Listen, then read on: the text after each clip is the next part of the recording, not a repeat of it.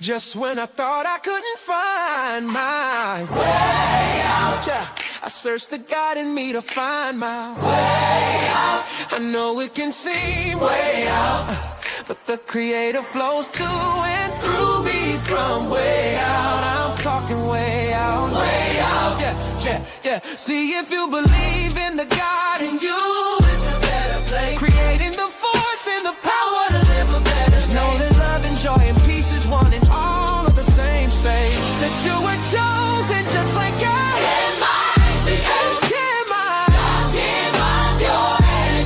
That's right. Only you can make the change. Say your head at your shine so bright from darkness to light. From darkness to light. Yeah. And you'll find your way out. Oh, it won't seem way out. The power of God will flow through you from way out. Welcome. This is Alchemizing Energy. So earlier today, I talked about, my daughter's graduation, which was crazy.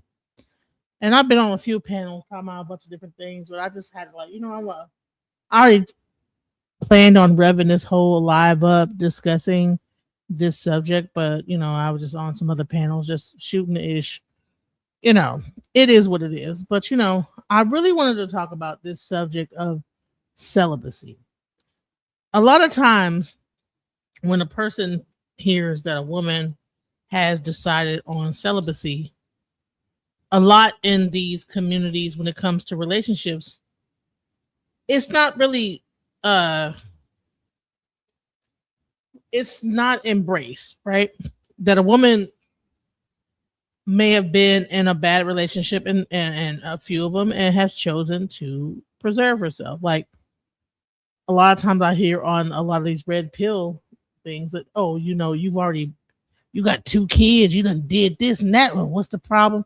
Why now you're gonna be celibate? You know what I'm saying? So something like the access is removed. So it's like a anger that kind of comes into play, like how dare you try after you have already been having sex to now try to preserve yourself, right? I think it's really interesting that it's like this kind of like that feeling like that innate like angry kind of like the how it's received is really like angry. So I want to go into like that feeling. Like, I mean, you have some men that feels like a woman that is celibate is being manipulative, that she is manipulating the man for gain or whatever. So let's get into the subject, right? Let's hear what these men are saying about women who choose to be celibate. Because we mean, it's when you really like look at it, it's like this woman is doing whatever her choice is with her body, but because of the lack of access to sex, men have a problem with it. So let's get into it. Hey, fellas, when a woman tries to tell you that she's celibate, she's using that as a manipulation tactic to try to use you and manipulate you. If a woman is not a virgin, don't fall for that BS. When she was in her prime years, just giving her box away to any man, she didn't make them wait. So why should you have to wait?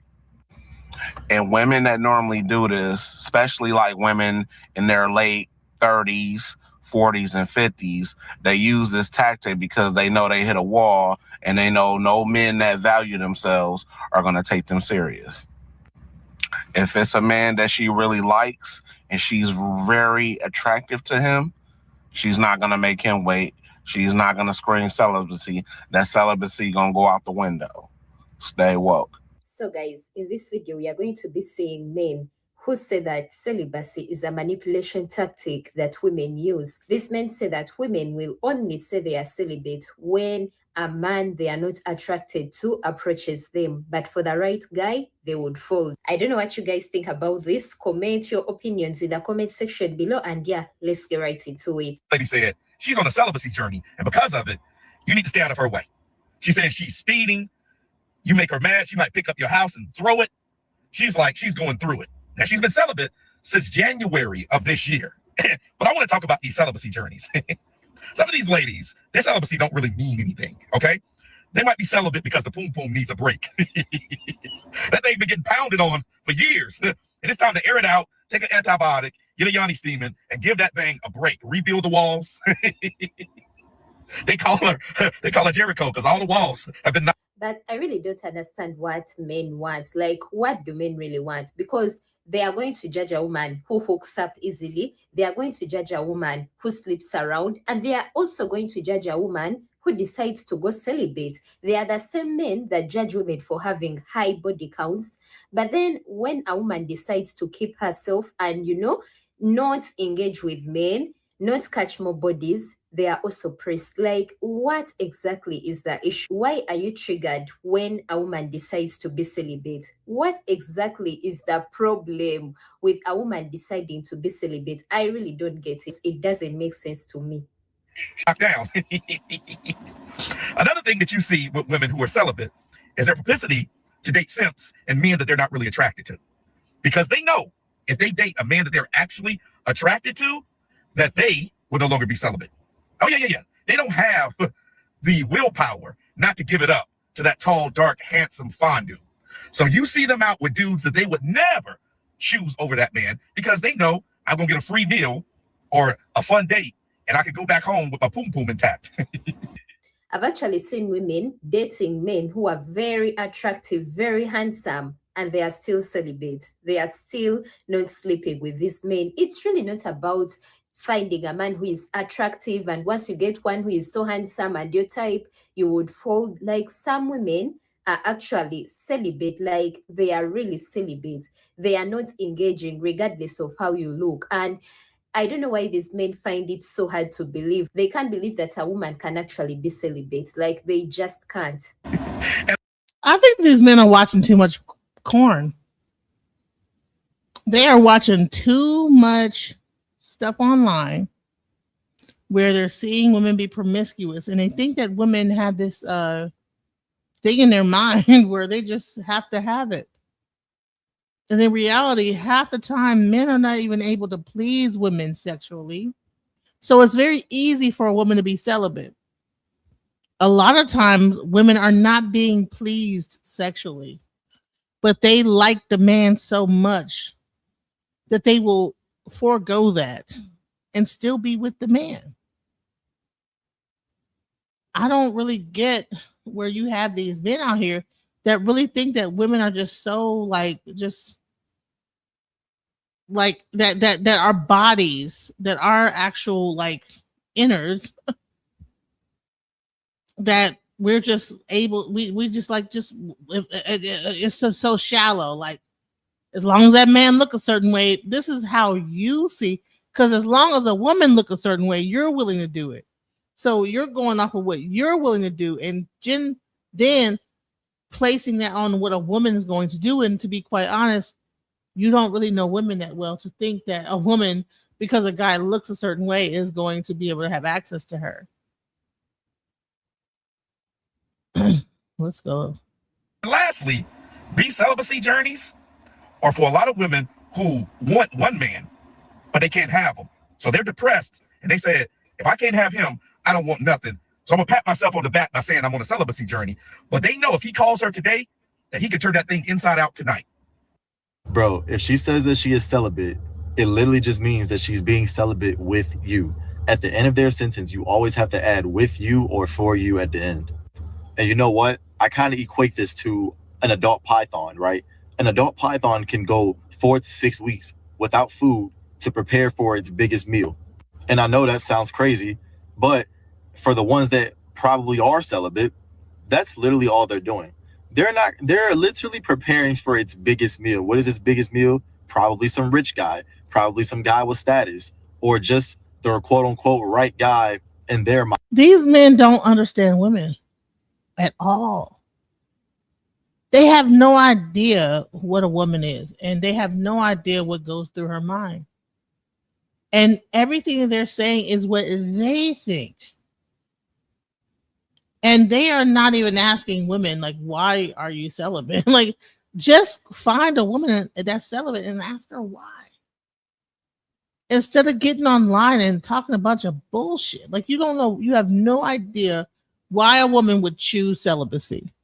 You'd rather just come up with a bunch of bullshit based on how you think and why you would be celibate, to then make a video about something and you have no idea why would a woman opt out of intimacy with a man? What is going through that woman's mind? You'd rather make up fables and stories and say that, well, it has to be this. It has to be that they're just waiting for this knight in shining. Or, honey, I know some women that say I'm celibate and they ain't trying to even talk to no men. Fuck my men. Period. They're done. Because you can have the greatest guy in the world. Like, he could have like all the money. He could be good looking and be an asshole. And then she might say, you know what? I've had enough. I have been heartbroken and that's enough. I'm done. And choose to opt out of relationships. Here's the thing. Do you know that in churches, a lot of times you'd have like women that have done the same thing?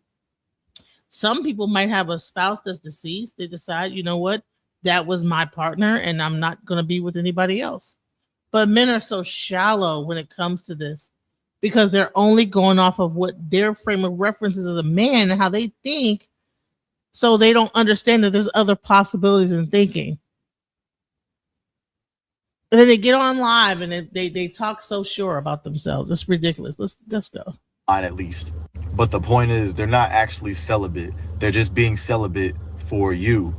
Like, they're only celibate depending on the guy. Because like they say, all it takes is the right guy. And whoever the right guy in their mind is going to be the one that they're not going to be celibate to. Okay, ladies, is this true? Like, I would really love to hear your opinions in the comment section below. Like, is it true that if only you get with a guy that you deem to be that attractive and you know has his life together? It's not based on the life being together. It's not being just about being attractive. It's a whole package. It's about feeling safe with that partner. Most women that are deciding to be celibate is because they've had their heart broken time and time again, and they're opted. And so, would you choose the opposite, that a woman is just sexually active, and then you call her a whore or a hoe or a prostitute? You call her that, but then the women that are deciding, like, listen, I'm not gonna. Okay, I got a relationship with one guy. I'm not going to just jump around from man to man because they want access to me physically and just let you have it and be easy with it. And she's saying, you know what? I'm going to hold off for the right guy. I made a mistake before. Wasn't the right guy. So I'm going to not just sleep with every dude that comes along lying to me that they like me or whatever, or come and whatever. Say that they whatever they lying ass men will tell you to get some sex. Because that's what they want, the sex. You know, men are driven by the sex. If you're not having the sex soon enough, then that's a problem. So now they want to attack women that say, you know what, I'm gonna hold it back. But at the same point, you have these red pill conversations that are like, well, you when you was younger, you were doing like, well, when you were younger, you were doing like that too. Now you decide you want to hold back. Well, now you want to go have penile dysfunction. Like, for real, let's talk about this, bro. Like, it's crazy to me. This is a young guy. He has no idea like what he's talking about. Anyways, you would actually break your celibacy. Like, I would love to hear from the women that have actually been on this journey and that are choosing to stay celibate. Are these men right, or they are just talking for the sake of talking? I think this is fair. You celibate, right? You celibate. You keeping that pussy hostage, right? That's cool. Well, I am abstaining from spending time with you. I'm going to abstain from spending time with you, and I'm going to spend my time with somebody that's actually fucking. Respectfully. Of course. Ooh. So 45-year-old don't. R&B singer Maya says that she's been celibate for 7 years now. And I guess my question is, why? Why in Why are you worried about it? Why is it a big deal? Should she just sleep with any man and then she'd be a hoe, right? If it's not working out, change the program. Why would you continue the same thing over and over again if it ain't been working? And why are men trying to police women's bodies so hard about what they decide to do? You're mad because that she's just not sleeping with every man that comes her way. So she should continue to sleep with guys and continue the same thing over and over. She should not make a stand and say, you know what, this has not been working. Maybe I need to like focus on myself, fix myself, figure out what I want. Because probably when I was sleeping around, maybe I wasn't a whole person. Maybe I didn't have my shit together. Maybe whatever. Maybe I need to like go into myself and figure out what I want in life, whatever. But because she's not doing that and she's a very beautiful woman, men get mad. They're upset, like, oh, you're stopping sex, even though you will never have a chance to sleep with her. Even if she was sleeping with men, you would not be an option. I'm sure of that. You know what I'm saying? You would not be the guy that she is going to do anything with. But you're worried about what she's doing with her damn cootie cat. These men, your 40s are you choosing to be celibate? Because she wants to. Like, how are you going to ask a grown woman why she's choosing to be celibate? I mean, it's her body. She can choose to do whatever she wants with her body. And guys, these men are annoying. Baby girl, that cat has been ran through the mud. It's really crazy to me that women will spend years dating all of the wrong men that they know are wrong, that they know aren't worth dating, only to wait until they are no longer in their prime and then be like, you know what? I'm celibate now. When it's time to start dating the good guys, then they're like, I'm celibate. I'm sorry, but the good guys wouldn't be so pressed about a woman being celibate. They really wouldn't. Because if you are a good guy, like you claim to be, and a woman states her values to you, you're going to respect them. You're not going to gaslight her into thinking that her being celibate is an issue. You're not going to ghost her just because she refused to give it up. You're not going to begin treating her differently just because she refused to sleep with you. A good guy. honey, I had a guy tell me, listen, you know, we went on a date and we should know immediately, like, okay, are we want to sleep with each other? His whole thing is because the size of his thing, he want to make sure that we are compatible sexually. I'm like, well, first of all, like, it doesn't matter about that. You know, if I like you, then, you know, all that can be worked around. But because of his wanting to do that, you know, then that's a deal breaker. Sir, that's selfish. Why is this guy talking about she hit a wall? Maya is beautiful, 45 years and all. She's absolutely stunning. You think that she can't find a man that wants to fuck her? Come on now. Plenty of men want to fuck Maya. Trust me. I don't have a problem with men trying to want to fuck me. Trust me, I don't have a problem with it. I don't care how big and fat you say I am. Don't have a problem with it. But I choose not to sleep with every man that wants to fuck me. Why? Because it's dangerous, number one. And if that were to, then you'd be talking about how much of a hoe she is. Pick a fucking lane, man. Guy is not going to do any of that. If a woman tells you maybe she's celibate till marriage and you know you're a good guy, you know you're not just here to waste her time, like, why are you pressed about her being celibate till marriage when you know you're not here to just, you know, hit and run? Trust me, if your intentions are pure and you're here to stay, that is not going to turn you off, because you know either way it's going to happen, because you're still with this person. You're not rushing anything, you know, you're not going anywhere. So why the rush? I really feel like you wouldn't be pressed, because you would know that you guys are going to be doing life together. You're not going anywhere. And at the end of that day, like, it will happen. What is the rush? What's the rush? What are you rushing for? Why don't men have more self-control? Why do you have to run into the sex so fast that you can't really get to know the person that you're having sex with? Because everybody's watching porn and they have been jaying off to it, and that's what's going on. They have in their minds everything should be microwave. They want to be able to jump in between your legs, jump over here, jump over there. And that is one, not safe, it's not healthy. And to really, and I grew up during a time where women wasn't just giving it up like that. They wasn't doing none of that stuff. I'm on the cusp of millennial and the cusp of Generation X. Women were not just doing it. There were some women that was easy, but most women were not doing that. And that's where you get these 40-year-old celibate women, 40-something-year-old celibate, because they knew a time where they weren't giving it up like that. And they might have gotten into relationships and things didn't work out. So should they continue to just jump from person to person? Like, I don't really get where these men are coming from. And this guy would never have a chance with the person he's talking about. He's crazy anyway. You know, it will happen when it happens. Like, now, just to let y'all know, in her lifetime, Maya has dated Gucci Mane, Lil Jon, Cameron, Lil Wayne, Game, and a bunch of other rappers. It's also worth noting that this is what she looked like in her prime when she did date all of those rich celebrities. So when she was in her 20s in peak physical condition, that's when she dated all the thugs and the gangsters. And this woman still looks very beautiful till this day. Like, I was about to say the same thing. Like, and like, okay, show her now. She don't look too far from it. What are you talking about? Maya's a very petite young woman, beautiful. Like, what are you saying? She ain't gonna choose you, sir.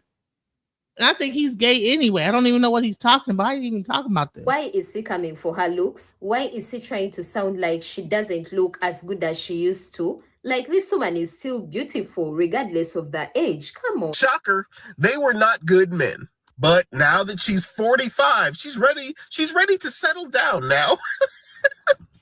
You women kill me. I'm just letting you know. I'm not about to settle down before I know what the cat like. Hold on. That guy, let me go back. This guy's an incel. He seems like he's kind of on the cusp of being a little bit feminine and kind of gayish, but he's an incel. That's what's wrong with him. He would never get a woman like Maya. Like, come on now. Look, come on now. No offense. He caught up on who she been sleeping. Gucci Mane and Lil Jon and all these dudes was bad men. First of all, I think that Lil Jon is married. Gucci Mane, all the dudes that she did date were married. So that means that they are marriageable men, that they will settle down with a woman, with the right woman. So it ain't that they're bad men. It's just that they were not ideal for her. And she decided not to continue to date men and fuck men time and time and have bad relationships until she's able to make sure that that's the right relationship. Then she will do that. Why does it have to be like just so cut and dry? Like, oh, it's because she was a hoe. No. Do you think that women really, I mean, they're just hoeing around? Like, no, I'm sure that she really thought that these relationships was going to work at some point. Used to. Like, this woman is still beautiful regardless of the age. Come on. Shocker, they were not good men. But now that she's 45, she's ready to settle down now. You women kill me. I'm just letting you know. I'm not about to settle down before I know what the cat like. But JJ, I'm staying celibate before marriage, right? I get that. So, okay. Are you a virgin? No. So you want me to wait for it, but you didn't wait. You didn't make them other dudes wait for it. What is that supposed to mean? What are you celibate for? Because of my religion. I'm Christian. You just now turned Christian? I did give my life to Christ. I did. When? Last year. I got baptized. I changed my life around, and it's just certain things I don't want to do, before marriage. So you've been celibate the whole year? I've been celibate for about 6 months now. So, all right, you can go a little bit longer then, right? Why is she even sitting there explaining herself to this man? Like, Thank you. The hell? Why is he going up and through there? Who have you been with, sir? How many chicks have you been screwing with that you just want to just jump into bed with her so fast? And you want to like try to break her down in her thoughts or whatever she feel like she want to do for herself, relationship after relationship that probably didn't work out, that she wants to like say, you know what, I'm not going to just keep doing this over and over again, but because you want access, you want to make her feel like, well, you know, that's but celibacy is manipulation. Is that not what he's doing? Manipulation, breaking her down like a lawyer about who she slept with and when she started having sex. You're not a virgin, are you? No, I'm not. Oh, okay. Well, then when the last time you did? Are we in a court of law, sir? Why are you asking me all these questions about my personal? Listen, only thing y'all need to be asking each other is, can I see your paperwork? And do you really want to be with me over time, or is this like a real relationship, or are you just trying to like have sex? If that's the case, you just want to have sex. There are people out there that give up the sex. Why not all these dudes find those women that give up sex? Why do they want to try to break a person down that made a decision not to be promiscuous? I don't get it. I would have walked away the moment he said, I'm not going to do anything unless I know how that cat looks like. Like, why are you even trying to convince this man to stay? Why are you even trying to convince him to understand your values? Like, girl, let that man go already. It really annoys. First of all, any man calling my whatever a cat, like I need to know what that cat feel like, honey. You need to go ahead with the dogs and mange around with them, because you don't even deserve no cat talking to a woman like that. Talking about what? I need to know what that cat feel like. Who what? Sir, like you that's disrespectful. How dare you talk to me like that? Like, I mean, what happened to treat her like a lady, you know? What happened to light the cigarette that she's even help her with her coat? Treat her like a lady. Why do men feel like they can talk to you like this and say, I need to know what that cat feel like before I even try to commit to you, sir? You have the same thing in between your legs that the guys that were in the 60s and 70s had. Why is it these new men have no control over themselves? They were able to hold out and actually court a woman and treat her a certain way. What is wrong with y'all, these men nowadays, that can't wait? Because you've been jaying off the corn all damn day and you don't even know how to control yourselves. That's what it is. Let's go. It's me when these men try to gaslight women. Like, why are you so pressed that this woman is choosing to stay celibate? He goes on to say, you already have kids, so why are you choosing to be celibate? So you mean to say that just because this woman already has kids, she should continue giving it up even when she's not secure in that relationship? Like, if she's not secure in the relationship, why should she give it up to you, sir? Then they'll be calling her a hoe if she does. Men need to make up their mind. Am I a hoe if I give it up to you? Or am I manipulative? I'm celibate. Like, what is it? What do y'all want? Y'all just want to be able to sleep with any woman at any given time based on your beck and call, but then you want to demonize women for being easy when they give it up, but yet you want to demonize women for not giving it up if they've had children or if they decide not to like continue in that lifestyle anymore. But how many women have you slept with, her, sir? If you even have any women that you slept, a lot of time these guys are not getting it, and that's why they're like pushing women so hard. Like, let's go. It doesn't make sense to me. These men be feeling like because the woman already has kids, that woman is not allowed to have standards. She's not allowed to have principles. Like, I could have kids and I choose to be celibate, you know, because that is my body. That is what I want to do. Maybe I've not been fulfilled with dealing with these men and I want to pour into myself. I don't want to keep engaging with these men. Like, what is the issue? And the thing is, most of these men actually want you to give it up before you guys have even built a connection, you know? So now, if I go around sleeping with every guy I'm trying to build a connection with, how many bodies am I going to catch, you know, before I am even secure in that situationship or relationship? Right. If we slept with every dude that approached us in this way, how many men will we be sleeping with? If I talk to every man that approached me at the gas station, or every man that hit me up on Facebook, or every man that like talked to me or whatever in the back chat, whatever, do you know how many men I'd be sleeping with? If I just gave it up like that, like, what are you talking? What is going on? What is wrong with these men? When you find a woman that's willing to have standards, say, you know what, I'm not fixing to. No, you need to like value that, man. Everyone is not a hoe to just be, you get your rocks off on. Let's go. You already want to sleep with me? I mean, I'm not about to settle down, and I don't know what it's like.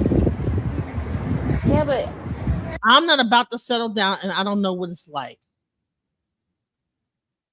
Honey, there's whores out there that you could like pay $40 and you could know what it's like and just continue to do that. Why are you gonna like convince her? Let her be celibate and let her find a guy that's willing to like not do what you're talking about. are you Christian? I thought you told me you were a Christian. I am Christian. I'm like part-time now. So now I feel like you playing with your religion, because that's very disrespectful to say you're a part-time Christian, which means you do what you want to do. That's not, you know what I'm saying? Like, I don't think we're on the same page when it comes to that. I mean, you just now, you know what I'm saying? You just now going 100%. You ain't gonna go 100%. Once we get into a relationship, take your celibacy talks very far away from me. What do you think? First of all, the question I want to ask is, what business does a celibate have inside a relationship? Because being a celibate doesn't mean you have not had sex before. It means you've been having sex, but you just made a decision that you don't want to have sex for a certain duration of time. Let's say for like a year, 2 years, and 3 years. Because if you are a virgin now, it's understandable. Maybe you tell a guy that you are a virgin. The guy can understand, might even think that you are a woman of virtue and want to even get married to you. But celibate, you've been having sex. Your previous relationship, you had sex. Then when it's now my turn, that's when you now realize that, man, I want to be celibate, so I don't want to be having sex anymore. Did he just say when it's my turn? Like, this is crazy. So he just said, you've been having sex, but when it's my turn, like, that just goes to show you that men see women as sex objects. Because what do you mean when it's my turn? Is she some sort of a product to use or to experiment? This comes off very disrespectful, and it just shows you that most men see women as nothing but sex objects. They always want to come on here and say, what do women bring to the table other than sex? But when the women take the sex out of the equation and, try to build something meaningful, it's also a problem. So what exactly do these men want? The entitlement, guys, it's the entitlement for me when it's my turn. Okay. Is that not wickedness? Because being celibate, I don't think you should have any business being in a relationship. Because first of all, the guy that is coming towards you is not celibate. He's someone that is having sex normally. So you want to now date him and give him rules and regulations that throughout the duration of the relationship, there won't be sex. Just think about it. Logically, does it make sense? It doesn't. So there is no business. I will stand on this hill. There's no business with a celibate in a relationship. Prove me wrong. Guys, what do you think? Let me know in the comment section. If a woman tells you she is celibate or abstaining, it's a lie. It's false. A fallacy, if you will. Why? Because think about it, you sense. If Aaron Pierre, Kofi Sabro, Damson Idris, if these desirable men were in front of them, do you think they'll dare to say, I'm sorry, I'm abstaining. No. The rules don't apply to them, man. She wants to make it apply to you because she thinks you're a loser, Emmanuel. that Emmanuel sounded very personal. You are a loser, Emmanuel. It sounded like he has right. And he looking at his own self in the phone as he's saying that. He calling himself a loser because he's looking at his own self. You know what I'm saying? What's crazy is that when you're recording a video, you're looking at yourself. So he's calling himself a loser. You understand what I'm saying? That's projection at its finest. If she does not want to sleep with multiple men, that does not make her like a manipulator. Just because a woman meets Idris Elba or whatever does not mean she's going to just gap open her legs and just give it up. You guys really think that women are just really that weak and not having any standards at all? Like, what are you talking about? Because even if she did do that, I don't even believe that's even true. Because, there are some women that would do that, but they're probably not the ones that are like celibacy, choosing themselves, there are women that do that. They get them mixed up with the women that are choosing themselves. always wanted to tell Emmanuel that. But here's the thing. I've met guys that have money, that had status, that we kicked it off. But did I just gap my legs open and let them ramrod me all the way through? No, hell no. Like, I don't care how much money you got, sir. I have my own money, so I don't really need to rely on yours. So therefore, I don't need your money. Just because a man has money does not mean he's going to give it to you. And that's how stupid these men are. They think that, because that we really believe that, because especially at an old age that we are getting to, that because a man has money, he's going to give you his money.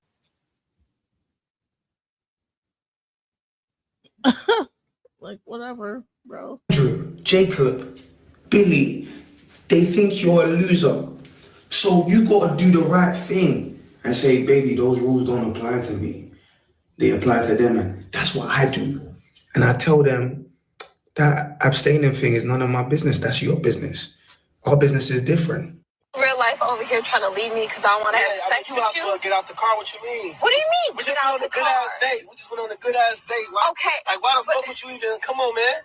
Like, you wasting my time. I took you like 10 days. First of all, that's a clear footage of how most men act when they know they are not going to get anything from you. The guy that has been so sweet to you, the guy that has been very respectful in the beginning, once he finds out that you're not going to give it up, all of a sudden, he becomes very rude. He becomes very harsh, very disrespectful. Like, that just shows you that. Dodge the bullet. That just shows you that you dodged the bullet. That he been doing all that stuff for 10 dates, whatever, just to get some punani. Not because he even really likes you like that, but just because he wants to get it. So he's been going along to get along. Because a man that really respects you and loves you will wait. He'll wait for you. It's most men have other women that they can sleep with, but he wants to sleep with you. Why?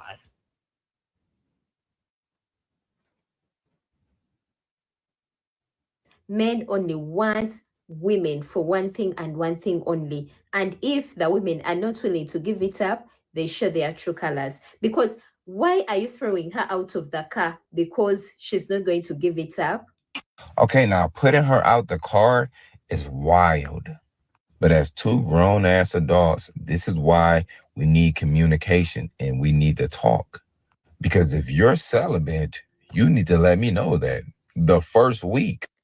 I kind of disagree. I feel like you shouldn't be telling these men that you're celibate as soon as you begin talking to them. Because first of all, most of them see it as a challenge. They see it as a challenge. Like they said, for the right guy, you would fold. They are going to try to put you in situations that are going to compromise your values. They are going to try to put you in situations where you'll have to actually break your celibacy. Listen, they'll lie to you. In other words, you say I'm celibate. I'm holding it off. Whatever. They'll They put their mask on. Oh, okay, yeah, all right. You celibate, okay. Then that other person shows up. That fake ass person that they want to put up a fake persona of a guy that is a nice guy or whatever. But you make them wait long enough, that mask will cut. It'll just slide off, and you really get to see what the hell's going on. So I suggest, ladies, do not just get to know the guy. Hang out with him. I wouldn't even let him pay my. I'll pay my. I'm good. I don't need you. I don't need you to pay my shit. We just hang. Let's just have a good time together. And I got my own shit. I don't need your money. That's how you can tell if a guy's genuine or not. If you ain't got, he ain't paying you your way or nothing like that, and I'm paying mine or whatever. Okay, let's see if you're really interested in me, how that goes. Because now you can't blame it on, oh, are you trying to use me and this, that. No, I ain't asking you for shit. You know what I'm saying? I ain't asking you for a damn dime. Are you really interested in me, or you just have a bottom line of what you're trying to get down to? And then you can save yourself from the heartache of like actually being intimate with a guy that just wanted to get that off rip. The whole thing was really about getting in between your legs, and then all the bullshit, then the mask comes off, the whole like facade melts away, and then their true person shows up and they're a fucking asshole. For real. Let's go. Like I feel you shouldn't straight away tell them that you're celibate, because most of them are only going to see it as a challenge to try to make you fold. If we are being honest, I feel like you should first wait and see if they are even serious. First wait and see how the situation is progressing. Wait and see if the relationship is actually progressing. If this man is actually serious with you, if he's showing signs of being consistent and taking you serious, only then can you now open up and tell him about your celibacy. But before that, girl, I feel like you don't owe them that, you don't owe them an explanation of, oh, we are talking, but I'm celibate. Like, you don't even know if this guy is going to keep talking to you for 2 weeks. You don't even know if he's here to stay. Like, you don't know. Most of them don't even. You don't know if he's here to stay. He might be around for a good time, not a long time, but they just so mad because you ain't willing to give it up for a short time. You know what I'm saying? Stop. Even be on anything. They are just here to waste your time. I disagree about the whole tell me if you're celibate within a week of talking. Like, I feel you don't owe them that. You really don't. But I don't know what you guys think. Because most men don't plan on being celibate. Now, you being celibate, there's nothing wrong with that. That's the lifestyle you want to live. But you can't put that off on somebody else who don't want to live that lifestyle. If you're celibate and I'm not, and I invested my time, my money, my effort, took you on 10 dates, I'm going to feel played. The entitlement, guys. You feel played for what? Why? She's still giving you her time too. Why do you think that you're just the only one giving her time? If you're going on with her dates, you're talking to her on the phone, she's giving her time just as much as you're giving her your time. That's selfish.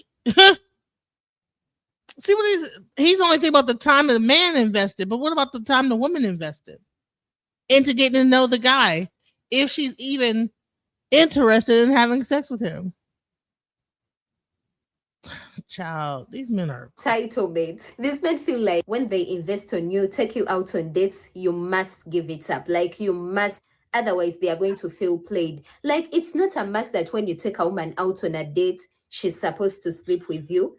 Like, oh my God, guys, it's the entitlement for me. It is really the entitlement for me. You have 2 kids, not 1, but 2 kids.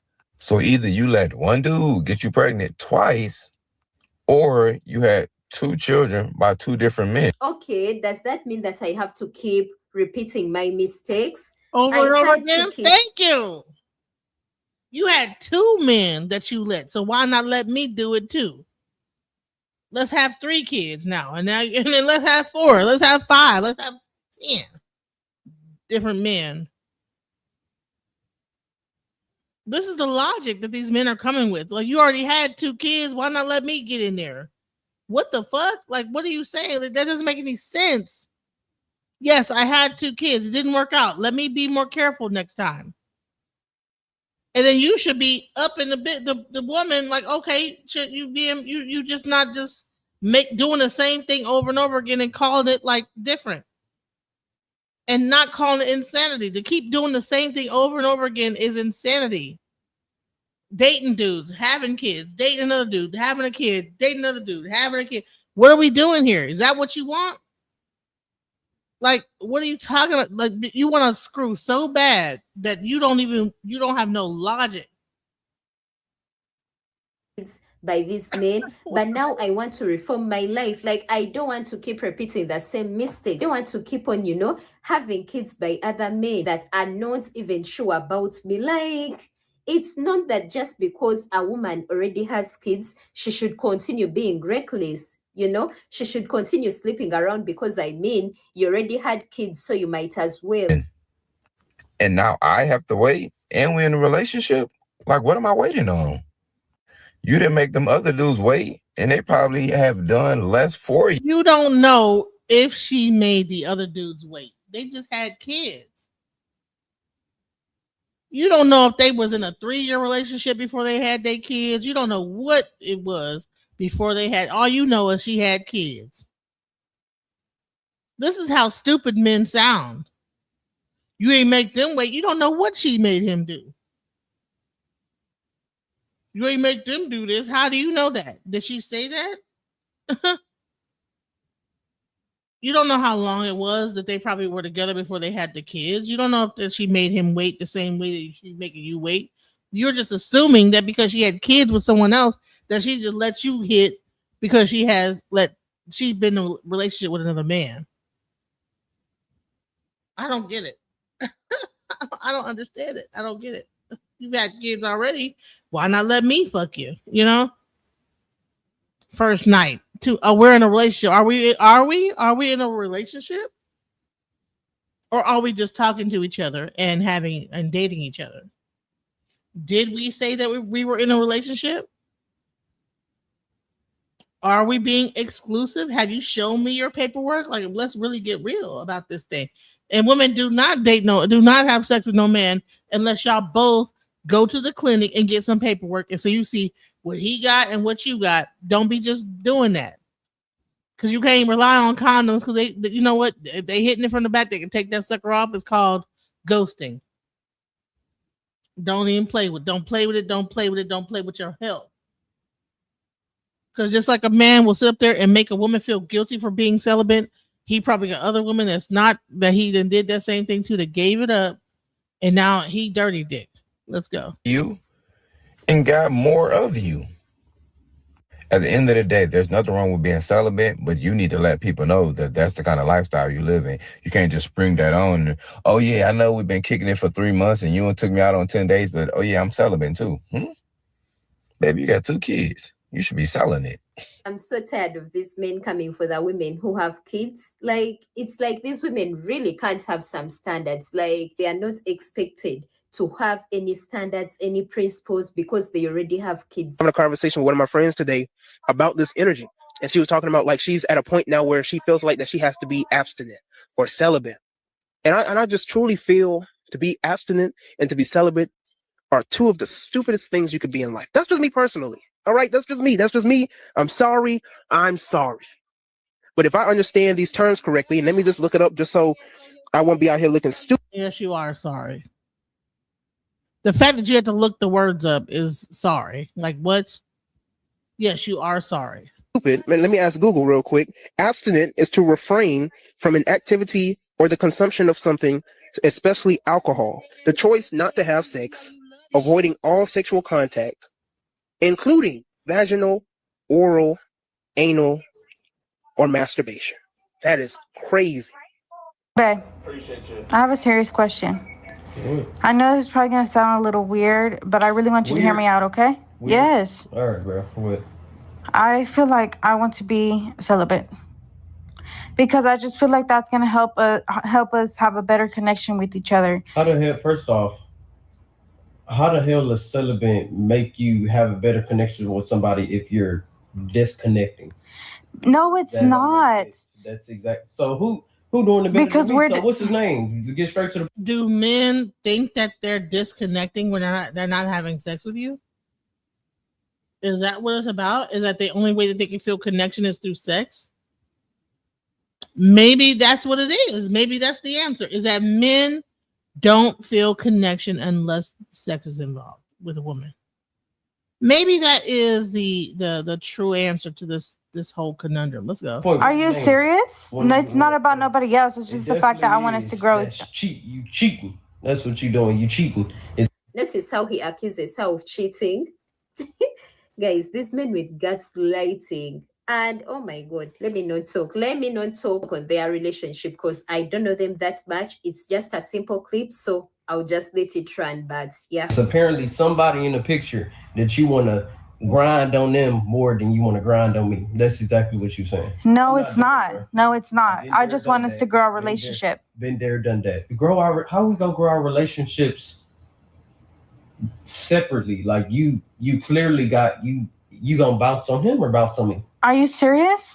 You literally, because what you saying, oh, I want to be celibate so we can love each other more. That's not what I'm saying. Okay, what you I'm saying that I feel like us not having a connection with that because we do it too much. I feel like I want us to disconnect from that and have another relationship, as in going on like more dates and this other stuff. I'm not talking about nobody else. Like, so we don't go on dates? We do, but we don't go on them as often as we do. Oh, so we got a match. Yes. So what? We went on 100 dates. Well, we gotta do that. So we just have to match. Yes. Girl. Oh, leave me alone. Dear Leon and Zach, over the past 2 years, my girlfriend and I have shared a deep and meaningful connection. Mm-hmm. But recently, my girl said she wants to be celibate until she is married. Now, respectfully, I didn't sign up for that. I respect her choice, but this has really changed our relationship. And when I say she shut everything down, she shut it down. No foreplay, nothing. She still kissed me, but that's about it. I want to marry her, and I always pictured myself in a better financial position before I popped it. Listen, watch they say she gotta be seeing somebody else. I can guarantee you that's where it's gonna go. Let's go. Question. Right now, I'm transitioning between jobs, and it's just not the time. So what should I do? Should I leave? Should I cheat? Or take a break until I can give her the marriage she wants? What should I do? No, man, no good advice for this. This gonna be me neither. Yeah, I don't. Yeah, please. And nothing positive I have to tell her. This guy said, I have nothing positive to say about that. Men really act like they can't live without sex. Like they really act like that's one thing they need so bad. And if you take it away from them, like, oh my God, everything has ended. And yet on the other hand, they also try to downplay it. They try to downplay it by saying that's the only thing women bring to the table. But clearly it's a lot. Like it's a lot. If you're all crashing out like this over it, it is a lot. Hey y'all. So today I want to talk about celibacy.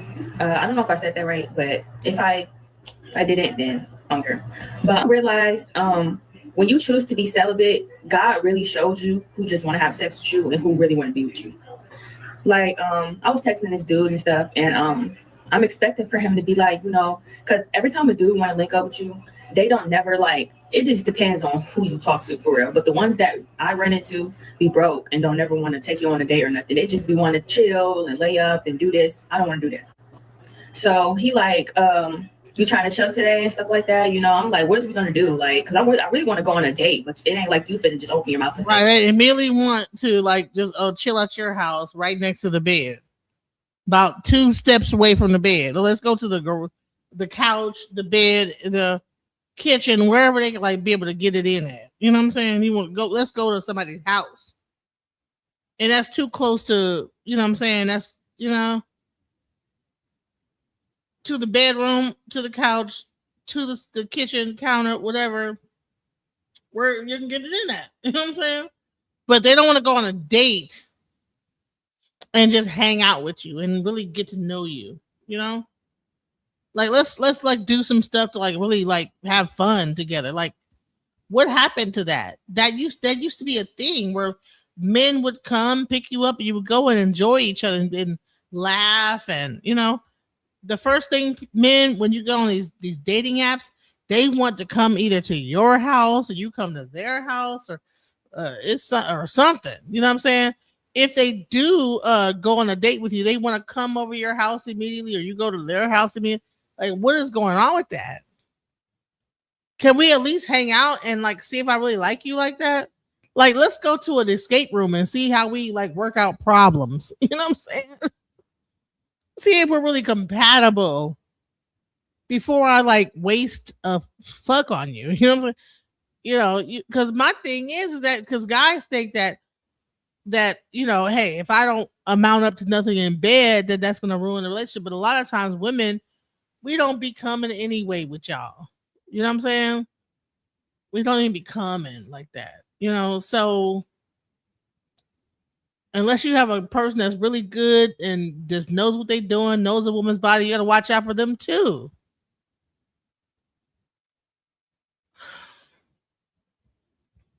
Men just lose the plot of actually getting to know a person and actually like learning how to, like the whole thing about how to like, what's the word? You know, just be a gentleman.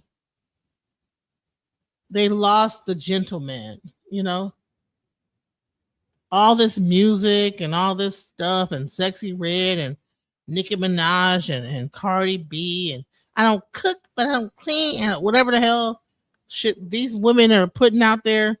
The men are looking at women as sexual objects and they don't like see them beyond that. So when they don't get the sex from them, they don't really see any value beyond that. And that's sad because that's like a pornographic mindset. Women are not blow up dolls that you could like just get your rocks off on whenever you want. That, you know, at this point I'm already getting turned off because ew, why'd you not ask me, do we want to go on a date? So I'm like, what we gonna do? Like, what is we gonna do? Watch TV? He was like, I mean, we could chill, lay up. I was like, well, I'm celibate, so I don't want to have sex or nothing. He was like, oh, okay, that's cool. And then stop texting back. Like, but I'm happy. Like, with me being celibate is really showing me who wants to just have sex with me and who doesn't. Like, and I like it. I've been celibate for like a month now. I'm doing good, you know. Haven't been watching, you know, stuff on the internet. Haven't been masturbating, doing none of that. Like, I've been really cool, like controlling myself. Plus, with you being celibate and not having sex, it helps clear up your skin. It does a lot. It gives you more energy when you don't release and that type of energy from your body. Like, it's just so good. Like, and it helps you think clearly. Like, I don't know if it's only me, but for the times I've actually gone on that journey, I've been able to think clearly. For some reason, you feel like you've opened up this new level of intuition. You're able to catch on things. You're not worried about catching diseases because you're not engaging with anyone. So you know you're clean. You don't have any STD scare. You don't have any pregnancy scare. Like, your mind is just at peace. Some men make it seem like it's a threat when you tell them you're celibate and you don't want to have sex or you're not having sex right now. Like, they get offended. Like, they be feeling some type of way. Like, that just give off like pervert. I don't know, just give off weird vibes. Like, how are you uncomfortable and mad and feeling some type of way because I don't want to have sex with you or because I'm choosing to stay celibate? That's weird. Another thing I noticed, like, since I chose to be celibate and like made that promise with the Lord and stuff like that, it's either God throwing me signs or it's the devil. But all I know is I be having so many dudes trying to, like, you know how dudes be trying to come see you, link up with you, come over, do this and do that and try to smooth their way in. Like, no, I'm not going for it. It's the best feeling. Let me tell you, so I was celibate for 3 years straight. And like, I swear to God, I made more money then. I made way more money when I was, you know, not giving up my energy. Because here's the thing. Even if you're only dating one guy, if he's kind of a succubus type of an energy, like a lot of time when you're having sex, you're sharing Like you're working on yourself, you're doing all this stuff, and then you impart yourself to that other person, and then they can like take some of the energy, that blessing that God is giving onto you. I can't describe it, but sometimes like if you are with the wrong kind of guy that is not reciprocal in their nature, then they end up succubusing like incubus off of you, and then you'll see him coming up and you going down. You'll see him rising up and everything, all the work you're doing on yourself and everything. He get to like start to get the rising up, and you get to like starting to have financial issues and all type of crazy stuff. So I mean, there's a spiritual aspect of this thing as well, so that men don't even understand. To be able to have control over my body and to not let nobody mess up and control my spirit. So I advise you to go celibate. This might be one of the realest posts I've ever seen in my life. Anytime a woman tells you that she's celibate or that she's been celibate for 6 months or 3 months, that right there is a major red flag. How is it a red flag? Oh my God, these guys don't be making any sense. How is a woman not sleeping around a red flag? Like, you understand what I'm saying? How dumb he sounds? Anytime a woman say that he's not sleeping with a bunch of men in 6 months is a red flag. What the? So if a woman say that she just got finished screwing a guy a week ago, that's not a red flag? Like, what are you talking about? What a lot of these are young men, but I think also the older men be on that bullshit too. If anything, you are the red flag for manipulating a woman into thinking that she is a red flag for not wanting to sleep around, for not wanting to sleep with you. Like, how is it a red flag, guys? Let me know, because I, for one, have failed to understand how it is manipulation, how it is a red flag for a woman to choose to be celibate. Like, it just doesn't make sense to me. Because 9 times out of 10, that is a lie. And on the off chance that it's not a lie and she's telling you the truth, you got to really sit there and ask yourself, why the hell did she decide to go celibate? Like maybe because her experiences with the men she has dealt with have not been good, or maybe because she just doesn't want to engage. Like, I don't know if men have actually thought about this. Not every woman is that interested in sex. Like, that is just the truth. Like, most. Do men not see that women don't have the same sex drives? There are women that have like a really high sex drives, and they're usually in porn. They usually work at the club. You know what I'm saying? At the strip club. They're usually prostitutes. You know what I'm saying? When you meet a really not kind woman, the man will activate her drive because she's in love with that man, and his energy makes her want to do it. But a lot of women just I could be good without doing it. I'm good. Hypersexual women usually go into hypersexual businesses, if you know what I mean. That kind of tailor that kind of behavior, you know what I'm saying? So, but I wanted to I want to show a video. Like I said, I'm trying to bring her back because I think that she used to have like the greatest straight up insights to women about these type of subjects.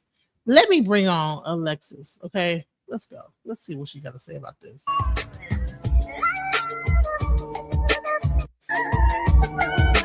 Shit real heavy on my women. It's been some shit real heavy on my mind this weekend because of some shit I've been going through.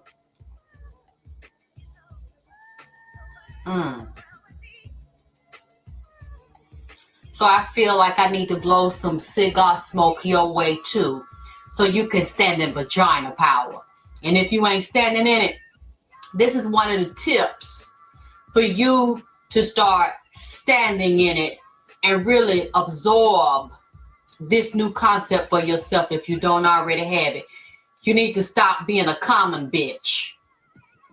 Yeah, you heard me. You need to stop being a common bitch And you need to stop letting motherfuckers, male and female, young and old, of all goddamn races, no matter where the fuck you at on the planet at this moment. If you're a female, you need to stop letting men treat you like a common bitch, a common she-dog that ain't shit. Like a piece of garbage, like a piece of trash on the fucking ground. That's not worthy of being honored and respected, and that you're not worthy of a motherfucker keeping his goddamn word to you. See, that's a common bitch.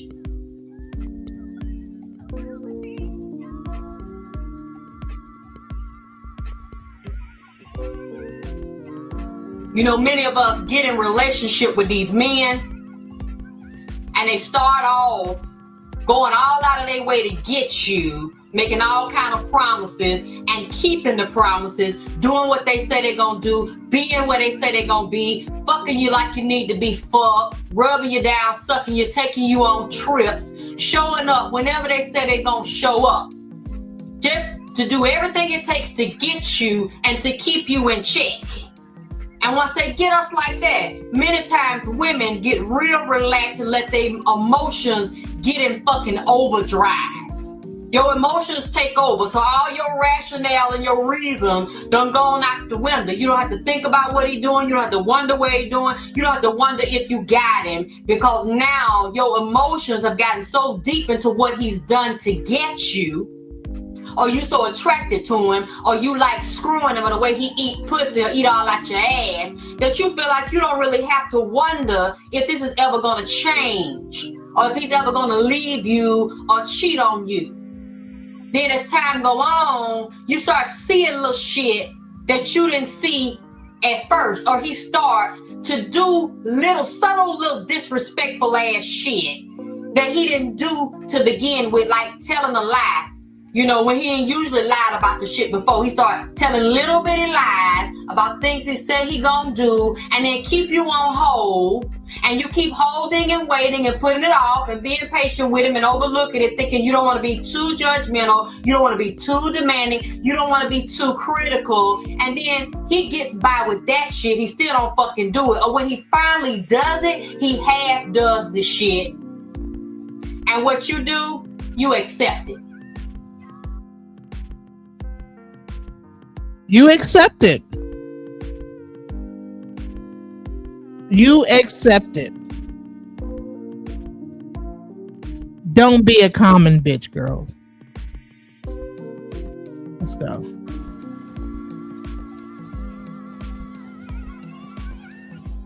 You look over it.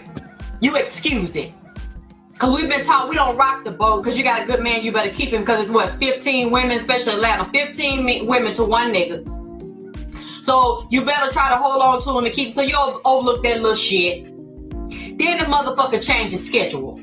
And that's another thing you need to look for when a man is cheating on you. When he starts fucking treating you like a common bitch and he ain't got no respect for your ass no more. Is when you're too nice, you're too giving, you do everything he wants you to do, and he knows you're not thinking no more because you all motherfucking gushy and your pussy all mushy and shit. And your heart beating goddamn rose petals and cotton candy. So he know you off guard because now he done did what he could to get your ass off guard. So he know now he can pull some more shit. You start looking at the time a motherfucker be at work, what time he go to lunch, what time he get off lunch, what time he get home, what time he eat dinner, what kind of stuff he like to eat, how he like to eat it, how he like to fuck, how he like to suck, who, what relatives he visit, what friends he hang out with. You watch all that shit. Because when you get his schedule down pat, I don't care if 1 minute of that schedule is off, you better start looking at some shit.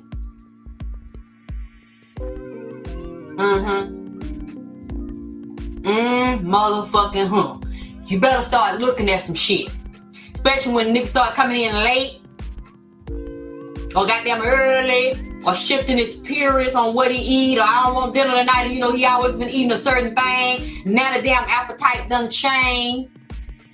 You know, he come in, jump in the shower. He been out all night long. He jump in the shower. Or the motherfucker come in and don't jump in the shower at all. See, them mind games, them is tricks. Especially if you know that's not his schedule. Because a lot of times a nigga will wash his ass at another bitch house or one of his friend's house. And you need to recognize what kind of soap and get the nigga sit down.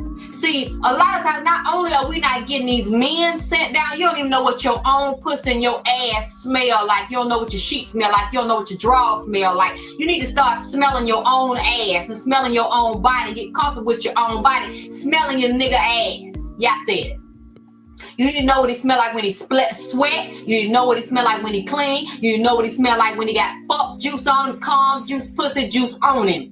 And you definitely need to know your own breath and your own pussy juice. Cause nigga might come in one night, got some other bitch pussy juice on his motherfucking breath. You know, pussy juice on his chin. Goddamn shit juice, calm juice on his motherfucking chin. A motherfucker cough, some calm or some goddamn shit trailing up out his damn throat on his fucking tongue. You need to know the difference in that soap and her perfume and yours and her ass and your damn ass or hey, a nigga ass. You need to check them kind of thing. Because when men come home, they pull shit from time to time. And you let him slide, that lets you know he see you as a common bitch. Okay? Don't be a common bitch. You understand what I'm saying? These men get mad. Oh, you not sleeping with me? You not sleeping with me right now?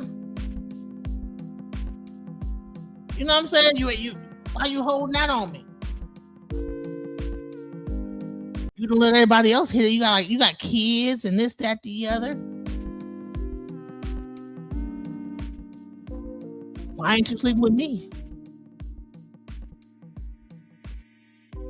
Don't be a common bitch, women.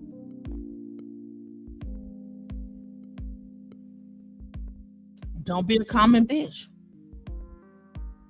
Let these men know. I mean, I'm serious. Like, when I hear all this stuff in the red pill, I was just on a panel the other day. I mean, just now. Where they didn't even know the difference between submission. What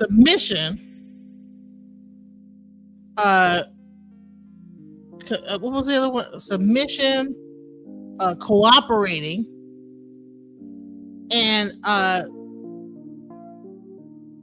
what was it? The third one? Cooperating, submission, and a person compromise.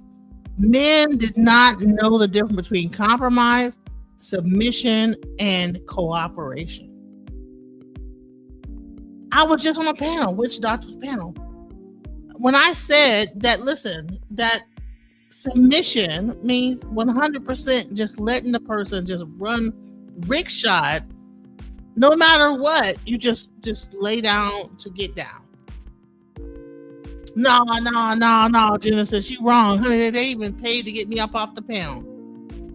But I'm like, no, submit. Why should a grown-ass person have to submit to another grown-ass person? That's a common bitch that would do that. Let another man run his program in your life 100% without no question. That's submission. Compromise is that, okay, you got your program, I got my program. We'll figure out how to. Okay, if you like to get up at 5 and I like to get up at 6, we'll like choose 5:30 and we'll both work together. That's compromise, right?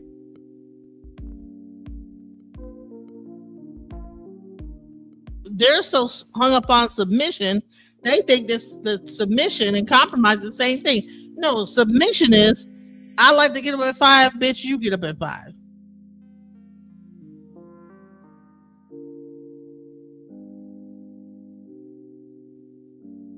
You don't have your own schedule. You do what I say. I'm the man, you do what I say. Or I'm the woman, man, you do what I say. That is submission. That I say I get up at 6, you get up at 6 too. Compromise is, listen, 6, 5, 5:30, 6:30, whatever, in the middle. Meet in the middle somewhere.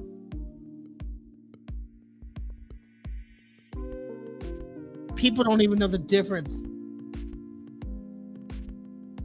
Then there's another one that we came up with. So it was like submission, compromise, and what was the third one? I forget. The third one was I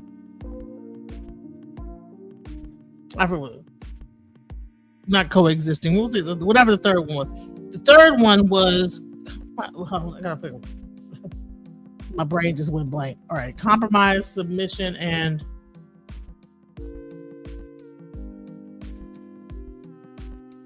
it was another. What was it? Damn, my brain just went blank. Compromise versus submission, and then there was another one. It was when you're. Damn, my brain just went blank. When you are.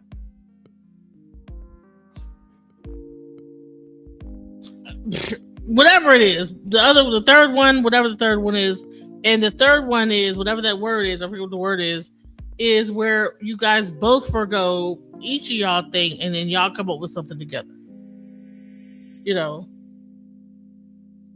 Like communicating and whatever the third one was, whatever the word was. My brain, it's late. So the bottom line is that. The last two, you shouldn't have to submit to anybody when you're an adult.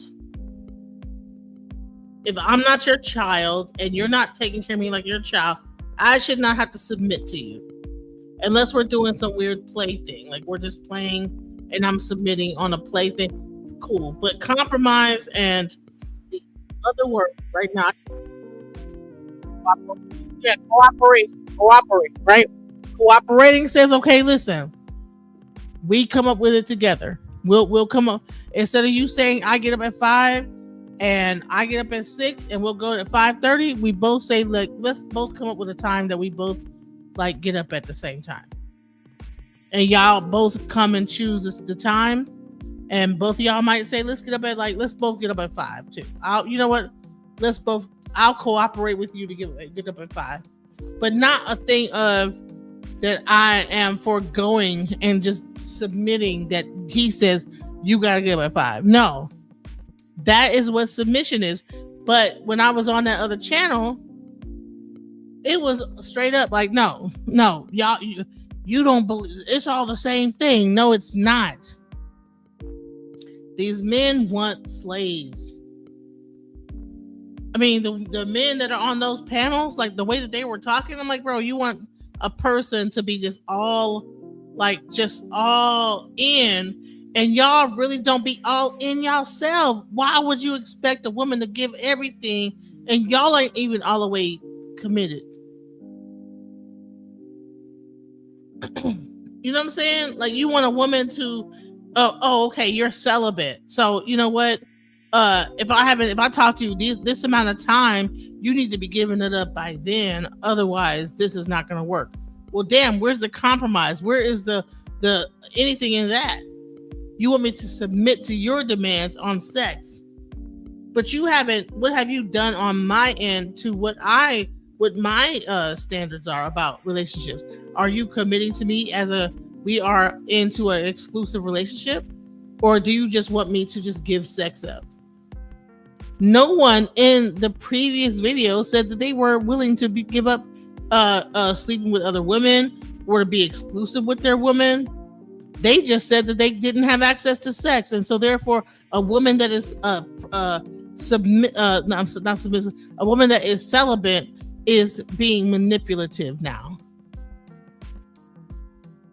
because they don't have access to her body. But you don't want a woman that just gives up access easily to her body. That's how all these STDs are going around and everything like this, is because men do not understand the difference between compromise and submission.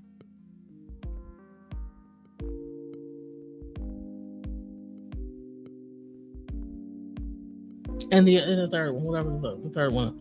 Because I'm like, it's either you compromise or you submit. And I don't believe in either one of those.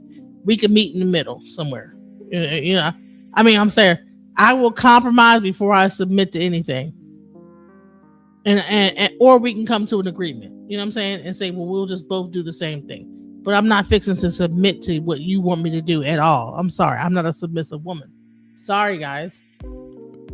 I don't care how fat you say I am. If you say I can't breathe or whatever, I've had asthma since I was a child. It's not because I'm fat. It's just asthmatic. You know what I'm saying? Wasn't always fat. So, and I've had 3 kids, you know, may one rest in peace. So, you know, yeah.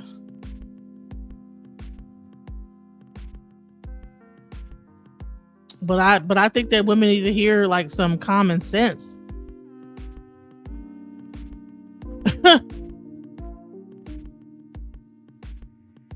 Let's go.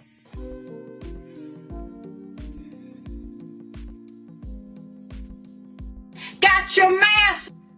These BS bullshitting ass degrees ain't nothing but a hunk of damn shit with a piece of goddamn paper, shit wrote all on it. That's all your BS degree is. A worthless piece of damn tissue with a hunk of shit piled all on it. These educated bitches walking around here talking about me, putting me down, think you better than me, got your mask on, hiding behind your mask with your damn degree and your damn alphabets on the end of your fucking name, and your house and your car and your clothes and your shoes, and your daughter is a real lie 360-degree slut. Open your fucking eyes, because not only is the mama a fucking hoe, selling herself out for a nothing ass nigga, sharing herself with a motherfucking nigga, that's sharing him with another bitch, that's sharing him with another goddamn bitch, and a possible nigga too, and a fucking sissy. Not only is the degreed mama hiding behind her fake ass goddamn mask a motherfucking real life slut, but your daughter is a damn slut too. She's a slut. And you know this. She takes dicks in her mouth, pussy, and her butt. She's a slut. And y'all got these little bitches that's supposed to be so special, and you brag on your goddamn daughters, and she this and she that, and she's on the honor roll. The only honors this hoe got is cocked up in her pussy, piling all kind of goddamn dicks 90 miles an hour up in it. The honor roll she got is playing the role of a hoe. And all the honor and certificate she got is from niggas stamping their dick of approval off in her motherfucking ass. And you know what she doing it at? Y'all educated bitches with your maskers on that don't want to take them off, but want to fuck with me and call me all kind of goddamn names. They don't have to go to no motherfucking hotel. That's what they is. They is using your damn house while you going to work, while you out bragging, riding around in your pretty damn car with your fake ass. They using your house as a damn hotel. They ain't going to the motel or the Holiday Inn. They is going to the hotel. You should never let no nigga take you to no damn hotel. You need to look at the word hotel. Breaks it down. Because if a nigga asks me to go to the hotel, I'm going to be offended. Because you telling me that you was going to treat me like a hoe and you going to put your dick in my tail. A hotel. I ain't going to be able to do it. I ain't going to go for it. But these teenage sluts that y'all is giving birth to is fucking niggas all in your damn house and sucking dicks in your beautiful, eloquently designed foyer. Yeah, you bragging about the design of your house and the layout of it, an exclusive neighborhood you living in. And your daughter is turned it into a real live brothel. But most of the time, your daughters are so fucking educated, they stupid, because they ain't getting no money. They're bringing these niggas in your damn house, fucking and blowing them off in your motherfucking house. Then them go around your motherfucking house after they done got them some pussy. Get them a glass of your water in your fine glasses. Eating your motherfucking food off of your fine, expensive china. Eating snacks and shit out your house while your little bitch of a whore of a slut of a damn daughter is eating kibbles and bits out the nigga ass.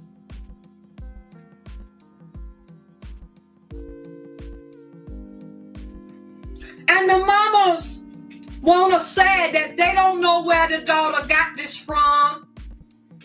Most of these is church-going women's in love with Jesus. Have mercy. They put on all these airs and they say the daughter's not like them. But what this woman with her fucking mask on is not realizing that when she gave birth to the daughter, first of all, you didn't know it was a female. And let me say something while I'm on this here shit. Cause I want to thank y'all for watching Wake Up Bitch Part 1. And I want to say, I appreciate you spreading the video around for me. I'm proud of the men because a lot of the men have watched the video, co-signed on the video, and they sent me private emails saying that a lot of them really have resentment and problem with women because they have a problem with their mama or they didn't know their mama. Or the mama abused them, fucked them up in the head. And they thank me for doing the video. But some of these men want to attack me and say that they did not come out of a womb of a woman. They God is not a woman. They God is their daddy. Well, I think a lot of these men have a problem with the truth because all babies, all embryos are not male first, they're female. And the sperm has to fight with the female egg because she tried to kill it. Try to kill the males. So before a embryo becomes male, it is first a female. Well, they're all girls first. So it couldn't be the man ruling anything in my uterus. That is not where the first point of life come from, is your daddy's nuts. Y'all really need to study this a little bit deeper.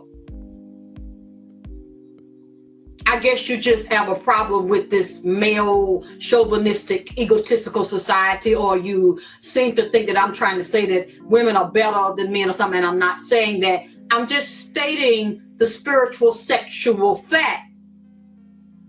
I'm stating the information the way that it was given to me. And you want to discredit me because you have an issue with the fact that even if sperm has to be, or you say sperm is your God, sperm is your daddy ain't about shit because he can't suck his own dick and fertilize himself.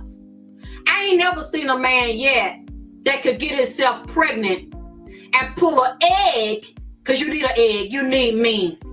You couldn't pull an egg inside of your nuts or in your butt or in your prostate. You have a womb that can fertilize me and carry me. but I fertilize you. And I give birth to you if I choose to. So what does your God mean? If he cannot fertilize, duplicate, and recreate his goddamn self in the third dimension without me, I can create you inside of me and give you a third dimensional projection, give you a hologram. You can't get that to me. I'm not saying we don't need each other, but I can carry you. You can't carry me. When you can do it, prove me wrong and let me know. But I ain't seen no man yet, living or dead, to give birth to a real live motherfucking bitch. But I can give birth to myself, and I can give birth to you. I bring males and females, hermaphrodites, sissies, and all kind of shit up in this bitch. You need my uterus to do that kind of thing. Now, if you are unfamiliar with what she's saying, is that you might plant the seed, but without the fertilizer and the uterus, your seed is nothing. And a lot of times these men will say, well, without the seed, the egg ain't nothing. But when you think about it, without that incubator, life does not exist. And I choose which one I'm going to bring in. Just like when I got pregnant, I said I was going to have me a boy. I knew that. I didn't need no ultrasound machine to tell me. I didn't need something, equipment outside of me to tell me what the fuck I was going to goddamn give birth to. I knew it internally that I had a boy inside of me. And when I want to give birth to a goddamn real live crazy motherfucking little girl talking about vagina power, mama, I know how to do that damn thing too. Not you! And when I say I want to give birth to another goddamn baby, because I still got it, I can still do it if I want to. I'm going to pick the sperm and say, come here. I want some of your nuts up off in this here, because I want to have another baby. You don't do that to me. Take your mask off, nigga. But don't worry about it, motherfucker. Because I got a video for your goddamn ass, too. It ain't just wake up, bitch. It's wake up, bitch ass nigga. Coming soon to a goddamn computer near you. I ain't forgot about you. I'm gonna get in your ass, too, nigga. Because you need to take off your mask and stop fucking with me. Not unless you can come right. Because I ain't gonna back down. And you can pat your ass on that. One more thing before I move forward into my sermon. I am tired of these long pussy bitches. Bitches fucking with me, watching my damn video, and you say you don't like me. With your wore out ass. I bet you a lot of y'all fucking bitches that fucking with me is half my damn age. And you done had so many dicks in your pussy that your pussy is bigger and wider than your damn mind. I bet your pussy, the bottom of your pussy, the roof done caved in and fell out and it's dragging the ground. It's so goddamn long and fucking wide. That's why you ain't got no sense in your damn brain between your ears, because you done had dicks to blow your brains out between your damn pussy mind. Bitch wanna come over here and say that when I do my video and wake up bitch and other thing, I look like I'm high like I'm on some had nerve call me Billie Holiday. Well, one thing about you, you dumb cock-sucking bitch. I'd rather be Billie Holiday than be you, motherfucker, you long cock whore. Because Billie Holiday might have been a junkie, but she was a badass red bone junkie. And the bitch was so motherfucking bad and so goddamn smooth and profound, even though the motherfucker is a beautiful singer that was a junkie and dead, they still talking about her. You dumb whore, you still speaking Billie Holiday name. So the bitch wasn't that woe out and stupid of a junkie, was she? Cause she got more sense than you. They still playing her records. They still paying homage to her. They still buying her motherfucking shit. They still watching her on old motherfucking videos, you cocksucking woe out goddamn sperm brain slut.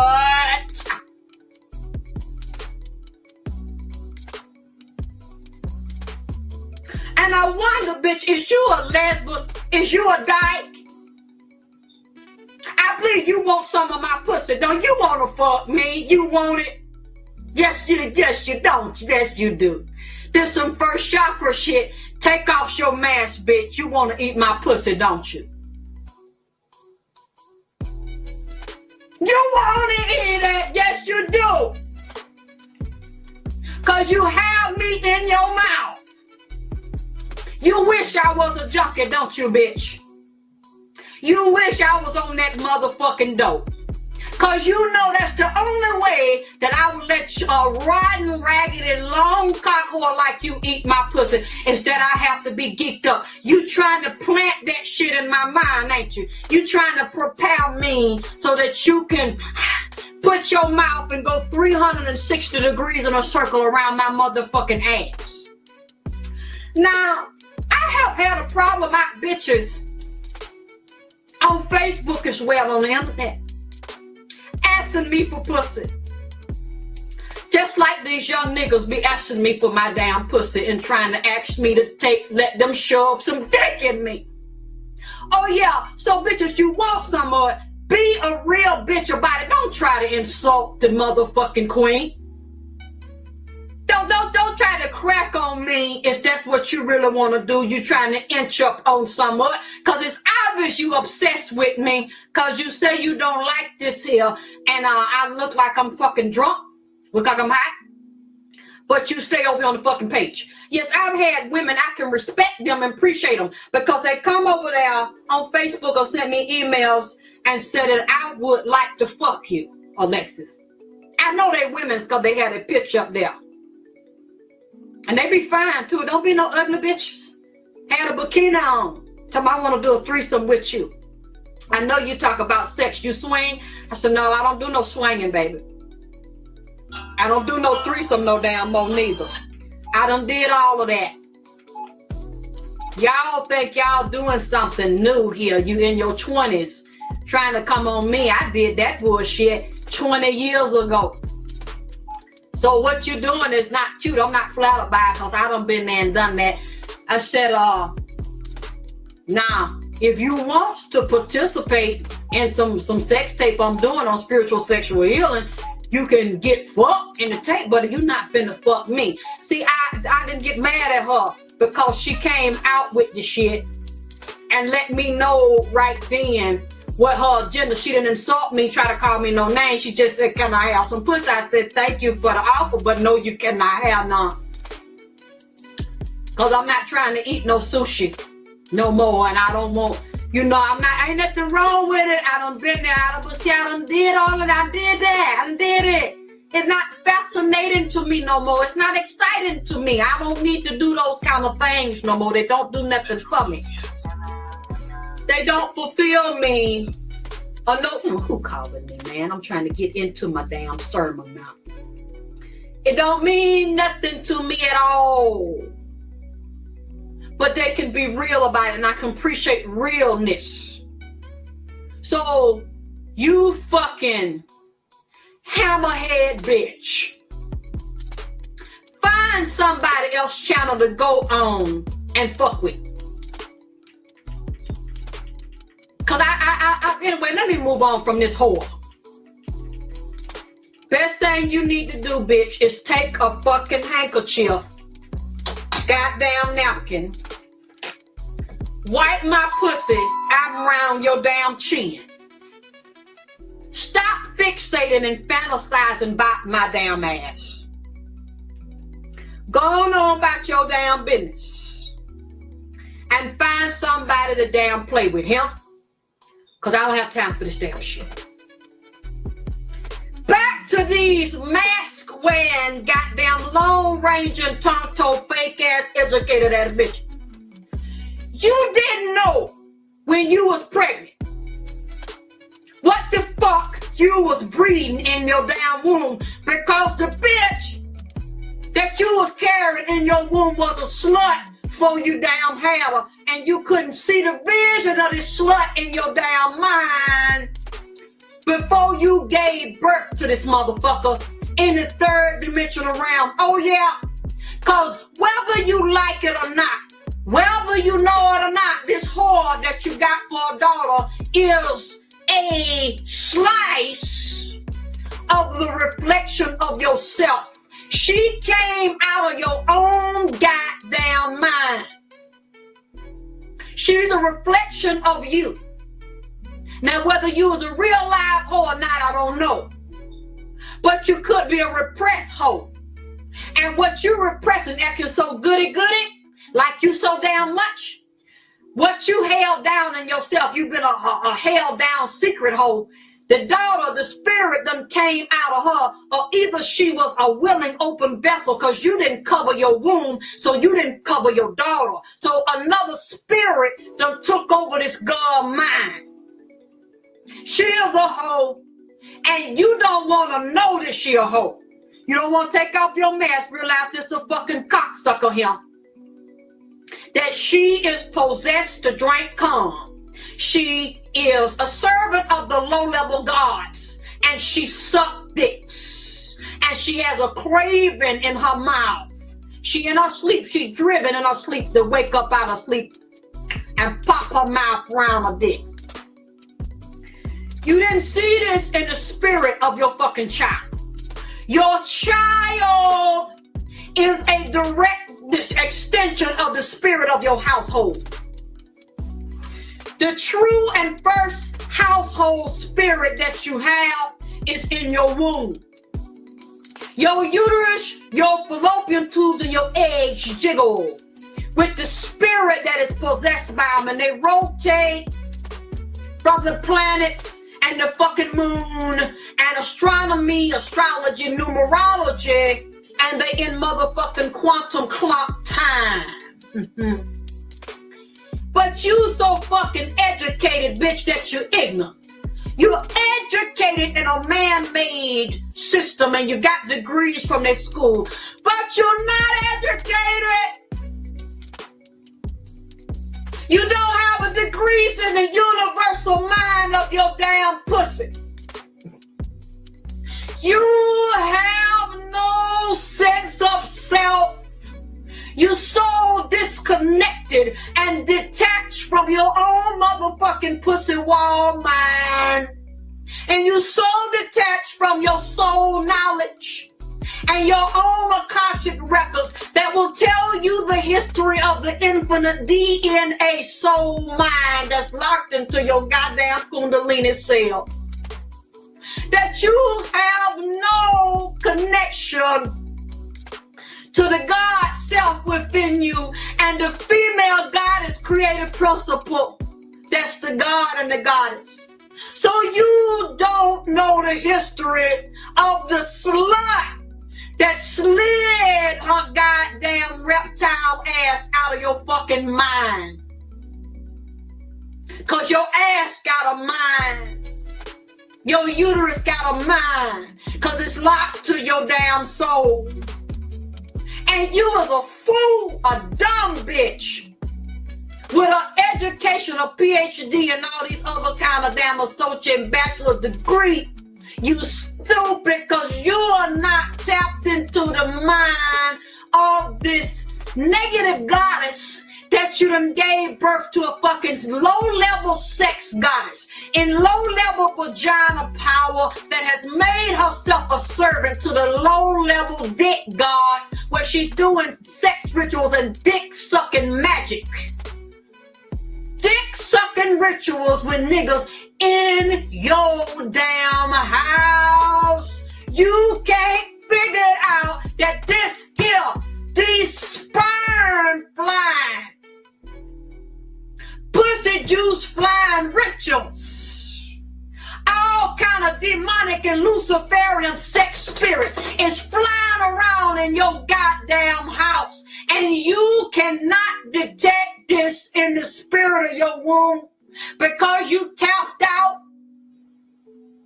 You ain't got no connection to your own damn spirit. But most of y'all bitches around here calling on Jesus, quote scripture and read your damn Bible and depending on and worshiping a damn pastor and a preacher, building him up on a pedestal when the womb of your damn vagina mind is goddamn dead and you separated from the womb of your fucking vagina mind and you don't know who the fuck you are because you can't recognize your daughter as a fucking whore.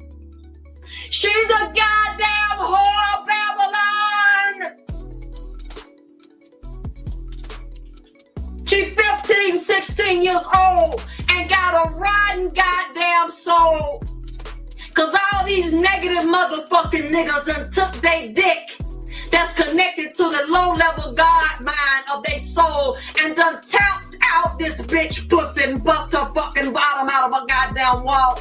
And it's going on right in the walls of your goddamn house and you don't even fucking have no damn sense of connection or recollection. So when you come in your house, your spirit is not signaling to you that something is out of order. You don't know that your daughter is out of order.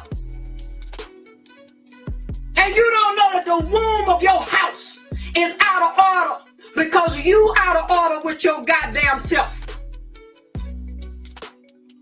And you lost and out of order from your own damn womb. You disconnected from your own fucking spirit. You flipped inside the fuck out. So instead of going within yourself, getting knowledge and getting your fucking degree in vagina power, you're going outside of your goddamn self. You're getting your degree in worldly things. You know,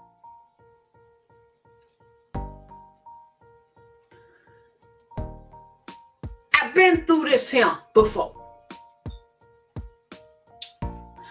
I remember, I think it was last year, earlier last year, when my son was on drugs real bad. I didn't know this here, that this is what he was doing, taking this to the next level. And these young, low-down, rotten bitches was helping him do this. They liked for him to be a junkie. They was getting high with him. And they like to see this boy get high. Because I'm going to tell you, it's a lot of women like to fuck niggas that do dope. Because them niggas' dicks do strange kind of things when the motherfucker get high. And the motherfucker dick turn into Evil Knievel. You know how Evil Knievel used to jump and run up on them real high ramps? Way up in the sky and come down and do them motherfucking tricks that get him in the goddamn Guinness Book of World Records.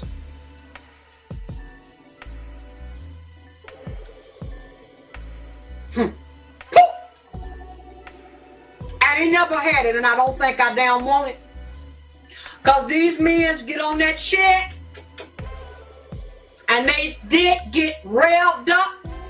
Because them drugs go up in their motherfucking mind and cause a chemical explosion and cause them glands to release all kind of goddamn hormones to make them boys real hyped up and make their dicks rock hard and give them extra all kind of fucking energy.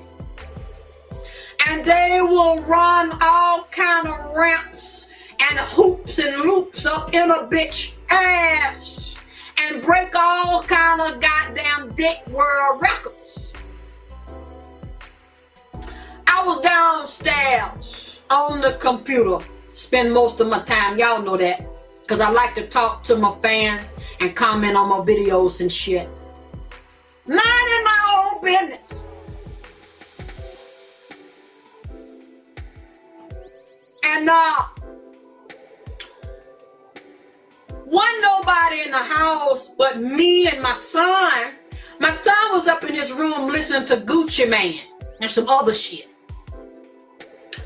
So, you know, I'm thinking we in the house alone. Cause my pussy is the only one that got vagina power up in this bitch. Don't no other bitch pussy take precedence over my pussy and supersede my womb in my own goddamn house. My house is my goddamn kingdom and my queendom and my domain. I run this. Ain't no bitch finna come in here and run shit in my house. That's why y'all women that's got sons need to watch the kind of girlfriends that he picked to bring around you and introduce you to the motherfuckers. Cause some of them will try to come in and compete with the mama and challenge the damn mama for vagina power and want to reign over the son and take authority over the son. Now, I'm not saying that you keep your son up on you because they need to fuck. They need to fuck now. Somebody, you ain't finna fuck them. Somebody got to give him some pussy. I'm not saying that. Or if it's a woman you don't like, he can go on out my house with her. Cause if I don't like her, I'm gonna tell him. I don't like the bitch. I don't bring her around me, nigga. And if you say you got to have her, and I tell you no, and you gonna have her anyway, you better do it outside of my damn eyesight. Cause me and her, especially if I see she wanna compete with me to get me out the way, so they'll come in my house and dominate, we is gonna fight. So you best take the fucking horse somewhere else and fuck it. Don't bring her around me no damn more. I don't like the bitch. I don't like her.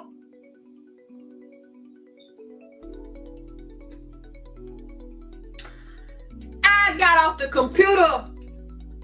That's what I'm talking about. Spirits, know your fucking house. Know your vibration done shifted in your fucking house. You gotta be in tune with your pussy. And your house is your pussy too.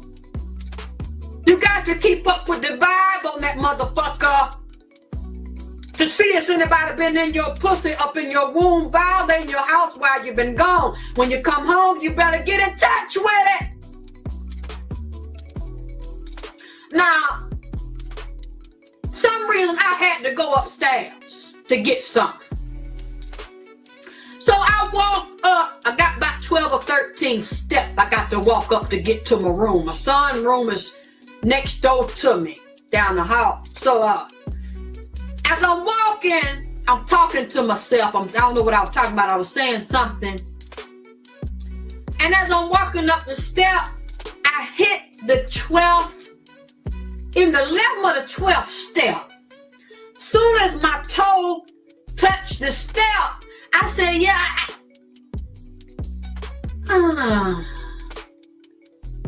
so somebody is in my house. There's a spirit in my house that I don't recognize, and it feels like a bitch. And so a bitch is in my damn house that I don't know.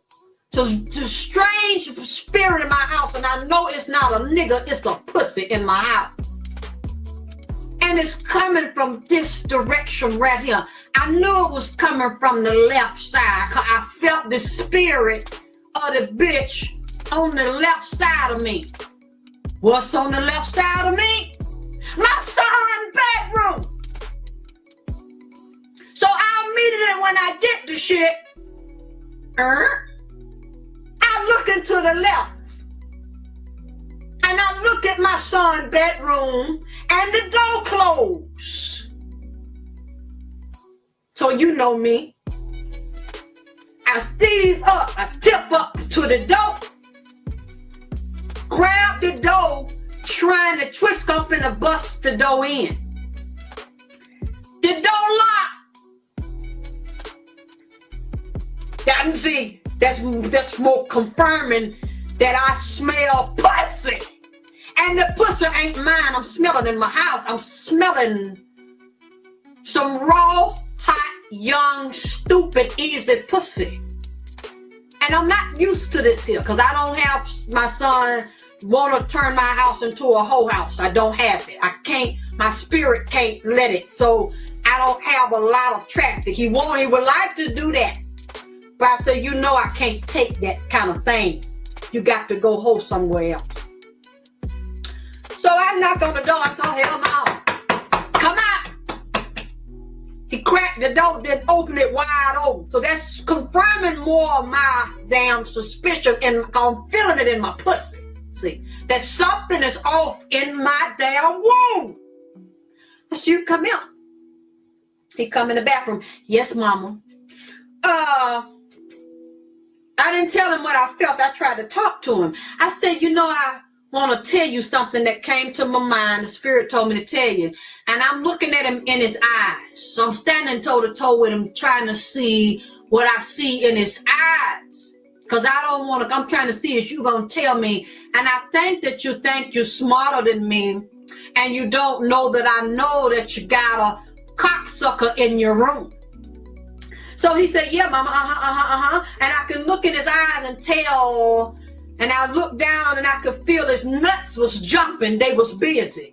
His nuts was real excited. They were moving real fast like this, like they was trying to hurry up and rush him out of my face. I felt his nuts trying to rush him back into the damn bedroom. And he said, okay, mama, thank you. And then he tried to move. So when he moved out the bathroom, I move with him, see. I won't let him get out my sight. So as he moved to the right, I moved to the right. He moved to the left, I moved to the left. And I'm studying his damn eyes. And I'm studying the energy I'm feeling from his nuts. His nuts was real anxious. I can tell that his nuts was frustrated. But you know my son always try to be respectful of me. So he ain't gonna, you know, cuss me or nothing. He trying to bear me, but I can tell his nuts was breathing fast. He, you know, his heart was racing. He trying to get back in that room. So I said, okay, you can go now. He went back in there, closed the door. It was bothering me, I kept feeling it. So I went to the door. He opened it. And when he opened, he didn't open it all the way, he cracked it. Bingo! I looked at the bottom of his bed. A big old red bitch. Big fat yellow bitch. Sitting on the edge of his bed. Look, as soon as he cracked the door, I looked in her damn eye. And I was shocked. I said, I know it. That's what you're trying to hide. Your nuts was trying to run you back in there in that room. And it bothered me because I looked at her. She was light-skinned. Had a real pretty face. Long hair. And when she opened her mouth, she just grinning. Had real pretty white teeth. But all this in here was just big. Big old titties. Kind of little stomach on her, big legs. And what got to me so much, her pussy was real excited. Her heart was racing too, I can tell, because she was doing like this. She was rocking her leg real fast. Just opening them and closing them real fast. Hey. And it was about 1 o'clock in the morning, 12 o'clock at night. And I'm staring at this motherfucker. And I said, it's late as hell. First of all, you done snuck this girl in here and you thought that you were smarter than me. You thought I wasn't gonna pick up on it. Then I look at her and she just grinning and rocking. She on the edge of the bed, her leg just open, closing. Hey. I said, get your goddamn ass outside. Okay, mama. He eat the door closed. And in the house said, what the fuck is this big yellow bitch doing in here this time of night? You know I don't like this. You know you can't let us spend the night in here. He said, oh no, mama, I'm sorry. she ain't gonna stay long. She just came to give me a little bit of money. When she give me the money, I'm finna have her leave. I said, okay, don't do this no fucking more. Cause I feel like punching him in his damn stomach. So I don't know, you could have asked me. You don't try to fucking trick me. You should have known you wasn't gonna damn trick me. So he said, okay, she ain't gonna stay long. Next thing I know, he closed the door back. He said, I'm just gonna talk to her, get this little money from her. Obviously what the bitch did, she must have gave him some money and wanted him to fuck her. She came over my house and bought some damn dick. Paid him for some dick. So they both sharing dick and dope. And he got real geeked up, real hard. Got the money, fucked the shit out of her. I know that's what he did. Cause at the close, he turned Gucci Man up real loud. And after he turned it up real loud and the walls was booming, all I heard was music. So I went on back downstairs, got on my computer, and for some reason, I kept feeling like somebody in my house was getting fucked in their pussy. And I was mad about it because it wasn't me. I was upset about it because I'm like, why can't that be me? Why I ain't getting no dick in my damn house? And some other bitch in my damn house, in vagina power, in my house, getting fucked and getting her walls beat all out. And I believe it's this big fat yellow bitch upstairs. And I don't like it. So my spirit led my damn ass back up the damn 13 steps. So I go up there and out the door. As soon as he opened the door, I got mad as a motherfucker. And I wanted to fight because a hot wind of pussy hit my two noses. It was just hot air. Rush, whoosh, hit me in my damn face. It was real hot air and the pussy molecules and the juice from her ass and her pussy ran out the door and ran up in my two nose and hit me in my eye. It was just hot pussy that you smell coming out that damn room. And I didn't see her, it was just dark in there. And he come out and he was sweat. Whole body just sweat. Just had on some damn shorts or something, coming down the step. I said, you come here? You a dirty little motherfucker. Cause you had the nerve to fuck that bitch in my house. And it smelled like pussy. This bitch pussy stank. I can't stand this big red bitch. I don't want you to ever bring this bitch in my house no more. I can't stand this big red motherfucker. I said, you tell this motherfucker. And she see me on the street, she better turn her goddamn head. She need to be ashamed of her damn self. And you need to be ashamed of your damn self. The brain think you gonna sneak this whore in my damn house.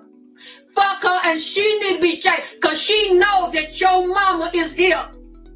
And she gonna want some dick from you so damn bad that you gonna turn Gucci Man up. Right? That's what Gucci Man tell y'all to do. Fuck her in private. Try to fuck her in private and think that I wasn't gonna pick up on this here in my damn house.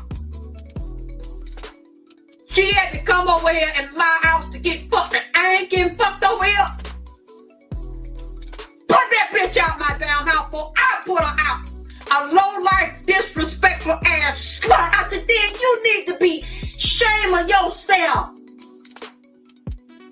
So no wonder you tired and you up here sweating they had to go down there and get you some juice because that girl is big and you about this goddamn skinny. You about this goddamn big. How you take all of that? How you lift and hold one of her leg up long enough as skinny as you damn is and fucked it up. How much money you damn get? Tell me she gave me $50. I said, you fuck that big motherfucker there for $50. So you know what? You is a cheap hoe. And if you had got a little bit more fucking money, I would have made you give me a fucking cut. Since you gonna turn my house into a damn whole house, as you is a cheap slut. You sell your dick for that little bit. You should have made her pay like she weighed because you had to do more effort and more work and build yourself up to exercise to get more strength to fuck that big motherfucker right there.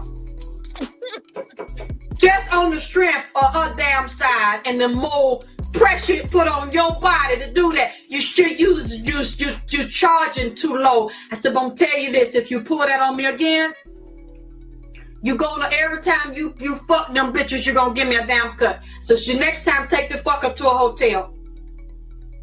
See, y'all motherfucking bitches that's got daughters that's doing this here in your damn house. You have no idea because the bitch so slick with it. But it don't fucking matter how slick the motherfucker is.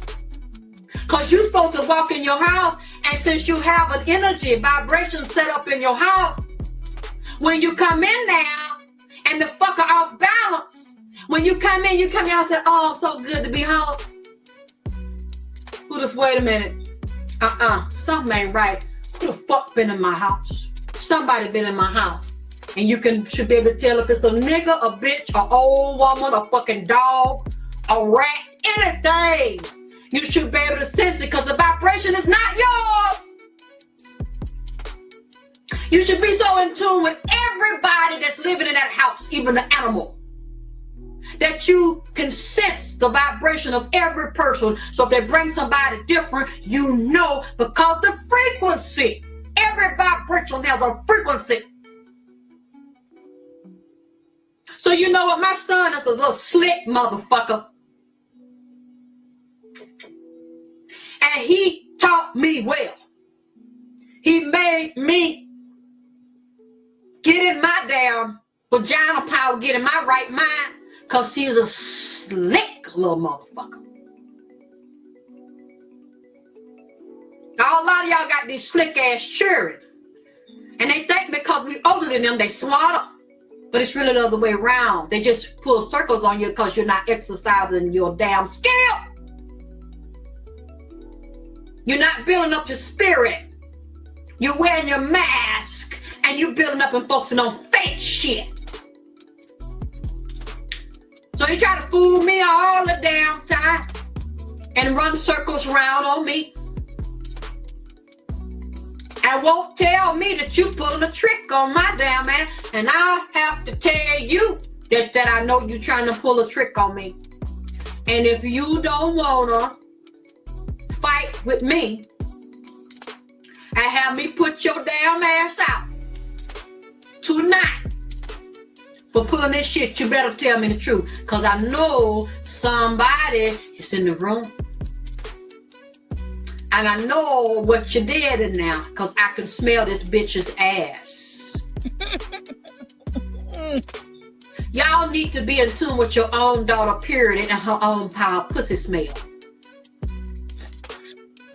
You need to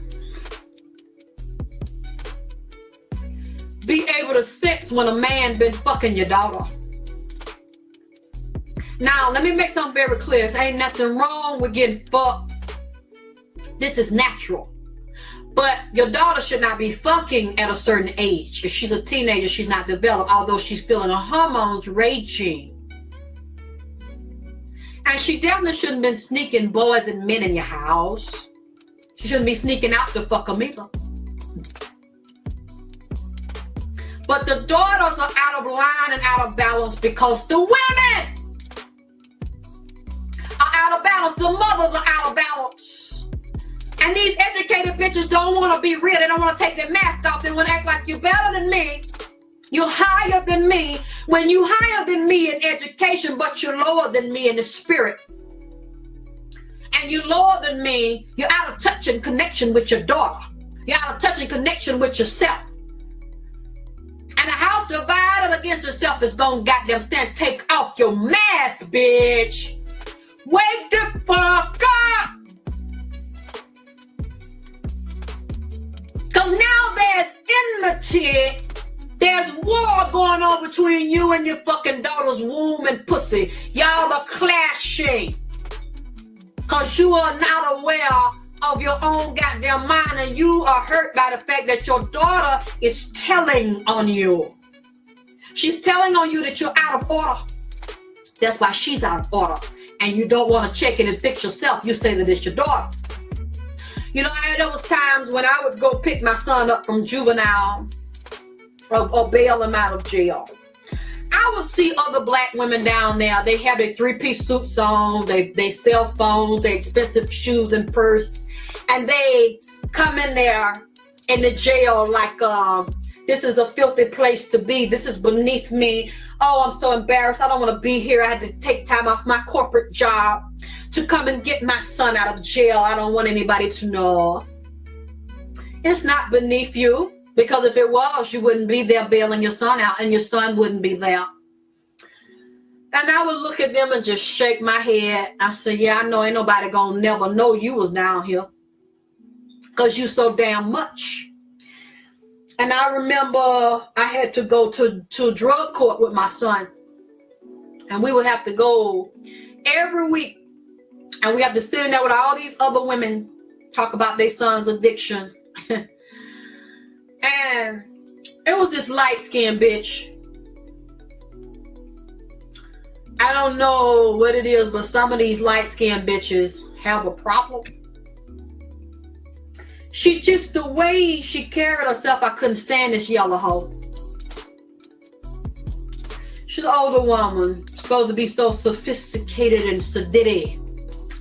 And she talked, oh, and me, and I'm this, and I'm that, and I graduated from this and that, and my son is so smart, and, you know. And one night, me and this motherfucker got to argue. Because we was talking about our sons and their addictions. And I said something to the fact that our sons have to decide that they're going to kick the addictions. No matter how much we support them, we can't do it for them. She's like, oh, my son is going to get over. He's going to stop doing the drugs. I said, you can't speak for your fucking son. He'll leave that shit alone when he get ready to leave that shit alone. Well, he is going to stop doing. I said, bitch, you ain't no fucking better than me. Or no fucking body in here. Your son is a fucking junkie. Like the rest of them. Matter of fact, while she talking about her son gonna get off drugs and he doing better, he ain't on drugs, I knew for a fact her son was out there around the fucking corner. My son was around there with him and he told me. And the same goddamn drug treatment class they was in. While they was taking breaks, they was around the motherfucking corner getting wired the fuck up then. Smoking cigarettes, smoking reefer, the same boy that's supposed to be so fucking much. His yellow stupid ass, just like his damn mom, yellow and damn dumb. Come back in there. Hi, mom. Yes, mom. Acting so polite. He did that! You bragging about him and you much better than us because you educated and with all your degrees, bitch. Your son is a fucking jock. And with all your degrees, bitch, you still don't want to take off your mask. With all of your education, you are sitting in here with a group with me and the other motherfucking bitches that's got sons on dough.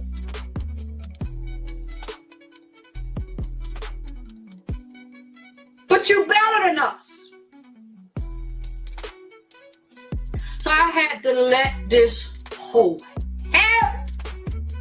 You're not going to speak to me any kind of way because you fucking educated, bitch, when you in the same motherfucking predicament I'm in.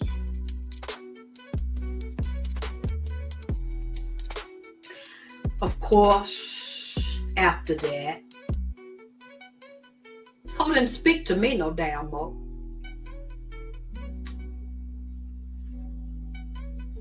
I'm used to it. And after that, a son is still a fucking junkie. Because you don't want to take your goddamn mask off, and it makes you feel better to attack me and put me down. When the fact remains, we can all see that you got a mask on and you fooling your goddamn self. Because you don't want to realize that your world is fucked up. So it's easier for you to put your fucking mask on and pretend you're something that you're not, and your children are so goddamn special. I'm going to take a break now. And I thought this was going to be it, but Lord, I'm on the fucking road. So I thank God I'm going to come back with part 3. Because I ain't through yet. And the spirit's still on me. God, glory. Oh, shit.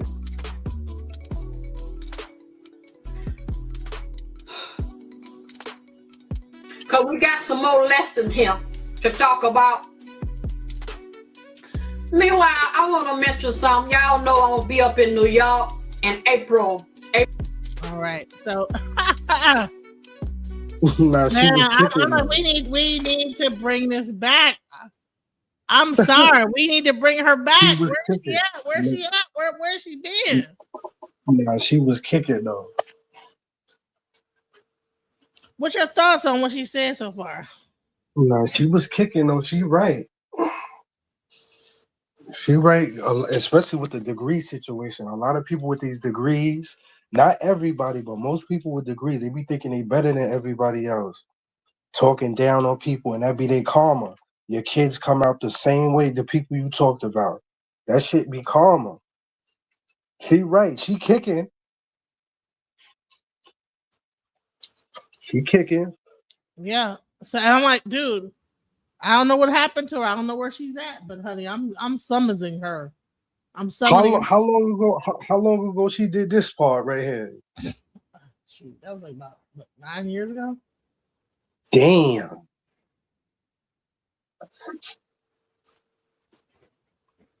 Nine years ago. Yep. And here, listen.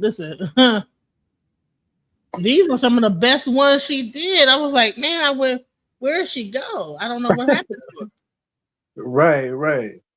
You know what I'm saying? Like she was kicking the real, but people don't want to hear the real shit. Let's go. She was kicking it. She was talking some real shit. Let's go. Well, I want to let you know at this point, because I get so much email, that's why I ask sometimes people to call into shows or when I. And listen, listen. Just tell me when to pause when she say something, okay? We gonna review this one. Right. Hung up on her baby daddy that don't want her. That's with another goddamn bitch, but she see the motherfucker and he send quivers through her damn ass, I guess, or damn make her pussy pop like she want a dick up in it. So and it's healed, but he don't want to put it up in there no more. So she wanna, I guess she don't know how to deal with the bullshit. And you're going to have to learn. Because one thing I don't learn, I don't want no motherfucker that don't goddamn want me. Now, I've been there. Well, I wanted a nigga that I know didn't want me. You know. But you have to learn as time go on the road with the shit. And a couple of hours ago, I had to get off the phone with this damn girl. Now, She the same age as me. She 42 years old. But in her mind, she between damn 7 and 8 damn years old. Woo!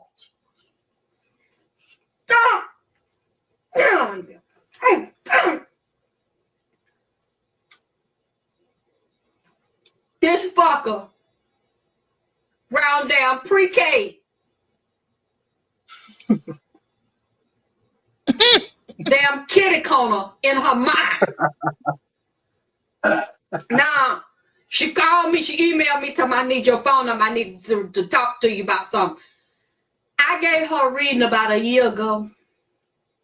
She was instructed what she was supposed to do, and she was supposed to get in touch with her ancestors. This bitch did, excuse me. Me call bitch. This young lady didn't listen. She did not get in touch with them and do her prayer and purify herself like she was supposed to. And she's dealing with some mama-daughter drama where she's supposed to get away from her damn dirty-ass, ragged-ass mom. But she wouldn't damn move out the house, and the mama is giving her a damn fit. I know about the shit. And once I got put out, I ain't take my motherfucking ass back. Because I am not going to let nobody abuse me that I know don't fucking want my damn ass mama, sister, brother, whoever the fuck it is. I'm not going to put myself in that position. So she's still talking about she hung up on this damn. By the way, she is a Sagittarius. And that's why it's a Sagittarius moon. I'm paying the Sagittarius. Let's go. Damn man, her ex-husband. That she can't get over. Or she can't get over the pain of what he took her through. Telling me she still ain't got herself right in her mind. And ain't let another man go up in her ass because, you know, summertime, these dicks can fuck your ass way all the way up. But you got to find a way to recover from that bullshit and come out of it. The nigga ain't acting right with your goddamn ass. See, we done started January, finna go into damn February. 2010. Finna do it over again with this same damn dumb bitch nigga shit. Damn, 2010. That's almost, how many years is that? 2010. That was the year after I got my first car. Oh, 16 years ago, right? Word, 2009. I got my first car. I was 21. Right. So, yeah. Damn. So this was going on. Listen, people was talking. This was going on back then. Oh yeah, the nigga shit. Oh yeah, you know that's everlasting. And you want me to give my opinion about it? Shouts out to the Sagittarius moon. Yeah.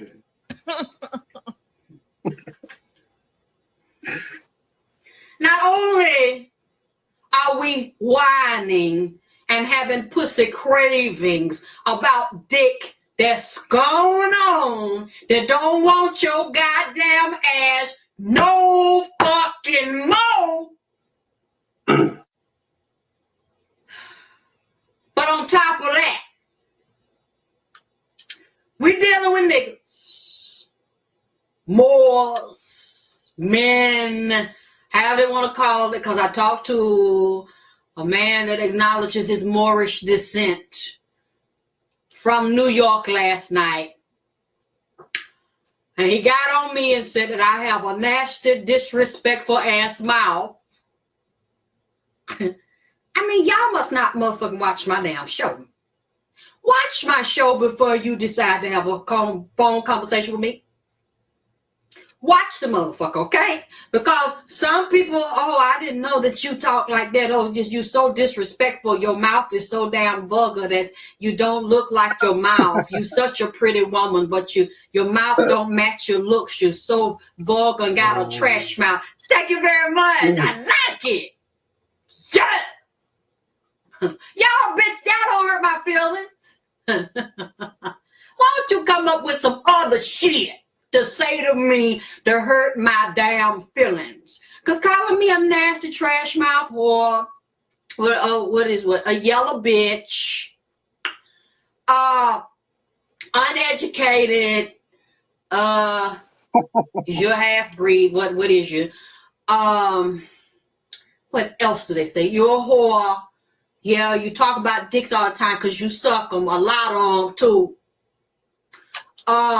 You talk about sissies in the bathroom and that they booty hole is wide as this damn screen because you get fucked in your ass, your damn self.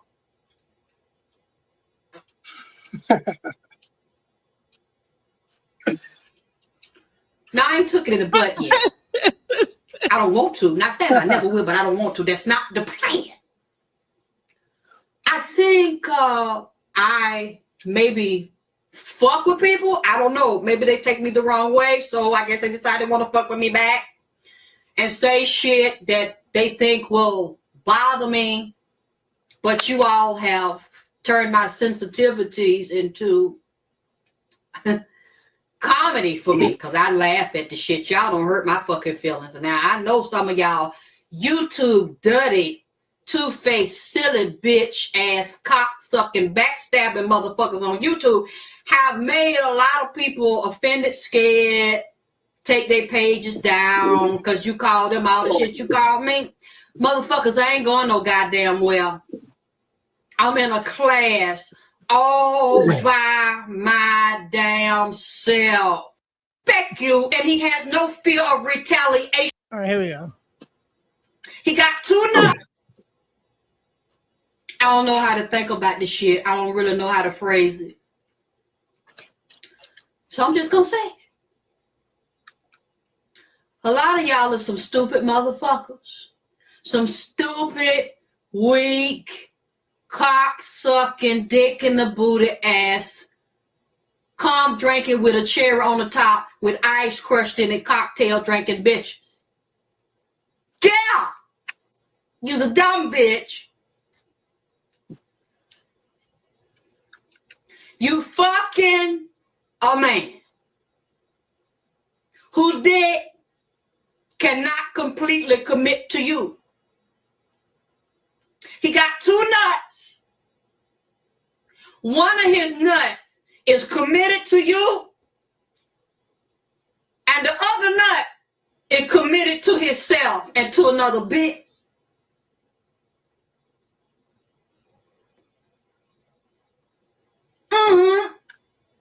His dick is the puppet master. He got one string tied on his nut that tied on your left wrist for his left nut, and another string tied on his right nut, and that string tied to your right wrist. And when he lift his nut on the left and the right, your hand on the left and right dance like a goddamn puppy. And you will ride or die for the nigga. Anything he say, you believe. And when he fuck around on you, or see another bitch you like, and he done told you the shit, which tells me something. He don't respect you, and he has no fear of retaliation from your pussy or your fucking tonsils. You gonna still open your ass wide and high, open your mouth and stick your tongue out deep and long for him to stick a dick all in it like he trying to damn E.T. phoning home in your damn mouth. Dumbass bitch. Then you want to blame other bitches for fucking him. And you want to get mad at another bitch pussy for fucking him. But then that other left nut that ain't committed to you, like the right nut is, told him to go fuck that hoe. And you don't want to accept that he not committed to your damn ass. He committed to himself, and he partially committed to you, and the fucker is lost. You done found him and you gonna try to make him be your true damn lifelong love.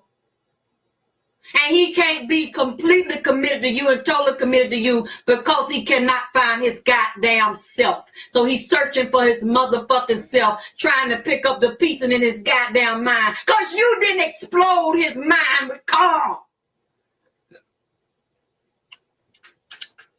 He didn't stick his dick in your pussy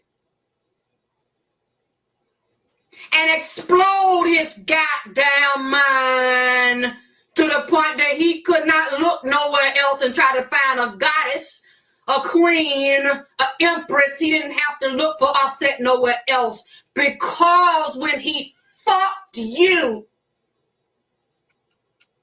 you did something to him that was so damn magnificent, so great, and so fucking profound that it blew his goddamn mind wide open to where he could see God. That's what a motherfucker is looking for, bitch. See, he looking for a ride or die bitch, not one that'll just do anything he said, take care of him, give him motherfucking money and shit. Yes, sir, no, sir. Dance to his damn nuts when he sad. But he looking for God in the goddess realm of a woman pussy.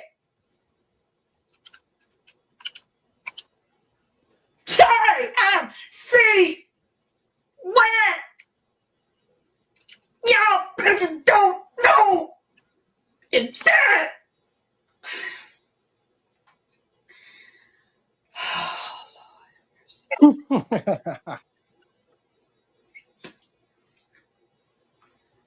A man know his mama. A man know that the God he came from came out the mind of a bitch. And when he lost, he trying to find himself. His nuts are wayward. His nuts done betrayed him and went astray. And he's sleeping with all these bitches, and he can't have open relationship, and he can't be faithful to one woman. Although he say he love her and he don't want to hurt her, he can't walk away from her because he feel guilty and shit in his mind, in his ass. He's still searching for his mama. That is his goddamn God. Because he know that although there supposedly is a male force that's supposed to be a goddamn male God, no, the God mind is really in the womb of a bitch. God, the different realms of creation, heaven and hell, life and death, is in the womb of a woman and in the mind of a woman. Now, he might not consciously know why he a hoe. He might not consciously know he's looking for God up in a bitch pussy. But his subconscious mind, the suppressed God self within him, know that he got to be sanctified, crucified, and resurrected again in the God mind of a woman pussy. God mercy. And when I say God mind, I'm not talking about just in her ass. See? Because the God mind is wrapped in the goddess mind that is here and here. Because when a woman realized that she know that her pussy, her period, her ovulation is controlled by her mind up here. Her pituitary and hypothalamus have to be functioning properly, have to release the right amount of hormone every month, send the signal down to her reproductive organs between her hips for a woman to ovulate. And if that egg is not fertilized, then the egg will rupture and she gets a period. Have mercy. Oh! And when a man look in a woman's eyes, he's looking for God and he's looking for himself. So he will search high and low looking for her. Many times their mother might be an example or might plant the seed for what he should and should not look for in a woman, or he might want to suppress looking for the goddess that he saw in his mother's eyes to activate the God, because he want to deal with some low-level hoe bitches so he can get off and play for a while until he have to motherfucking stand correct. He ain't ready to salute your motherfucking ass yet, so he gonna salute his nuts. What are you he gonna talking deal about? with low-level hoes that let him come and go. What are your thoughts on that? Nah, just we need a girl on the panel. She talking about some woman shit. I can't speak on that shit. But no, she did break it down. She said, okay, all right then. Okay, let's go.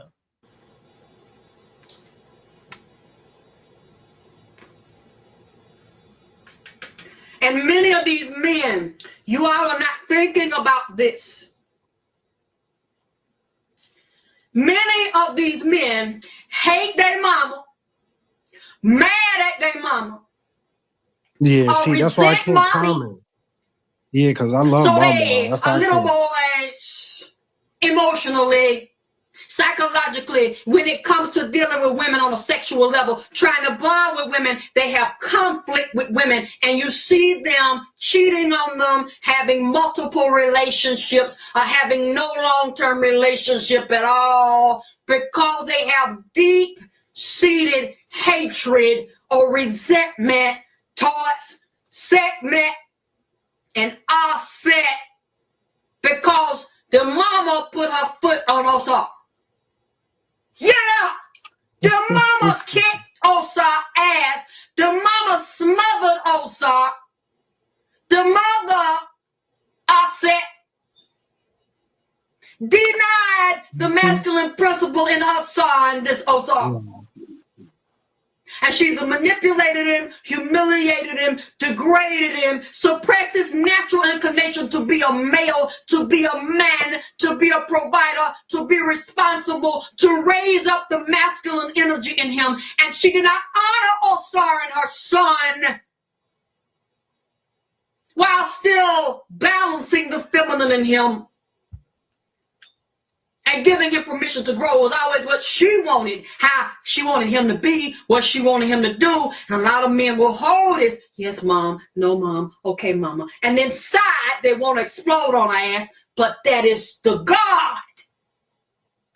That is inside of the goddess that gave the son life, that is also supposed to be Osar.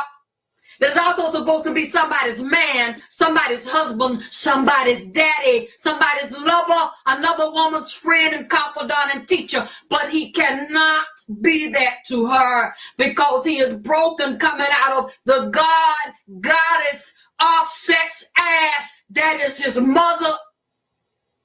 Oh yeah, it's tricky, ain't it? It's a slippery slope and it's a winding goddamn motherfucking road.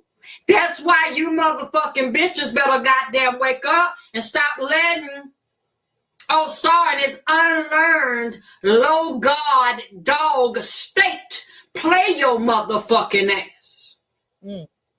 Cause y'all don't want to go back to the source. You don't want to go back to the first God and goddess relationship that man had with his mom. Many of these men are out of balance with women. They cannot be Osar. Because the first relation they had with a goddess and a god was their mama, and it's fucked up and twisted. Because she was out of order and she didn't balance it. So many of these men are chronologically getting older. But they are damaged and broken and very immature. Then you come to them because they pray for a goddess. And they cannot stand toe-to-toe with you. They can't stand toe-to-toe with me. This is what they say they want. But this is what they feel. Can I measure up? Can I do what it is I'm supposed to do with her? Can I be the man that I know she needs me to be? No, because he knows he's out of order, because his wings were broken when he was with his mother, the first God. So he goes on a journey looking in all these hoes' eyes, trying to find itself, looking in her eyes, going to the back of her eyes, looking in her retina, looking at the reflective membrane in the back of her eyes, waiting for it to bounce back off of her eyes, out of her eyeball, through the air, into his eyeball, back into his reflective membrane, and jiggle, titillates, motherfucking excite his mind to the point that the motherfucker open up and explode. Cause, you know, many of these women say, I want my soulmate. I want my twin flame. And you know, a soulmate is different than a twin flame. A twin flame is deeper than a soulmate, because when you were born, when I was born, from the same soul, from the same. What you say? No, I was saying most people think it. Well, almost all people, they think they both the same. They're not. They're not. Exactly, they're not. Keep breaking it down, bro. I'm like, bro, where? right. Still around? I'm about to like give her a call. Eternal flame was a duplicate soul that was cut from the same source that is the male version of me. So I am all set and I have Osar. I am his mirror and he is mine. When you meet them, you will know. It's like looking at your twin. We have many soulmates, but we have only one twin flame. Those are not a dime a dozen, and they're very rare. I'll do a show on that once. Talk about it. Subconsciously, a man knows that he has a mirror. And when he finds the mirror, many times men get disappointed, first of all, because of the mother God issue. And they're trying to resurrect it in the womb of another woman, especially if the woman, his mother, doesn't balance and he's walking around painful, broken, wounded, and having secret resentment towards his mother that many of us don't even know about.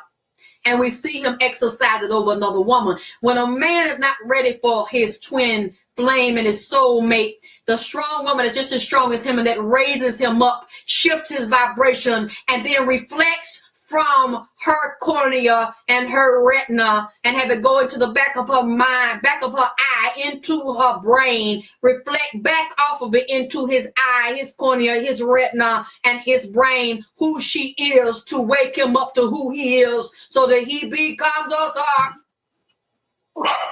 So he becomes at the highest level of himself. Until he's ready for that, you'll know when he's not, or when he's scared of it, or when he cannot get over his resentment and anger and hatred towards women. He will pick a weak ass bitch. Yeah, I agree with that. One that's insecure. One that he can dig down, dominate, turn out, and play on the lower aspects of himself. So see, they both like two children fighting each other. See? Because she's broken and she has her weaknesses. He's broken and he has his weaknesses. So they feed on each other's negativity. They are bonded together in dysfunction. Because his mind fucked up towards women. She desperate, needy, and hungry for a man. And she knows that he can't give her faithfulness because she's not his twin flame. She's not his true soulmate, and she can't control his ass. She can't control his nuts because she cannot control the nigga mind. So she already knows she ain't got him. So instead of focusing on changing him and helping him grow, because she knows she don't have it in her eye, and in her eye, and in her goddamn mind, mind and her pineal and her pituitary and her hypothalamus and her uterus and her ovaries and her fallopian tube, she don't have it. Because if she did, her loins would match his, and the unresolved conflict and resentment he has towards his mother, she would help him to break down the barriers, and the heart chakra would open, and he would begin to shift, and his vibration would begin to raise, and he would begin to heal, because she is awesome. And she is the God that he's looking for. So since he climbed out of his mother's ass, whether she slid him out through her heavenly gates, her pelvis opened, and he came through the ecstasy in the vaginal canal, or whether he was cut out through C-section. He came out of her ass, and the mama put him in dysfunction, and now he's trying to go up in another woman's ass. He's going through her pelvis, in through her heavenly gates, into her vaginal ecstasy birth wall that holds eternal knowledge. And he is trying to balance us out because he wants the goddess that's in her pussy and in her vibratory realm to tune him up, electrify, transform him, kill his damn ass, resurrect his ass at the same goddamn time. To be resurrected, you must die. To be reborn, you have to be killed. You have to leave the consciousness that you know. Your vibration has to shift and you must consent to it. Sometimes it happens when you consciously refuse it, but subconsciously consent to the shit. So when you can tell, ladies, and when a man is in that place, I won't touch it. Because I see that he's struggling with himself. He's in a lot of pain and he's trying to please. When a man is in between two women and he done told each woman about the other one, one wanted to leave the other one alone because they want him for himself, for themselves. They want to marry him and have children, have a life with him. He don't want to hurt nobody, so he say.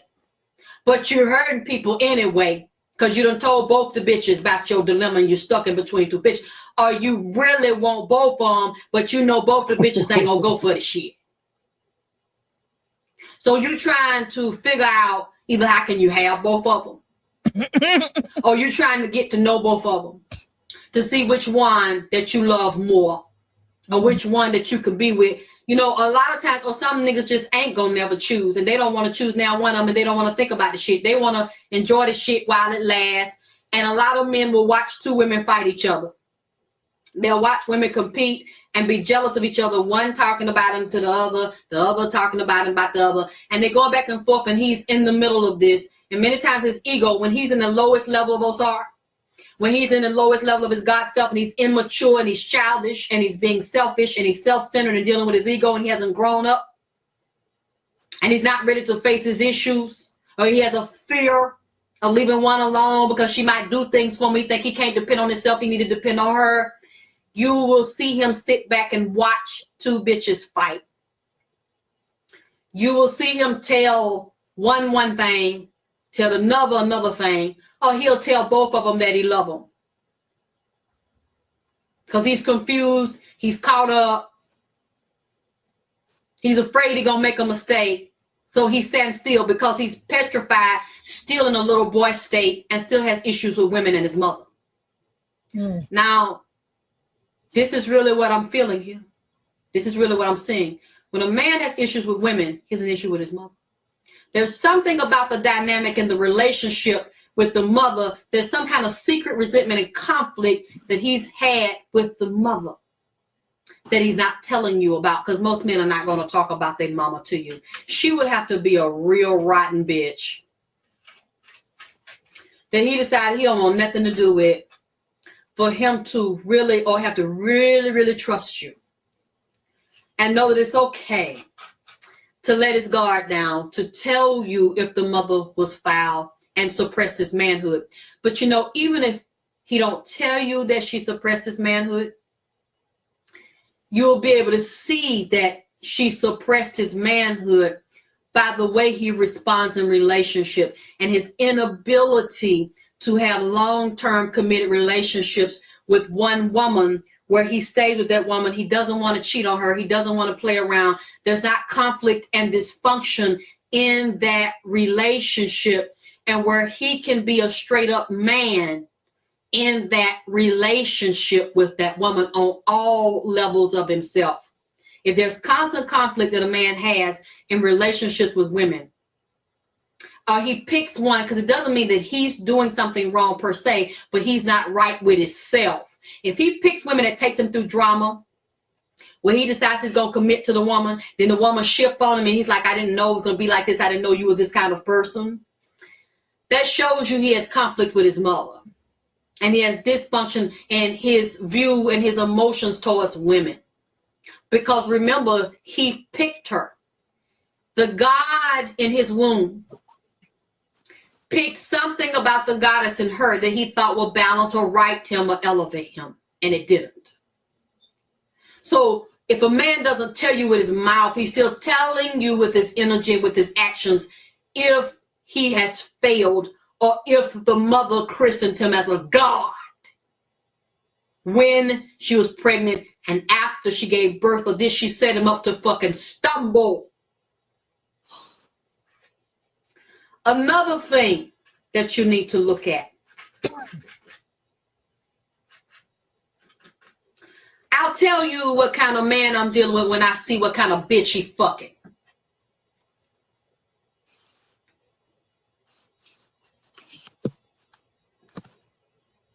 Y'all need to study the types of women these men are picking, ladies.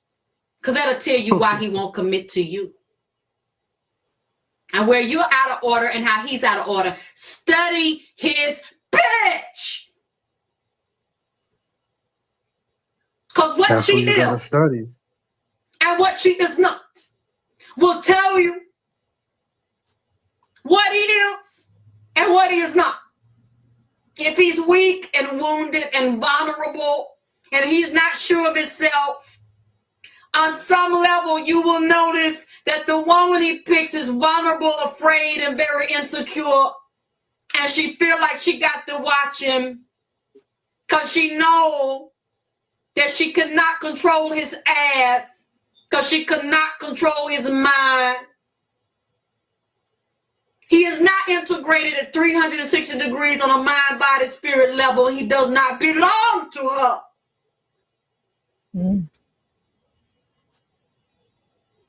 Yo, she like a conscious Debbie Allen, right? She know he don't belong to her. I'm not sure who Debbie Allen is, but man, she breaking down. Like if you listen to her, it's like it take a second to get it. You know, if you really listen in close, you're like, damn, she broke that shit down. Like I ain't gonna lie. I mean, she's.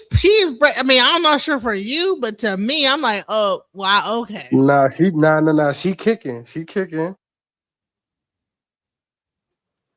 The mother wound. Let's go. Because he's broken. And she can't fix it. She broken. And he can't fix her because he's broken. So they are living together in a very dysfunctional, co-creative relationship full of insecurity, self-doubt, self-hatred, fear, shame, pain, and lies. Show me your woman, and I'll show you what kind of man you are, and a man you are not.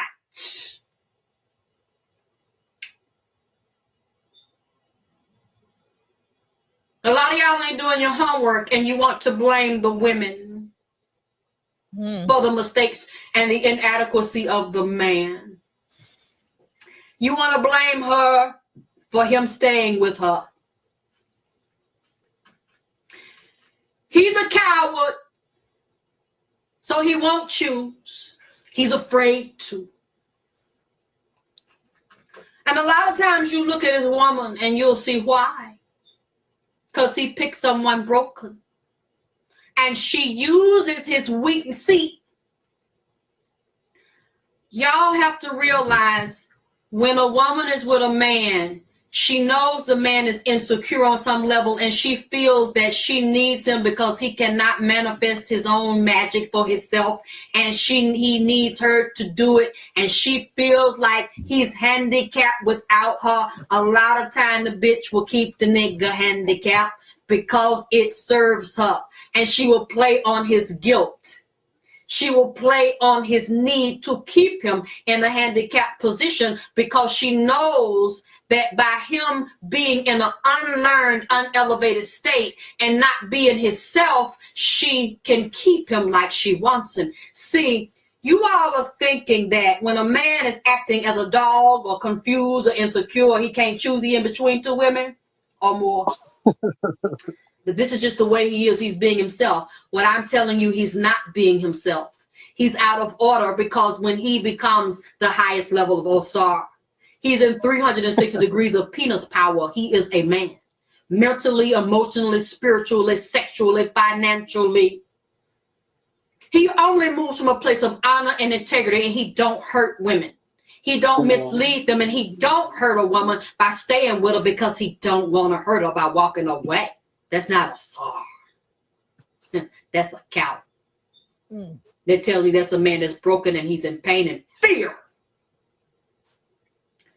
So many women will play on the weakness of a man, and they know the man just ain't no straight out dog ass nigga, that he got feelings. So you'll play on him and make him feel guilt for wanting to walk away from your damn ass.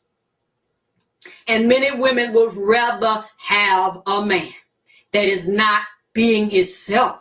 Because if he is resurrected after he is crucified and he becomes spiritual and sexual outside of his third dimensional body, he will not be with her ass no more. So women manipulate men with pussy and money and guilt and obligations, other obligations, because you know that that's the only way that you can make him stay because he's in an unnatural state. Show me a man's bitch and I'll show you him.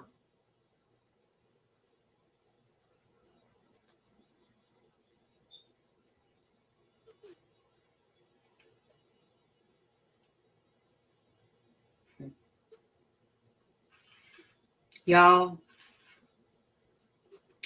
to first know how to deal with someone else, you must know yourself and you must know your role. There are certain women like me and like some more of us I've met. We know we don't know everything that we need to know about ourselves yet. We're learning. But we do know that we are cut from a different cloth. We walk a different path. We are from a high priesthood and we are from a high priestess. Society that's a lineage that is older than us. And we're being reincarnated in this lifetime to do special work. And we can only deal with special dicks. I cannot lay with a man that lay with a stupid bitch. Nah, for real. And lay with a stupid, nasty, weak, easy trick. I'll do anything for you and let you fuck other bitches and be with me, bitch. That would defile me. It will make me sick and kill me because it will lower my vibration because you sold your goddamn self out for a weak ass goddamn bitch that sold her motherfucking self out because she don't know her goddamn self.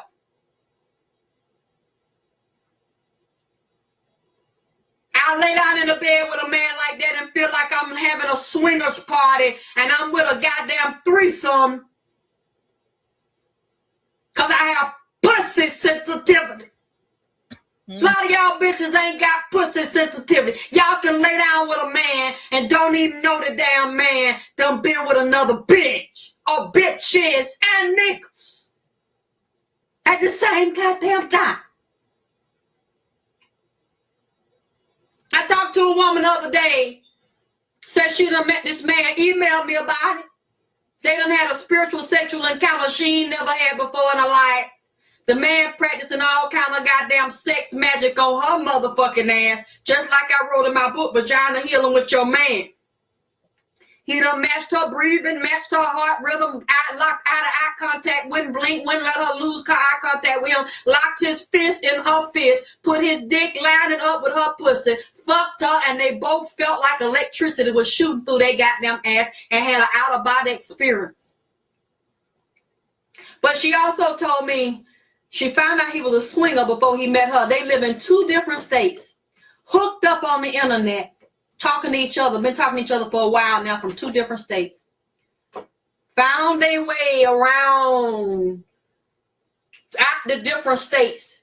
They done met in the same state, locked up, fucked. Now they both fucked up by each other.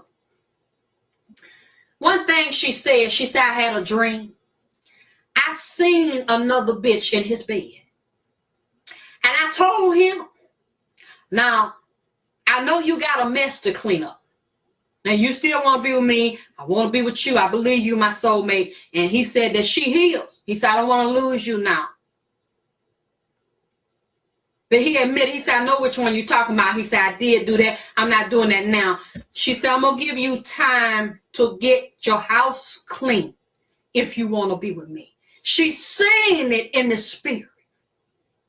She felt it. Spirit took her in that man's room and she seen in his fucking bed. If I lay down with a man that's a goddamn whore laying with a stupid bitch, that you do any kind of way, and her pussy juice is on your dick and it's running through your veins, and you fuck me, you are going to cause me a problem and a vibrational shift that would lower me out of my right goddamn mind. Because I'm going to feel like I'm in the bed with 4 or 5 bitches. Whoever you slept with, I'm going to feel them on you in the bed. And I can't have it. Because when a man put his dick in me, he's supposed to explode my damn mind. So that when I get up out the bed, have mercy, I'm more of a woman than I was before I laid down with you. And I'm more in my vagina power because you have led me to God, the highest God within myself, because you have opened my glands, spent my chakras, and elevated my motherfucking mind. So I'm more, every time you slam your dick up in me, you knocking me further away from the bullshit in the 3rd dimension, and you're pushing me more towards my God self, my priesthood, see. You're not hitting me in my ass and exciting me in my damn ass and making me calm all in my pussy and all in my damn through my clit. You is fucking me up here, and you is fucking me right here, and you fucking me right here. See, some of these men come up, and they need to stop trying to talk to me. Now, I have to admit that I was flattered when the young men try to hit on me. I'm not flattered no damn more, because a lot of these men trying to talk to me are comparing me to these old bitches, these cougar hoes. And you think that I'm a cougar, and I don't appreciate it, because in my mind, the definition of a cougar is an older woman that look young, still got a nice body, and young niggas a fucker. So she go around fucking for sport or getting them money or just think it's cute, just to fuck little boys, high school boys, boys in their 20s, boys in their 30s, and that's all they good for us. Get a hot, young, strong dick with a strong back, to give her a chiropractic adjustment and bust her motherfucking walls out. I'm not looking for that. Because you cannot fuck me in my pussy and make me calm in my pussy when you have not fucked me and made me explode and calm in my mind. Hello? You can't even feel me. You can't conceive me. You don't know what you're dealing with because I'm a horse and a goddamn animal of a whole nother fucking color. You're comparing me to these low-level, weak pussy bitches that's thriving and pumping for a hot, young dick, a pillow. That's all they want. Have a good-looking young man on their arm. Say they fucking him. And he ain't got to go through the damn ABC or 1, 2, 3 of the metaphysics of my pussy mind because you don't know nothing about it. And you think you gonna judge me on these other whores that you fucking. Yeah, they might have big asses, big titties. Still can't fuck with me. You can get them a dime a dozen. You can't find me no dime a dozen. Still can't fuck with me. Big titties, big ass, whatever, like little basic shit you looking for. Still can't fuck with me. If you can't fuck with my mind and my body and everything that's going on here, yeah, get it together, bro. So that don't faze me. You can fuck that all day. But you have to be qualified and certified and sanctified to fuck me. Because we have to have a meeting of the minds. Mm-hmm. You can't meet me in the ladies' room. We can't fuck. You got to go to school. Because I don't recognize you. I don't see you like these bitches see you. They see something I do not. Because young niggas with muscles and big dicks, good looking young men, I see that every day. And I don't just meet them. You know, a lot of these young men is real nasty. They some nasty niggas. Facebook, they need to call Freak Book.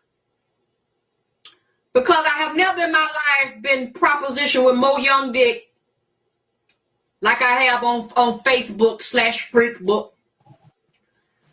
And this young man, he's about 37, 38. Attractive young man.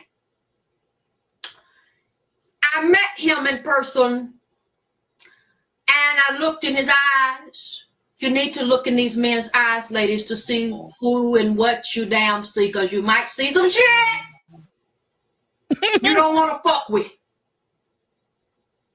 Or you might see some shit that you know when they put their dick in your pussy, this shit is going to be, it's going to be a flat line. The dick might be good, but it's going to be a flat line in my mind. I'm not going to come in my mind. Going to come in my head. Like, you can't give me no head if you can't bust this with me. You can't acknowledge this here.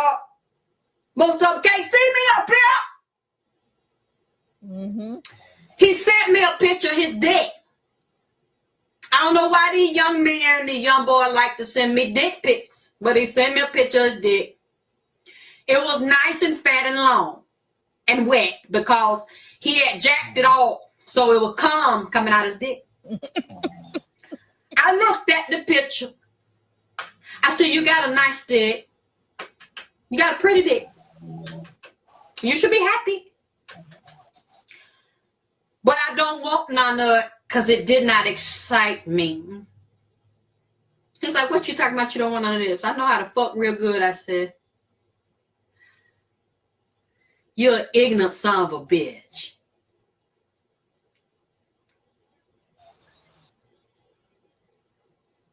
You ignorant, you retarded, and you slow. With a big, hard, hot, wet dick that's ready to go. You is slow. A big you think you gonna fuck with me like that. Then he got upset and said, y'all women say y'all want a good man. Y'all black women say y'all want a good man. And God sent Me to you. And God sent me and you won't receive me. You missing your blessing. I said, God, I don't know what God you're talking about. Boy, God didn't send you to me. My God did not send you to me, my Lord. Because when I looked in your eyes, I did not see your soul. I can't salute you. You cannot salute me. That would have been dead. That's all you got for me, boy.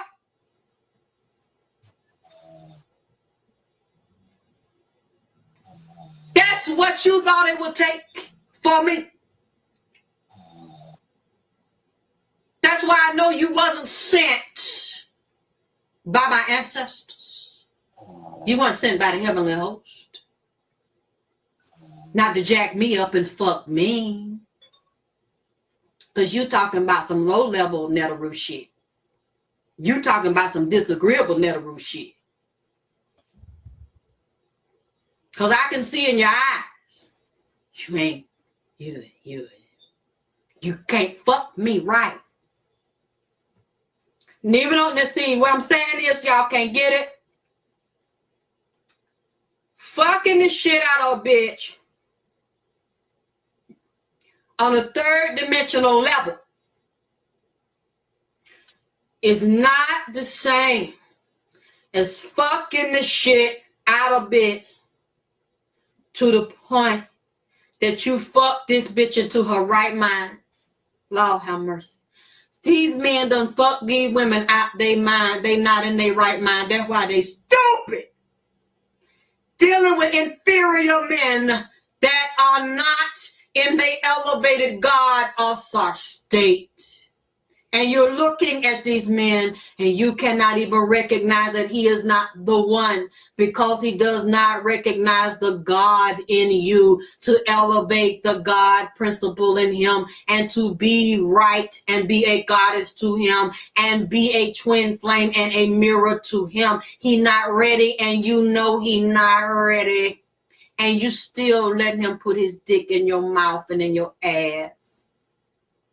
And every time you get up, you're a little bit more insecure and a little bit more broken. And you watching him and you see that he cannot be faithful to you. And you wonder why he has a problem. When he gonna get himself right? When you gonna get your motherfucking self right? We should not even entertain men that ain't ready for us. That cannot be what we need them to be more of us. To be more of the spiritual goddess standing in 360-degree vagina power. We need to stop giving our energy and attention to men that cannot value us and worship the goddess in us as we worship the God in them and balance each other without all this dumb shit and all these bitches here and a bitch there. Slanging dick and flying, skin calm everywhere. This is out of order. It is out of balance. And that's why we are out of balance, because we are demanding that a man do something for us that we are not doing for ourselves, and we are not doing for him because the men are not inspired to be gods. They're not inspired to be men. One thing I know, a bitch ain't got to argue with another bitch about a dick. Bitch ain't got to watch another man watch a man to see what he doing another woman and check his dick, because when a man is ready to be your man, he'll clean all that dumb shit up. It won't be raggedy and messy. Where he got this one here and that one there. Telling both of y'all the same motherfucking thing. Telling both of y'all he don't want to let you go. So you with one bitch but the other bitch on hold.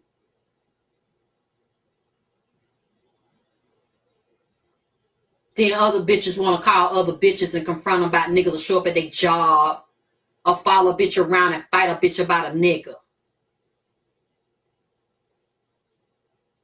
Talk about shit done went too fucking far. It ain't went far enough, bitch. Mm-hmm. It ain't went too far enough.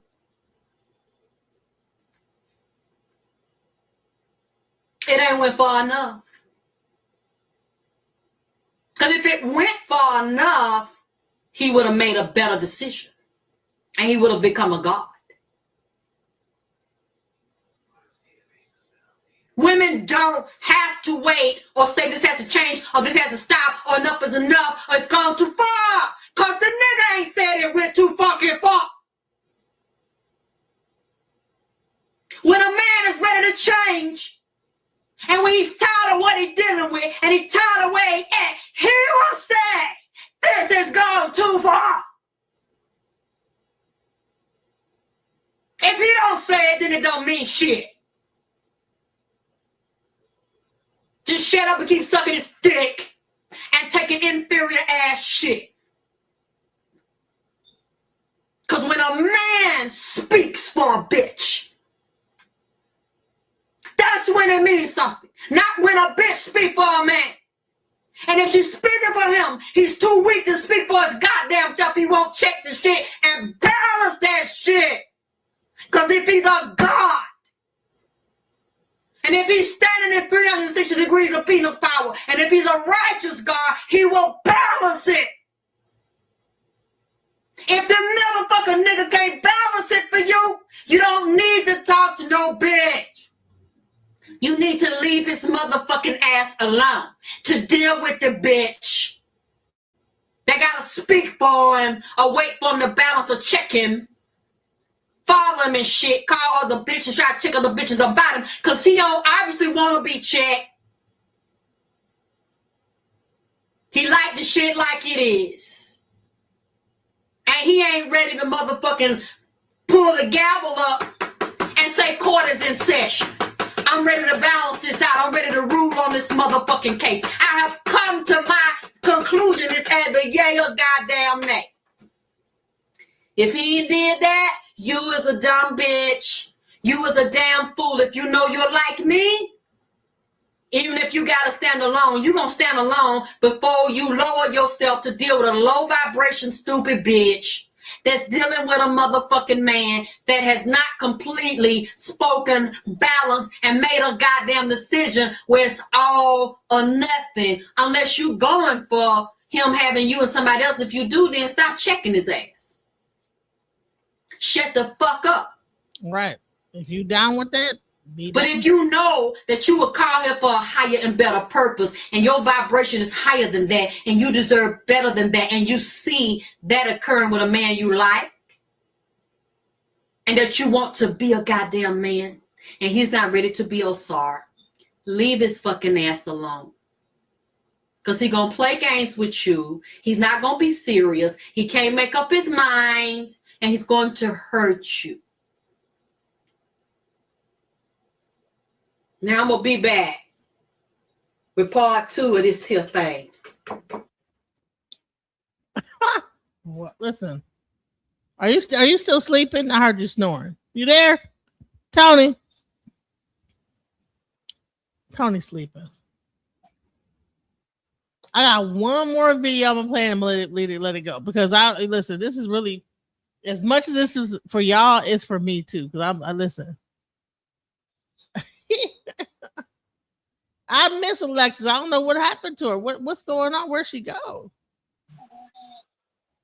You know what I'm saying? Hey, he is totally asleep. Listen, I miss Alexis K. Tyler. Listen, I don't know where she's at or whatever. Shouts out to her. I'm sitting out like a SOS. We got to find out where she is because she was kicking the real truth. She was kicking it. You know what I'm saying? We need to get back to that. You know what I'm saying? And telling people what it is on the real, you know? Let's go.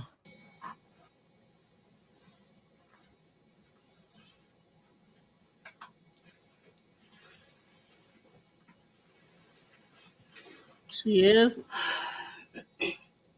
Is she okay? I miss her. I'm like, man, she need to come back out. She need to come back out and spit it because there's so much crap going on out here. And she used to be spitting it, man.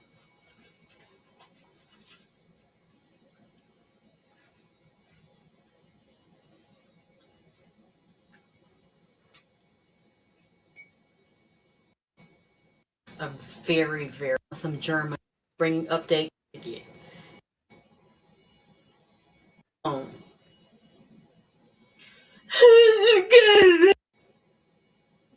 Here we go. Now, this is one of my favorite ones, y'all. I want to talk about another serious topic to me. Wake up, bitch. You is a dumb hoe. That's what I want to talk about. Wake up, bitch. You is a dumb hoe dealing with baby daddy drama. Now, the past few weeks, I have had young women's and some older ones too calling me on the phone.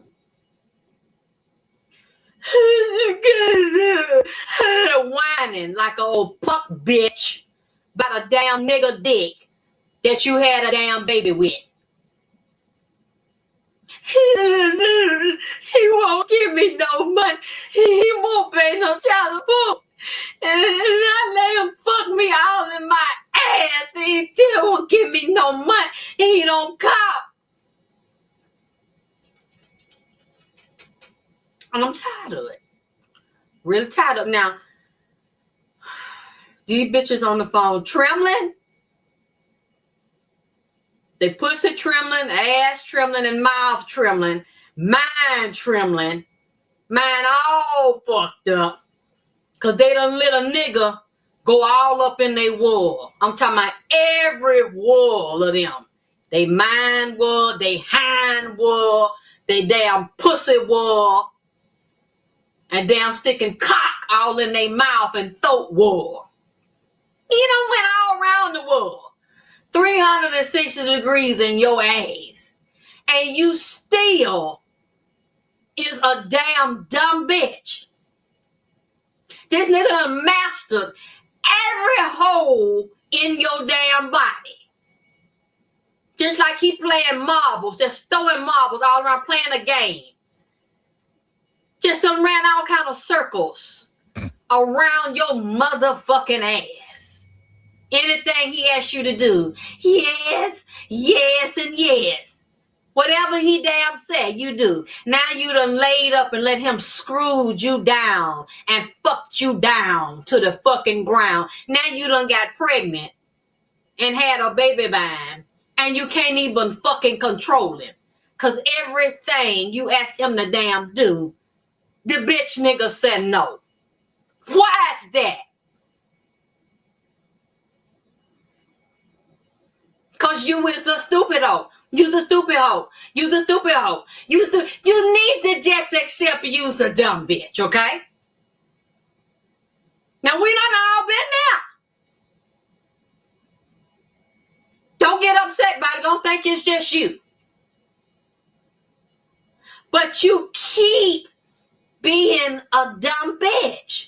I mean, what have you learned in class where this topic of discussion was a nigga's dick in your ass? That's what kind of school you done went to. You done went to fuck school. You done had fuck fest. You done shot off all kind of orgies in your mind. Spun them around in your imagination by busting nuts off in your fucking ass. Oh, your name is Glenda, but when you with him, your name is Pam. Yes, it is, ain't it? Ain't your name Pam, bitch? P-A-M. Your name is Pam. Pam, I am. Green eggs and ham. Dick sucking and jam. That's what it is. Pussy, asshole, and mouth. That's what you is. A Pam. You's a Pam, bitch. You is a damn sex toy dummy for this nigga. Yes, you is. That's what you is. And you done did all of that. Everything he wanted you to do. Jump high and bend down and pop your ass high low. Now you got a baby. And the nigga said, hey, bitch, hi ho. I'm not giving you a goddamn motherfucking thing. Because you done gave him everything he wanted. He wanted Pam. You showed him pussy. And why? Why is y'all women, now especially black women, why when y'all first meet a nigga, you don't really offer him head no more and pussy. You like to pull your asshole out and show him the white meat of your ass. Why is that you think that's cute? You think that's special? That's the first thing these bitches do. Pop a X pill, ride around drunk, start leaking pussy juice and ass juice, and then show him the pink meat of your ass, your tail bone, and let him fuck you all up in them damn hind polyps in your damn colon. Oh yeah. Then you think he's your damn friend. You really think because he's sticking his hot in your cot and making you come and feel like you want to come, that he like you. These women is really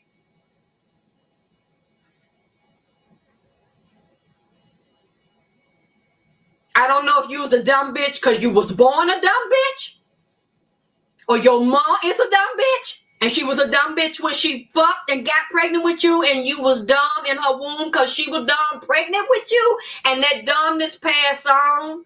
Or once you got born, she didn't teach you as you growed up not to be a dumb bitch. I don't know if your daddy didn't teach you not to be a dumb bitch, or you just refuse not to listen, or you is listening no matter what I say or no matter what nobody say.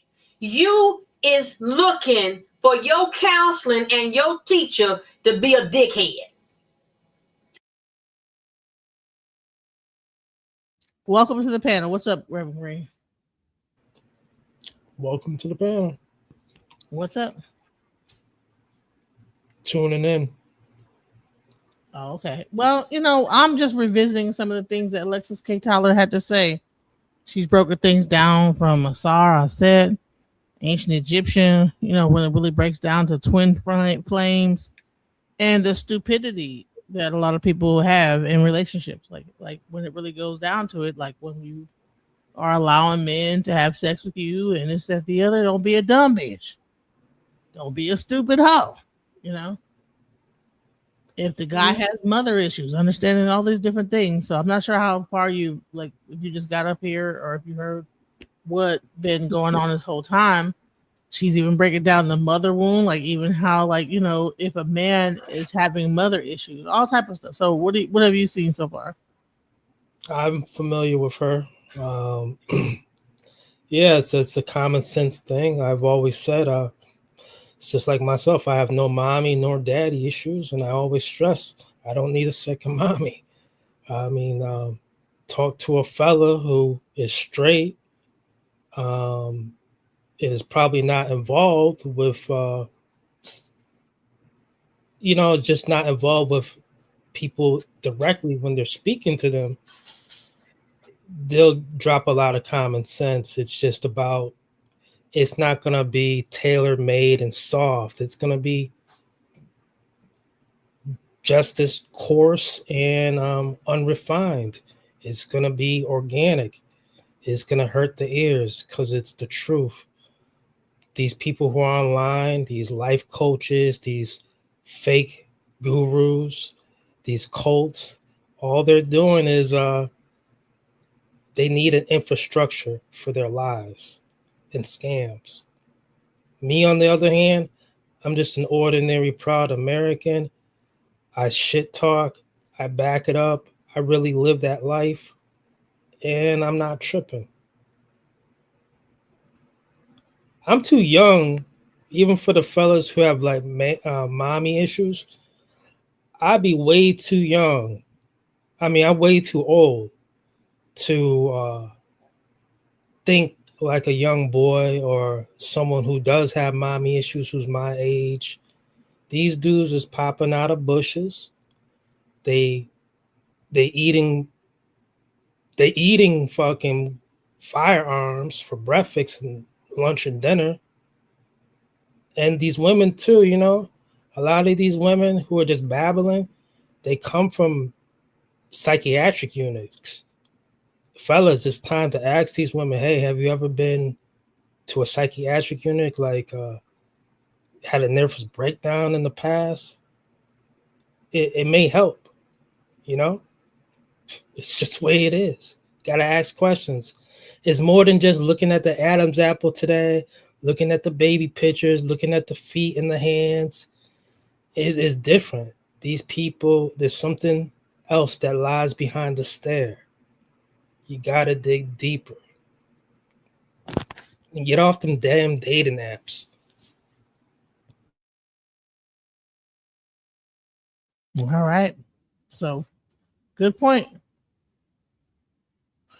Let's hear what else you have to say.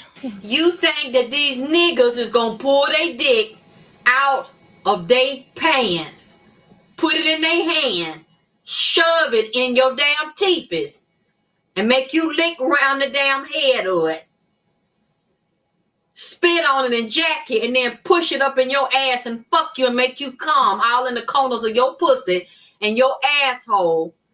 And cause you can make him skeet real hard and he tell you it's feeling good, and when he fucking you, he hitting them corners and doing hydraulics on you, you think he your friend.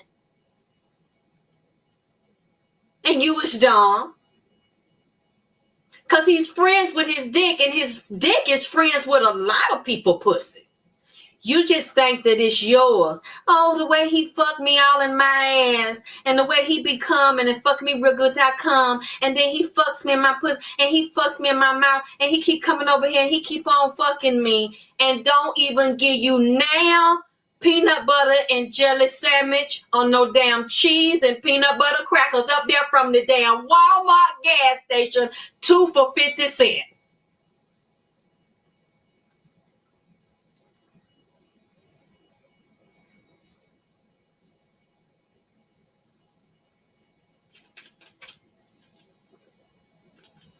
And he don't have you around his family, around his friend, cause if he do, they all know what you is. And he told them that your name is Pam. Pam, I am. Dick sucker, guns guzzling, gut busting, chitlin and calm holding, spam eating, green eggs and ham I am. Pam. That's what he is. He busts your chitlins out. Because when you finish letting them go up in your ass, he shred that motherfucker to damn ribbon. Is hanging inside out. Pussy leaking, stinking, walking around here. And you stink, and you dumb, and you got a baby. Now,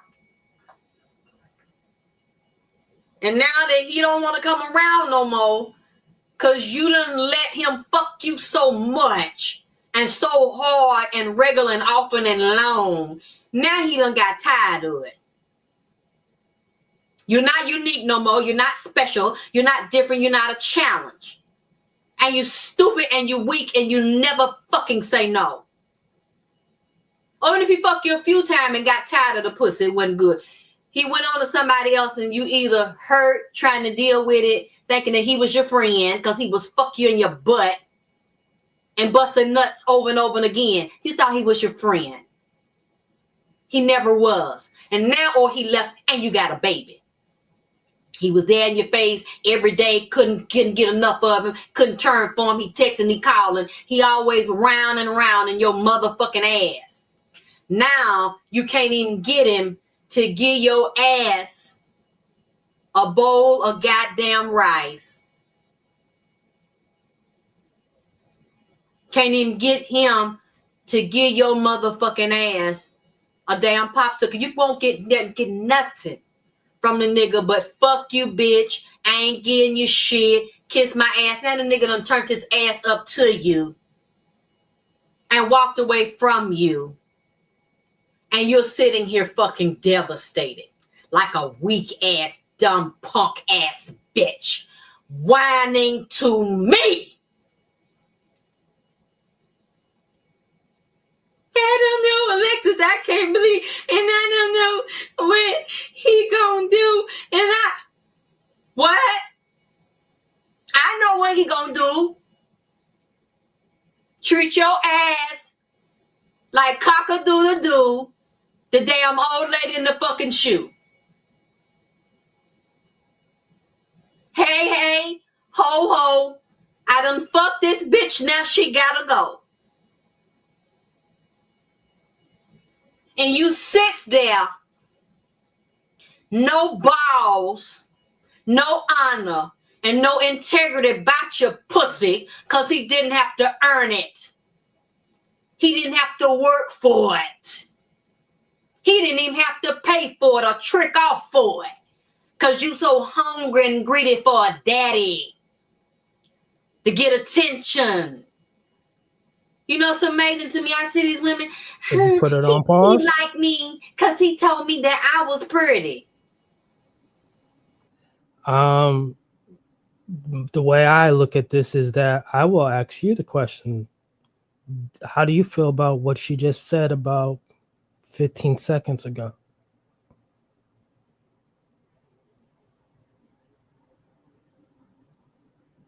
What's your perspective? My perspective is that, yeah, pretty much.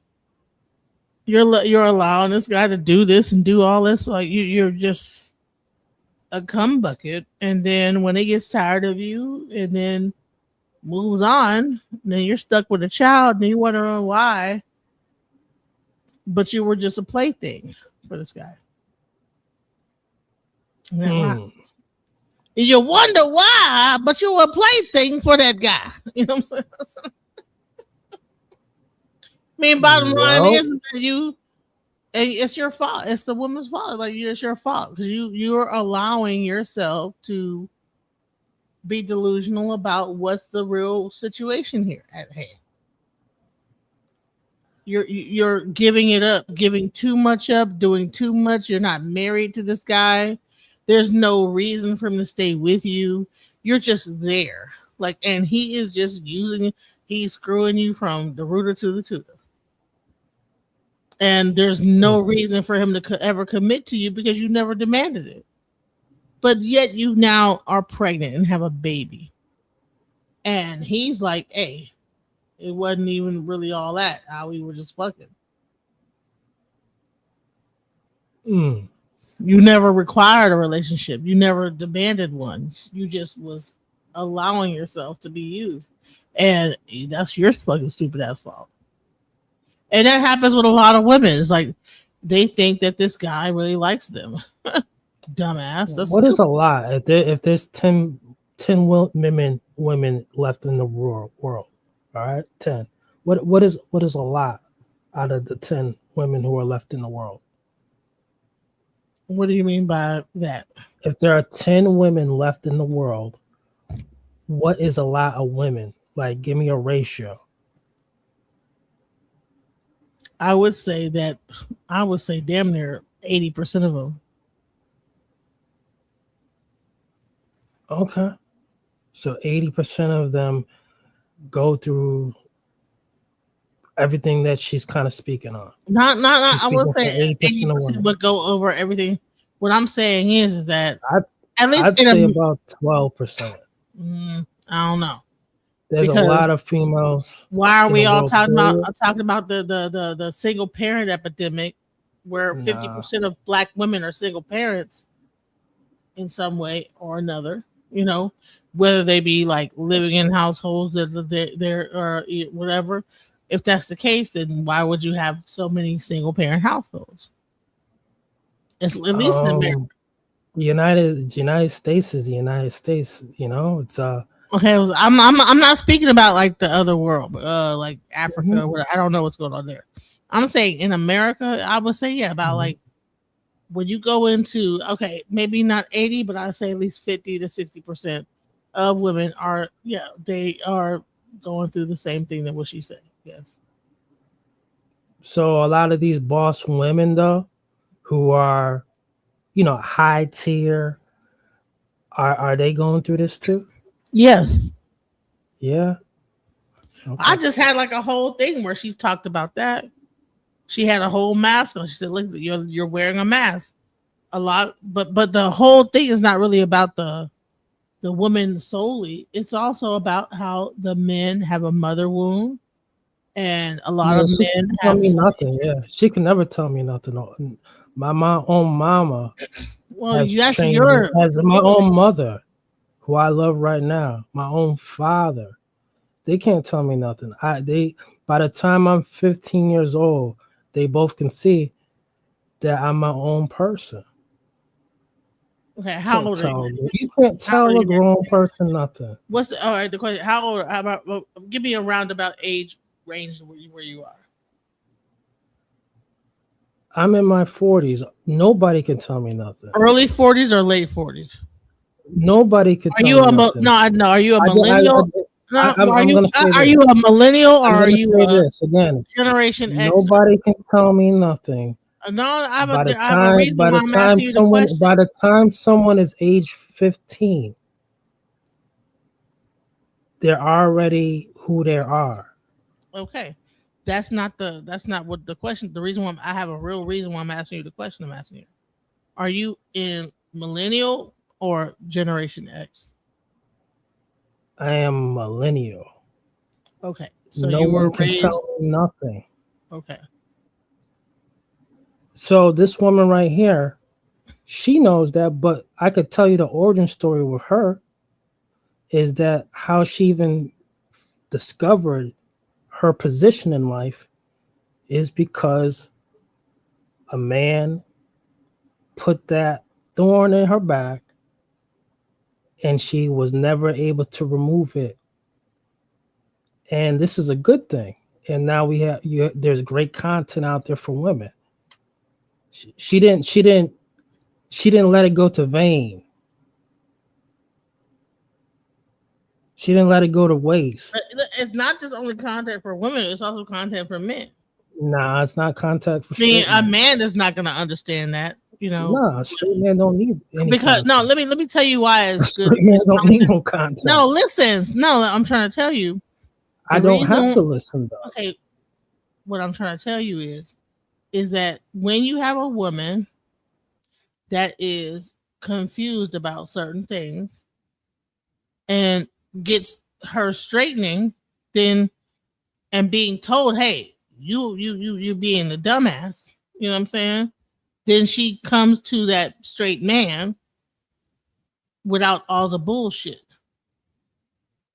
So it is good for men, for a content creator like this to exist, because all of the like coddling and all of the no, it's just no. You need to focus on yourself, which is pretty much what she's saying.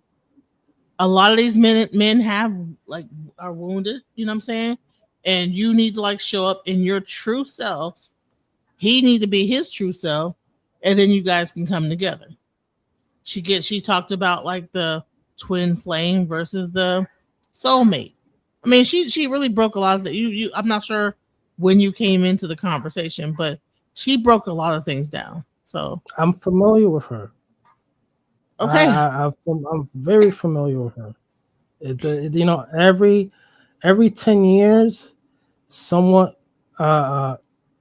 every 10 years, it appears every 10 to 15 years, it appears that there's some phenomenon where it's time to look back at the archives and people will discover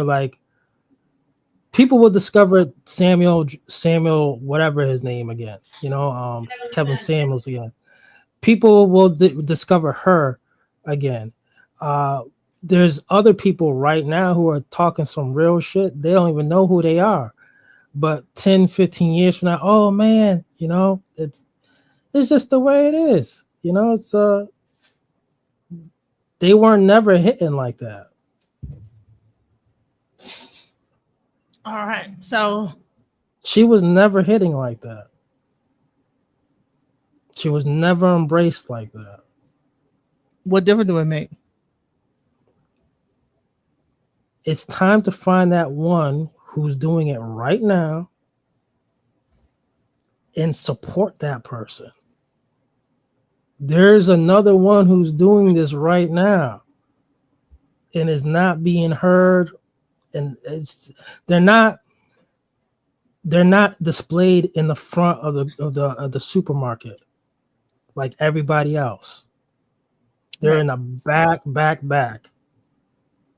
Well, when I find them, I will definitely display them. But right now, I'm going back into the archives of what she's saying, and that's what we're doing today.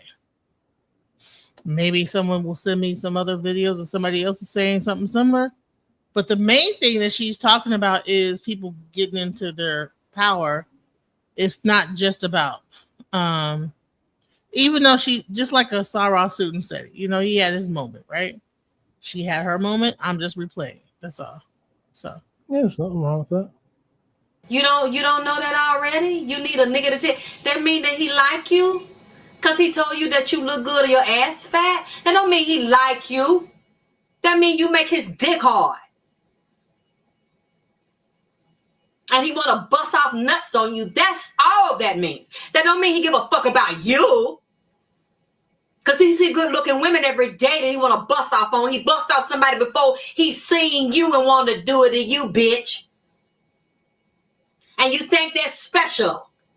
Because you think you special. That's the only way you get validation and approval if the nigga tell you cute. And you find he want to fuck you.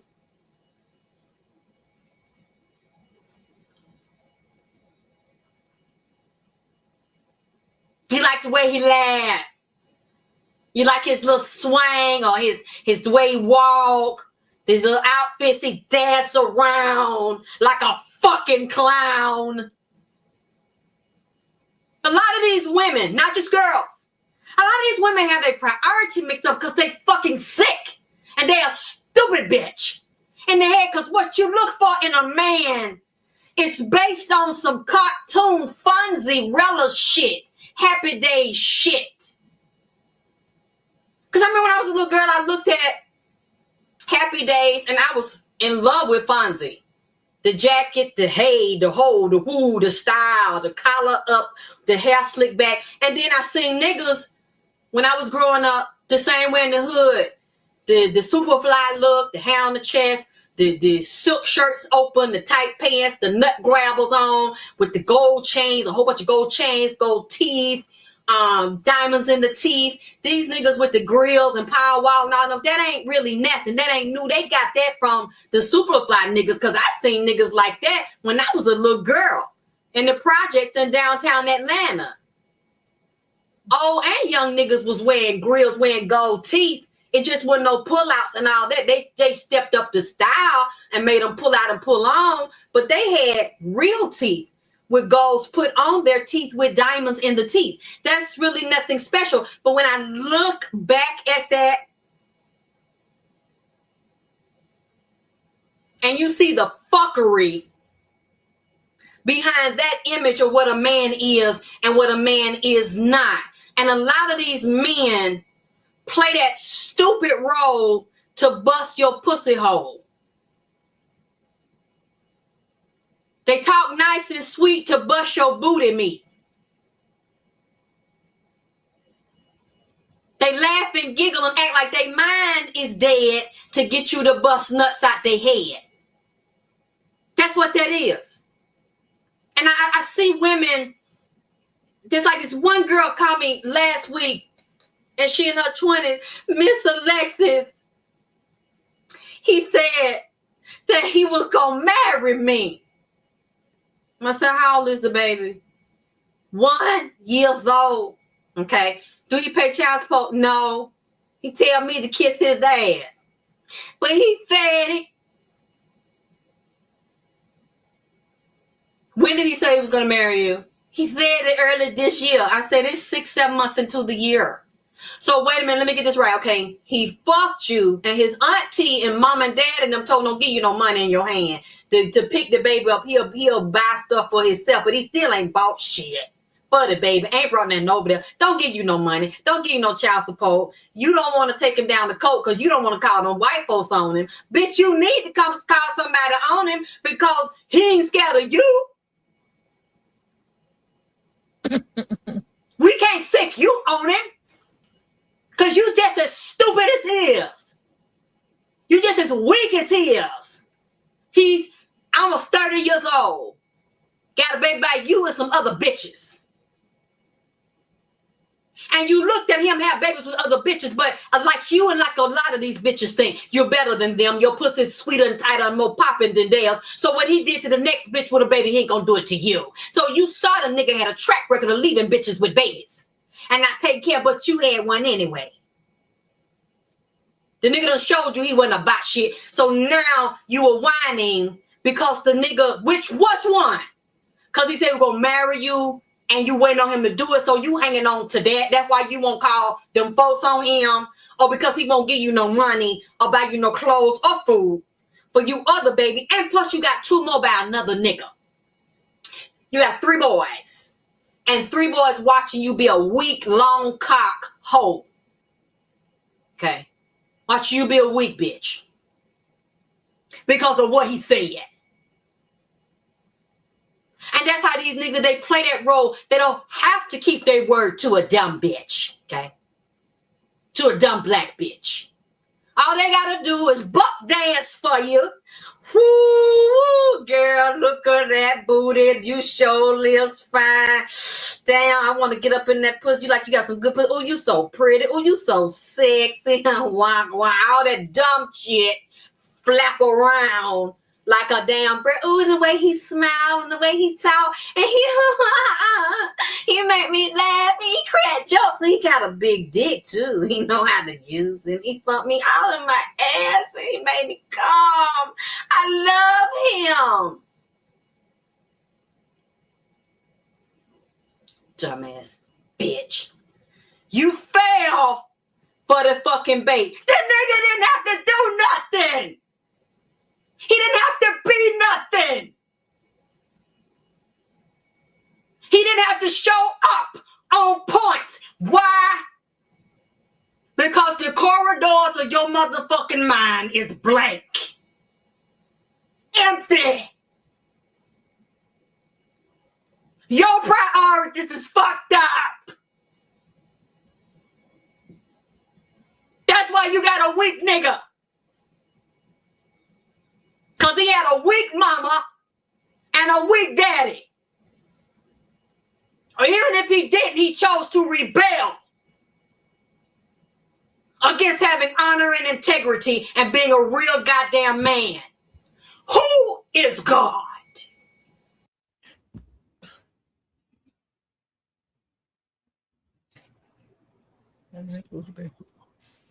I'm sorry. I'm going to say this. See, I was watching her when she first came out. Okay. And I believe that listen, just from me watching her and what she was saying stopped me from a lot of bullshit. You know what I'm saying? And I think that this new generation needs another person like this to say, listen, stop being a dumb bitch. Stop being stupid. Yeah, they won't listen to her.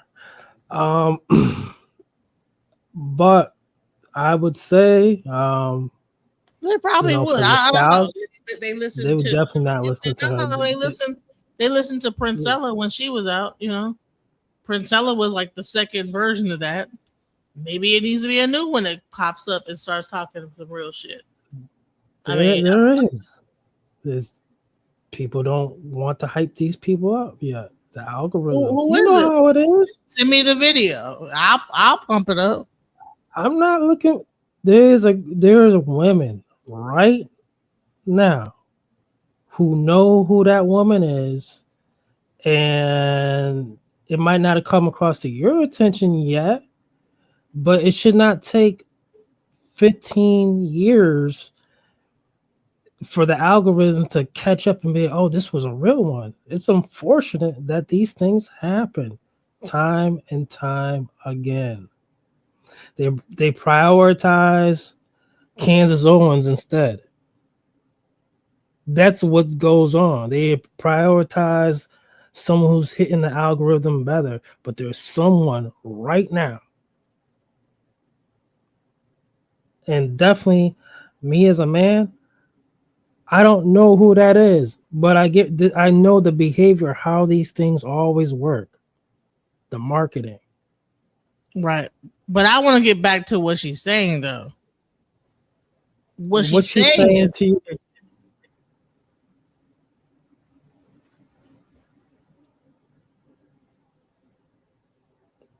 What is she saying to you? Who is God?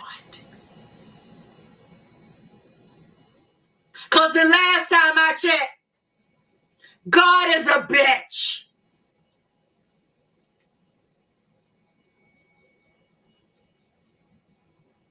A man has God in him too, but he can only go so far without you.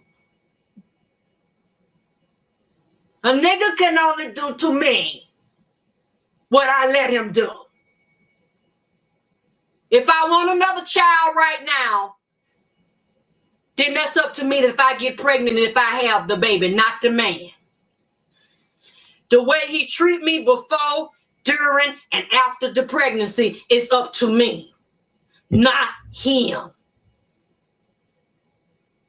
The way that baby eats, thinks, feels, moves in the bowels of the soul of your womb is up to you because you are God. You say, or you don't fucking say how the nigga is or is not gonna treat you. You say if you're a fucking hoe. You say if you're a dumb bitch. If you're a punk bitch.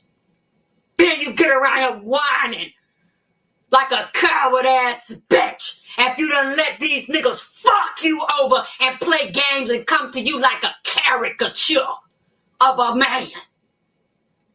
A goddamn cartoon character of a fucking mouth joke of a man. And then you cry to me. You cry to your friend. You're walking around here broken, carrying children by yourself, trying to figure out how to goddamn raise them. Because you didn't have your priorities in check when you laid with this nigga. Because you were not standing in your godhood. See, niggas go where you want them to go.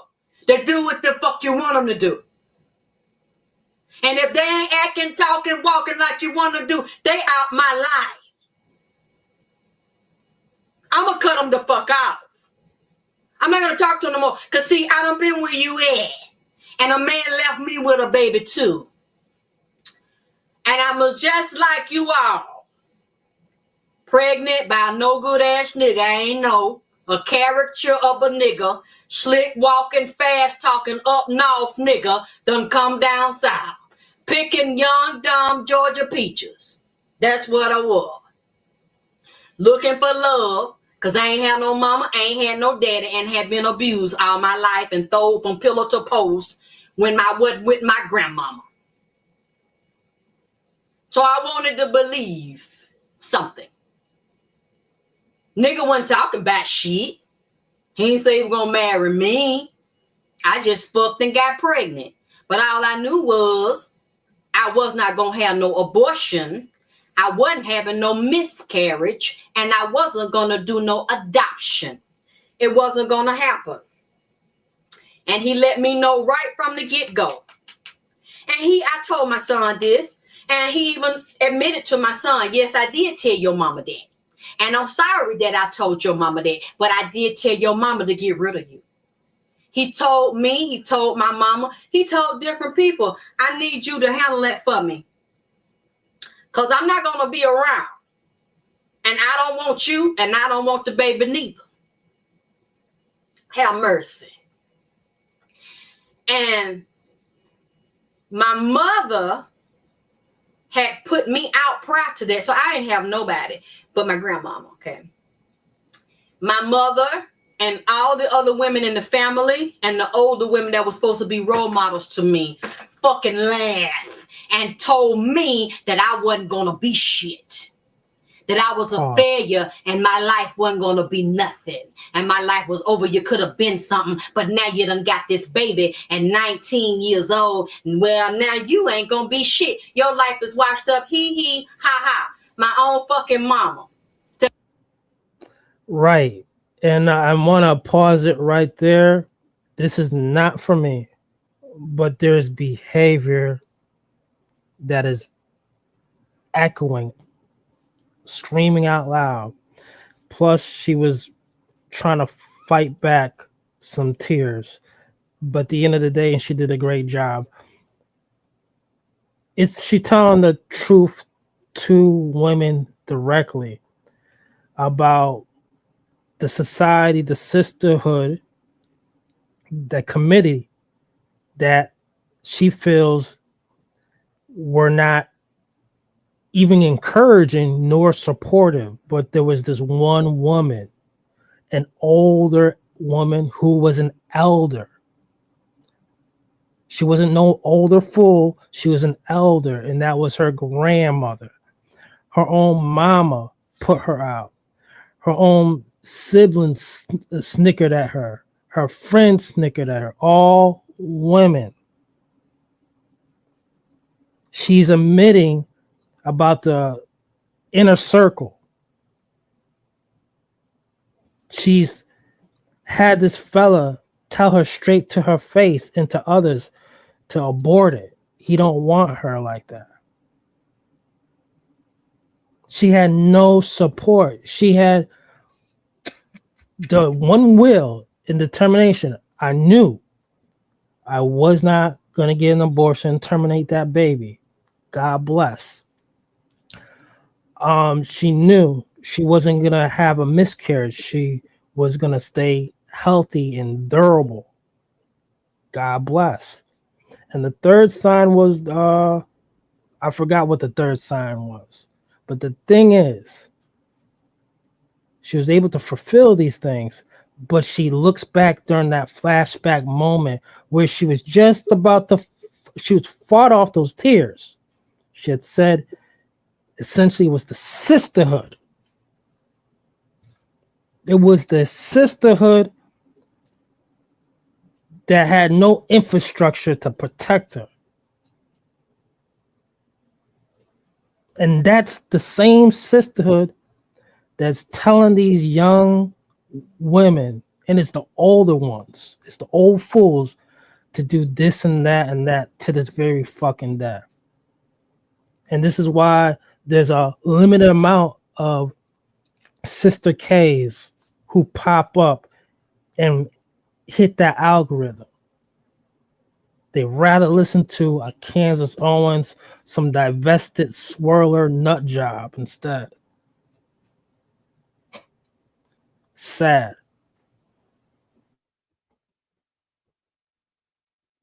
That are supporting me and saying, look, you made this mistake one time. Let me see how we can get you together, keep this baby. You go back to college, you get your job, you get your life together. This is not gonna stop anything. You're gonna go forward. No. I ain't have none of that. Nobody really supported me. I was by myself. And every day to me was a day that was full of depression, crying, a lot of sadness, and fucking eating. I got over 200 pounds. Because I felt nobody loved me. I wasn't about nothing. I had wasted my life. Everybody was telling me it was my fault that I picked a nigga that didn't want me. Niggas that wanted me that I didn't want was laughing and happy about this shit. Because it wasn't they baby. So they was glad to see that I was dogged out, and then nobody give me nothing. I know about the hard luck, the hard time, the food stamp. I know about all of that. I know about the welfare check. I done been there and did that, bitch. So what? But I never let a nigga caught me slipping no motherfucking more. And I ain't letting no nigga just go up in my ass and bust my ass out raw and leave me pregnant, and I don't have no trick. Because I don't have to. There's one thing I'm not going to lie to you about, even though I don't have to. It's none of your fucking business. And it's very personal, but I have never had a fucking abortion. Never. I see it. I never will. I see that.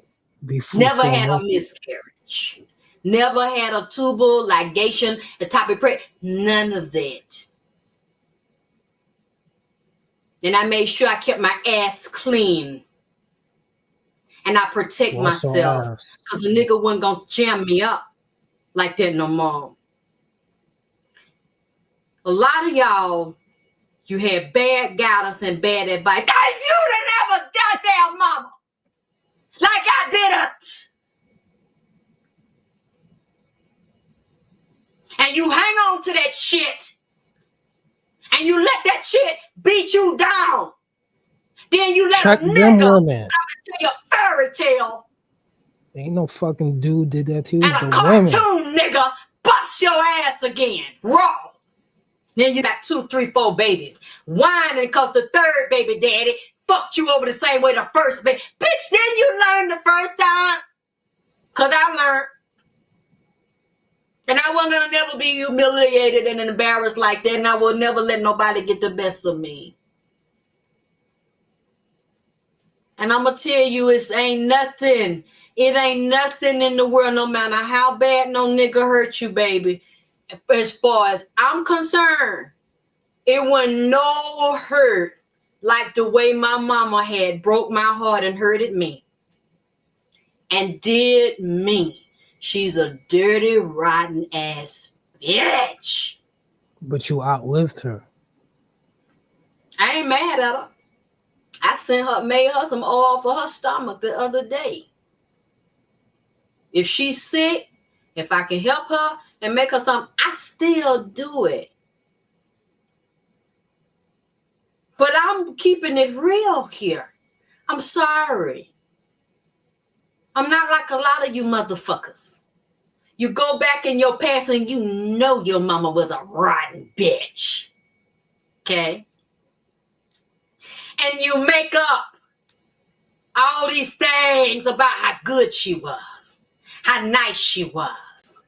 She wasn't there because she was at school better in her life. She wasn't there because she didn't give a fuck. Yep. She wanted to be with everybody but you. Mammy. Let's be honest.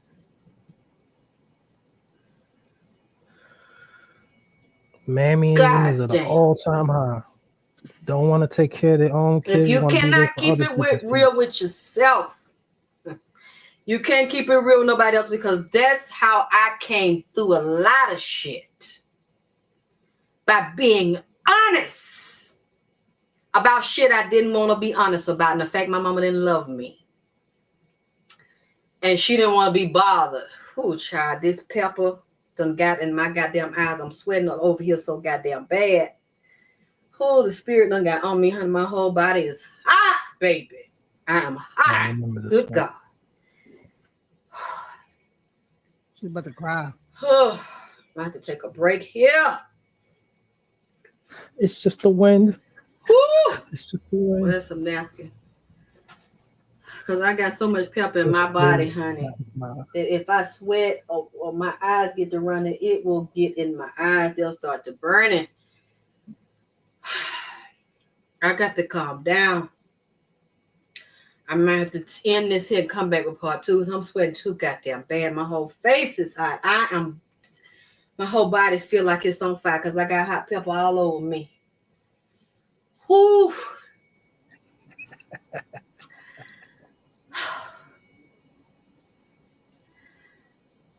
Those were things in life that I had to accept. And I remember my baby's daddy told me one day, come on, help us stop burning my eyes so I can talk. He said, it's one thing about you. He said, no matter how I wouldn't help you, and nobody helped you, and your mama, the way everybody did you. He said, and you didn't have nobody and nothing. He said, you was always determined. You just kept going. You wouldn't give up. You kept on fighting. And you didn't have no babies by no different means. God damn, I'm on fire. Whew, I was just getting in it. Jesus, I'm going to have to come back, y'all. I'm sorry. I can't have see. I'm going to have to take a break and come back in a few goddamn minutes. Let me get it together, baby. Ooh, honey, because it's These fire. bad girls aren't that tough at all. Oh, Everybody, never that tough. They're vulnerable to this very day. They smell like damn cookies. Trying Never to be finish. intimidated. Got to finish this here. Fellas, never be intimidated by no boss or bad girl. They smell like cookies. Oof. Sugar cookies. I'm At the end of the day. Child, I'm such a pepper addict that I put this stuff everywhere. It's like my eyes. I don't know if you can see them, but my skin is hot pink, bright red right now. Woo! My neck is burning for the fire. That fire, honey. That golly, ma. Ooh, that segment energy, honey, is rising up, and I got on red. But like I was saying, you women, after all this baby daddy shit done happened to you, now you got to decide what the fuck you gonna do about it. What is your game plan? Because it's obvious you didn't have a game plan before. Because the nigga fucked you over and you let him back in for some more. You went back for some more goddamn abuse. And you won't take action against the nigga. And you in the corner crying like a goddamn punk ass bitch. And he don't give a fuck about it because he sees you as no threat. A weak bitch that ain't got no shame in it mean you a weak ass bitch. You just a bitch with a baby. A black bitch with a baby on top of that. See, a lot of these black men don't like themselves. They don't trust themselves, don't respect themselves. And you picking the worst of the worst. You picking the ones that feel about themselves the same way you feel about your motherfucking self. Because it's clear you don't like yourself and you don't respect your cock much. You don't respect your butthole because anybody can dig in it. And they ain't even got to know you five motherfucking men. Ain't your asshole supposed to be something sacred? That's your first chakra. Nigga ain't even got to buy you no goddamn grits and egg. But they can bust you all in your ass. Bust it wide open enough that you can squat down and lay eggs at your motherfucking ass like a damn chicken. Because that's how big the motherfucker is. And you ain't even got to have no justification, a reason to justify letting a nigga go up in your ass. There's no deep spiritual, emotional reasoning behind it. Only that you know that you like to let niggas play poking bean in your ass. You know what's so crazy is like, even when I was hearing this back then, I'm like, so people are doing it in the ass like this? Hell yeah, for the But longest. then maybe that was a big thing back then. I don't know. But then I met this guy. He was talking about how in England how like they purposely focus on doing it in the behind so that the woman does not get pregnant or lose her virginity. Like they, and I'm like, what? Like, oh. On the East Coast, at one point, the Italians made the best pizza, then the Greeks, now the Albanians. But the Greeks, they will tell you, when you know who they are, they will tell you that yes, the mothers teach their daughters to save the coochie, spare the asshole. This is facts, and this is an ancient custom with them. Yeah, someone told me like that white people like they don't like allow someone to. They keep their virginity by like doing anal, and I'm like, what? Like, right, yeah. Or oral, and I'm like, oh my god, like really? That's why the low birth rates be happening. That and their race mixing. And so I guess now that that began to transfer into the black community at some point. And I was like, really? When she was talking about this, it didn't resonate. Like, you're letting people go up in your ass. What? Mm-hmm. So maybe back 10 years ago, this was a thing. I don't know. That preacher's wine. Preacher love touching them boys. Yeah, to me, there's no difference between an ass of a man and an ass of a woman. So if a man is really fixated on the ass, that to me is like a kind of like a homosexual thing, ideation. So especially if the man wants his booty hole, you know he's gay. Yep.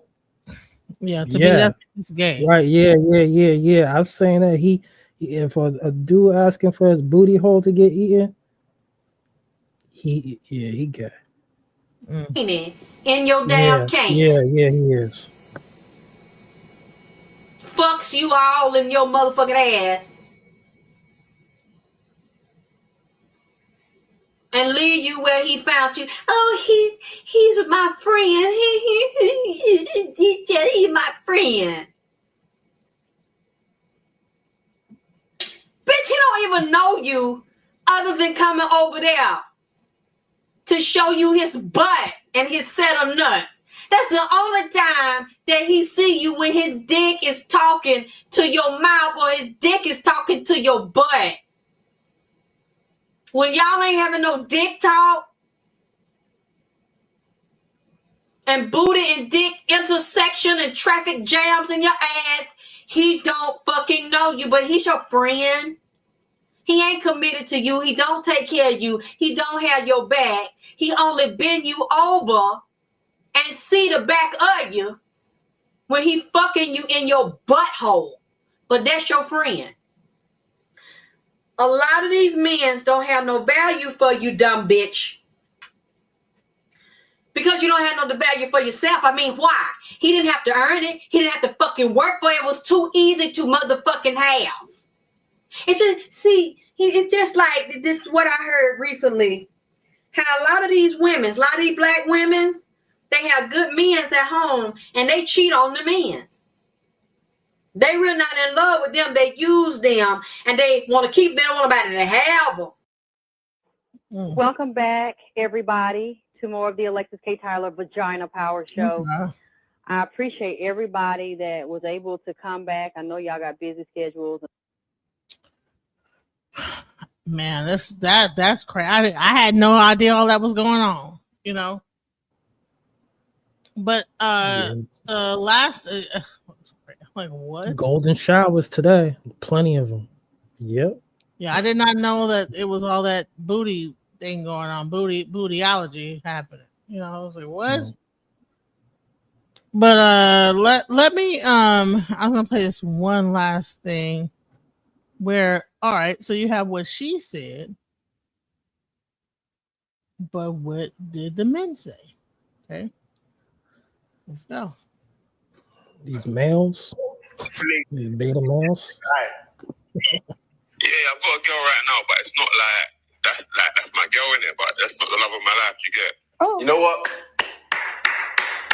I hear it. Don't let your girlfriend stop you from finding your wife. There are a lot of men that have no problem using you as a placeholder, using up your good childbearing years, using up your 20s, all while knowing the entire time that you are not the love of their life. I think it's especially evident in those long-term relationships that don't seem to be progressing. They've been together for 5, 10, 15 years, and that man looks like he has no intentions on ever marrying that woman. Sometimes they'll have a child with you and even marry you and still be looking for the love of their life. Some of them hate their own company, and they're only with a woman because they don't want to be alone. That's why they don't believe single women when they say that they're happily single, because they're not. I posted a video a few months ago about this man who said that he was entertaining all these women while he was waiting for the love of his life to become available. They are well aware they are wasting your time. This is selfish behavior. You don't want her, but you don't want anybody else to have her either. If you cared about her even a little, you would set her free so you can find somebody who actually does consider her to be the love of their life. Men will always put themselves first. I don't care if you just had his baby, you just got married, you guys have been together for 30 years. If he found somebody else, that's exactly where he's going to go. He goes on to say he just came back from a romantic Valentine's Day vacation with his girlfriend, and that night he had a romantic date planned for his new girl. I saw a video where a person said, "Why would I cheat on you? I don't even have the time." Honey, they make the time. Hey everyone, I am back. Welcome and welcome back to my channel. If you're new, my name is Maxine, and if you're a returning viewer and subscriber, welcome back. Thank you to everyone who helped me with my face situation. It's much better now, as you can see. But let me not ramble on. In today's video, we are going to be talking about you being a placeholder. You know what I'm talking about. You've been placeholders before. Some of you are still placeholders now. And I'm hoping after this video, you will find the courage to walk away from those situationships, because when I tell you these people are out here being so barefaced, they are just wasting your time until the person that they really want becomes available. Some people know these people already. They know them. Some people, they're very, very close to them, but they're still going to waste your time because they are otherwise in entanglements. When you're a placeholder in a man's life, you're temporarily filling a position until your replacement is found. And I know that sounds horrible and fucked up, but that's the reality of being a placeholder. You're just occupying space until that woman who he truly wants to be with comes along. And that's because you're not a priority, you are an option. Placeholders are never priorities. So here are a few ways to know whether or not you're a placeholder in a man's life. And if after this video you notice that you're going through some of these things, do yourself a favor, block and disappear, because that man is just waiting to replace you. The very first one is you lack emotional and deep connection. And that's because men who view you as a placeholder, they're not going to bother to connect with you. They keep things very surface level, very surface based. The convos, the interactions, they're all extremely superficial. If he sticks to small talk and he dismisses anything that you have to say about connecting mentally or emotionally, you are a placeholder. Another huge sign is that he avoids talking about the future with you. And you've been talking for months now. I'm not talking about a man who you barely met, it's been a week, and he's talking about making future plans with you. That's love bombing, that's future faking. I'm talking about a man who you've been talking to for a while and discussions about the future never come up. Which brings me to my third point. A lack of progression is also another sign that you're a placeholder. If you don't see any growth and you notice that it's really stagnant and it's not evolving or going anywhere, oh yeah, you're a placeholder. Get out of there immediately. If you feel like an afterthought in his life, you're a placeholder. If he's never made you feel like a priority and he always has you at the bottom of his to-do list, puts literally everyone before you, social events, co-workers, friends, family, all that stuff.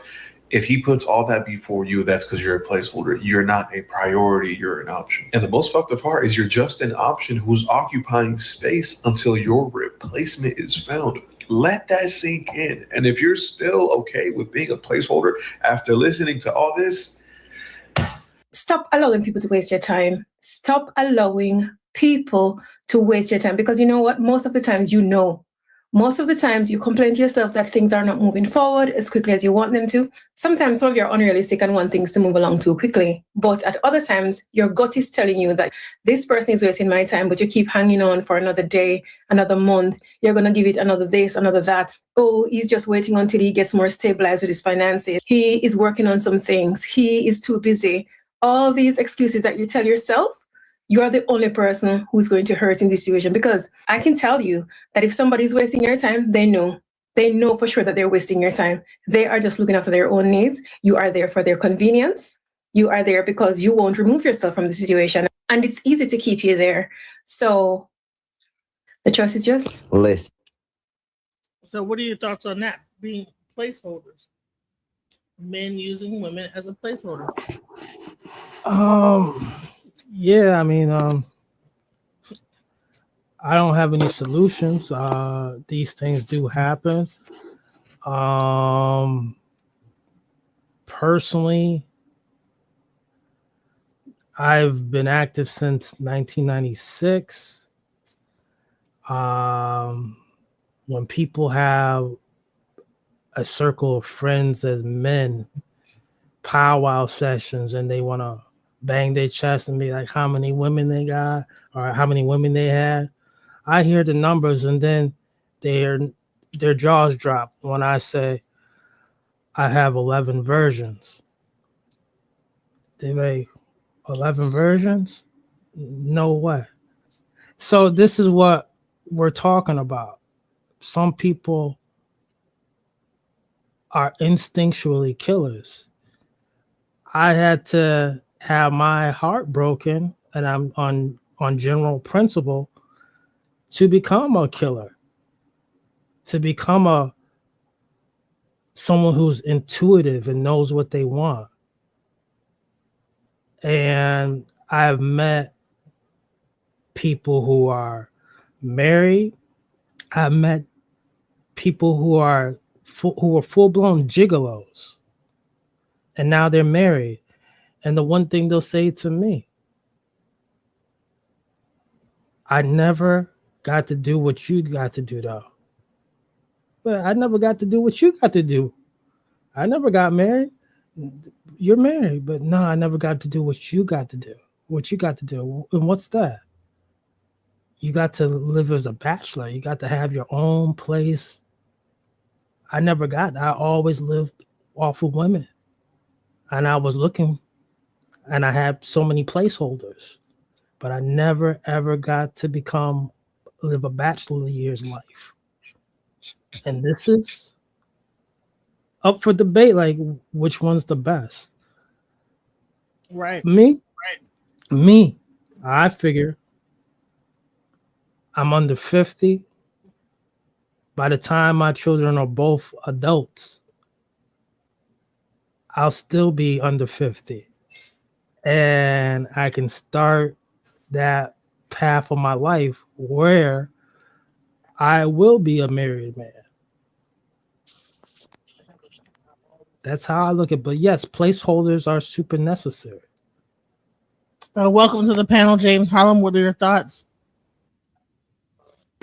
Thank you. Well, I wanted to hear the part when the young lady was going to speak about how women have good, decent dudes at home and they're still cheated. I don't know if you played her comments on that, but her experience and the way she expressed it, I mean, she seemed genuine and it was captivating. Which one? I forget. That was really way earlier in the conversation. Yeah, the light-skinned young lady who had issues with her family, and she still persevered. Also, Alexis K. Tyler, or somebody else. The light-skinned, she was rather beautiful young lady whose mother didn't support her and had several men. Alexis K. Yeah. You know, it's interesting because her stuff, you know, that stuff was like from like 15 years ago. It's fine. It's hard to find everything. I'm trying to piece it all together, but I'm gonna try to like actually reach out to her and actually have her come on the show because it's hard to find all her stuff. He wants your perspective, though. Yeah, I was particularly interested when she was about to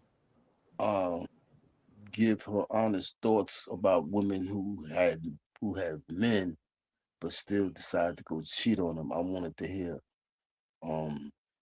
basically what she was going to say about that because she seemed very insightful. Well, I have to like get back in touch with her because, like I said, a lot of her shows are gone now.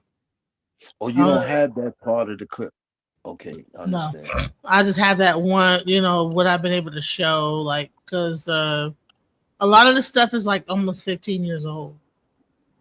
The stuff with her is like 15 years old, so it's still pertinent, though, at least to me. Right, it's a very good, very, very, very pertinent. You know So, do you have your own like a set of like intuition, DJ Genesis, to like what he just asked? Like, why do you think that when a woman has, or some women have a good man at home, they want to be like that woman from the movie Temptations, the Tyler Perry movie? And I've never seen that movie. Or they want to be like that woman in the Tyler Perry movie, the Family That Prays. She had a good man at home, and she still wanted to fuck around with Mr. Cartwright. Why you think that is? Because I think a lot of times is that you could be with a guy and a guy can be with you but not with you. You understand what I'm saying? So that means that you might be cooking dinner every day, doing everything you need to do as a woman, but then the guy is not emotionally invested anymore, and it becomes very dry. The relationship, and so you are trying to find some kind of connection somewhere because you're not getting it from your husband. So that's where you get. See, women cheat emotionally, men cheat physically. So a lot of times when you see a woman cheating, it's because the emotional aspect that in the relationship is gone, and you're just in a relationship, so to speak, but your emotional needs are not being met. So therefore, you go outside of that marriage to get those needs met. So you might meet a younger guy that's a little bit more emotionally intelligent or whatever it is, but that person might sweep you up off your feet, and next thing you know, you're cheating and doing all kind of other stuff. So yeah, that's what I believe. Well, I'm glad you said. I mean, you put some nuance to it. You wasn't, like absolute about it. And there's also, from my experience, some people are just selfish. That They, too. yeah. I mean, I had instances where, I kind of put my all into my situation. And we also have to like think about the archetypes of women too. You do have like a woman that's kind of whorish, just period. Yep. Not all, but then you might have that other woman that's a ride or die. So a lot of times, but here's the thing: because of male nature, they're more attracted to the woman that might be more whorish. But after time goes on, that sexual thing wears off, and what are you left with? You're just left with another person that whatever that sex aspect was goes away, and then you're left to deal with just the shell of her, and then that's when you go out because you're not getting fulfilled, whatever. So I think a lot of times it's like really a matter of the archetype of the woman. Like a certain type of woman is not going to ever cheat on her man.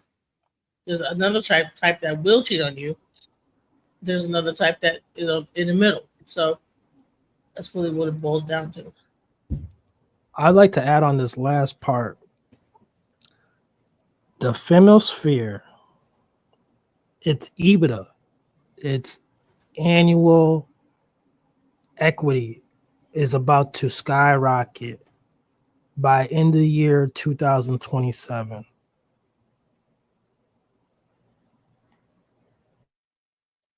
Can you explain that? Do you know what the femosphere is, sir? Though? I'm guessing it's the opposite of the manosphere, and from what I gathered, those guys are like basically women haters, and they express it and they get together, and it's like the He-Man woman hater club type deal going on. And I'm imagining that the femisphere is the same thing for women, or they have the same Correct. sentiments. Yeah, it's picking up, being so much marketable. Like every channel just about every channel now is Femisphere related. Wow. I was on their marketing stuff is incredible. Yeah, it's sad either way you put it, because It's I was sad on. too. But yeah, it's to watch out though. It's about to take off. You think? Well, Genesis, you got some work to do. Genesis, you got some work to do, because you are a real woman. Yeah, you are a real woman, and I don't know you, but from the moments I had to be on your panel or listening to your show, I see that that's your essence. You're not perfect, nor am I, and nobody who watches it or anything who's perfect. But I see you strive to be the best person you can be, and you're genuine, and I appreciate that. And that's why I say you have some work to do, because we don't need, extremists, we need rational thinking people. And it's irrational for anyone to just hate the opposite sex because of whatever experiences that they went through in their life. That's crazy to me. I agree. I had my heart broken so many times. Might have broke a few hearts myself, but I'm never going to give up on the happiness that I received from women. And I make that paramount in my life. And I'm glad to say that I wasn't as fortunate as some of these people, some of these men who come to hate women or just only can see the negativity. It's just crazy to me. But that's I just me. agree. I want to say that I think you were saying this the last time I was on too. I think I went first and then you went second, and you said something even more powerful. But I never got to say I'm an Aquarius as well. And but the one thing I like to point out that yeah, because you beat me after that on that. I was like, damn, I forgot that. No, I was But I'm clowning an you, bro. Aquarius. No, I Yeah, was I'm an clowning you. Aquarius I as was well. clowning you. I was And because it was funny. So I'm sorry. Go ahead. But I was gonna say this: I love women. I've had my heart broken once in the past, and that was enough. But I know for certain the the headaches, the migraines that I have caused out here in my old age, when I get older, it's either I'm gonna die alone, be thrown in my kids one of them gonna take care of me, or if I'm lucky, or I'm gonna be thrown into a convalescent home. And but at the same time, so I'll be wondering, like, I have to have my game right in the next few coming years. Like, where do I go from here? But love has always been the answer to me. Like, there's nothing like that. And there's nothing like there's nothing like monogamy, in the sense of that I guess this is who I want to be with, forever. Yeah. I was thinking about that That's song. Gregory Hines and was it Luther? There's nothing better than love. What in the world could you ever be thinking of? Was it Luther? It was Gregory Was it Luther? Hines. But that song, yeah, that's the perfect sentiment when it comes down to it. And I agree with you, bro. Had I knew what I knew now, I might have been one of those dudes who got married 14 times and shit if it didn't work out. Yeah. Yeah. I mean, because, I'm similar to you. I never been married. I want to be married. I got somebody who I coming close with, but I'm not in their vicinity. So that kind of is putting the cancellation on that. So, and deep down, I feel that it might have not been all that I wanted to be.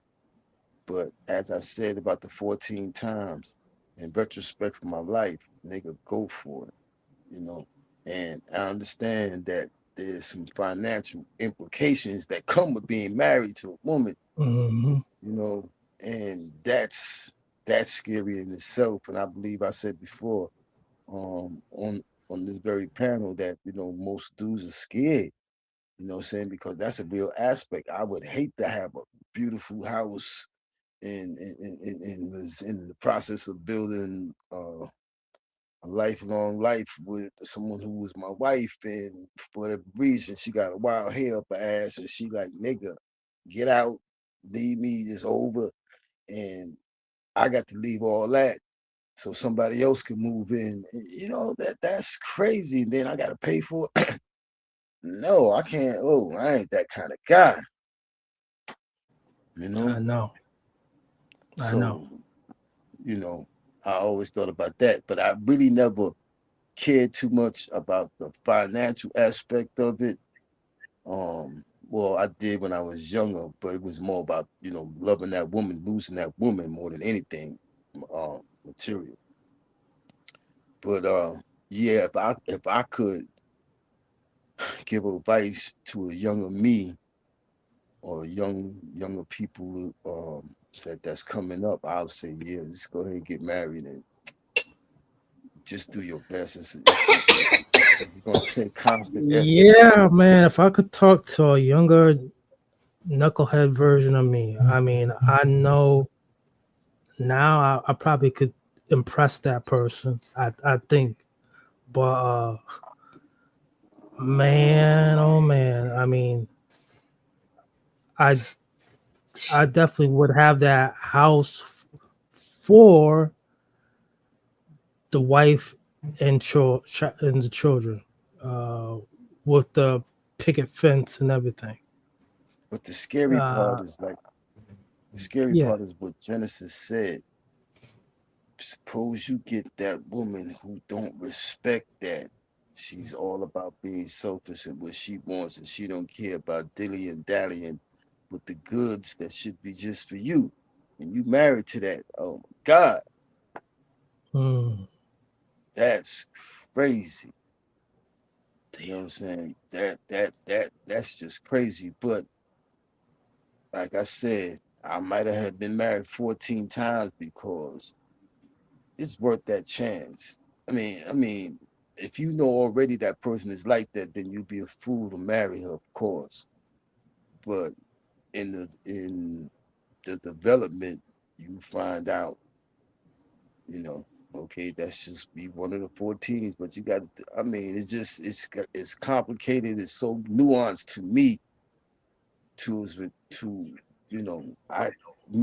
you, Genesis, we just don't have all the answers. I don't think we ever would be able to come up with all the answers. Right. And the young generation, though, man, I mean, they I don't think they're ready for all what's about to happen. And like I said, I'm gonna have to eat up this retirement fund myself, maybe, and live my best life as a married man, because they're gonna have to find their own way, maybe. Well, it's a lot of these children, many of them, they're gonna have to really find their own way. But I would suggest that anybody who's fortunate enough, any dude who's fortunate enough to have a woman who have their children, I would tell them to go ahead and take that plunge. And especially if she's a ride or die type of woman, what is you doing? I mean, whatever is out there, I mean, it's out there for a reason. What you have inside, I mean, that's what you should nurture. I would advise anybody who have children with a woman, if they can live together, or they don't think that they would harm each other, that they go ahead and try to work for it. It's something that you have to work for. I found that any relationship is not easy. It's nothing easy. You know what I'm saying? There's got to be some give. There got to be some take. It's just how life is. You know what I'm saying? But there's just something that just has to be done. I'd rather be consistently happy, or have a woman consistently in my life than the inconsistencies or years or the periods without them. Because I know me as a man, you know what I'm saying, I ain't got no blow up dials, and I don't want to be jacking and all that crazy shit. I like to be pleased by a woman. So, I mean, what I'm saying is I don't have that kind of perversion going on. So I got to be with a woman, in order for me to be, sexually released. I don't like kicking it like that. But yeah, so It's It's the difficult. only way. You're not saying nothing that's criminal. I gotta back you up on that. You're not saying nothing that's criminal. Right. And I think that'll erase a lot of the perversion going on, because I can't imagine being the kind of guy who is not attractive to women, and that yearning. I mean, I'm fortunate that I didn't have that problem. If anything, the problem would be finding the correct person to say, yeah, I can definitely marry you and deal with whatever ups and downs. When I was younger, there was no ups and downs. I was like, we're gonna do this right, or it ain't gonna be done. It was like I was a little bit too strict in my spirit.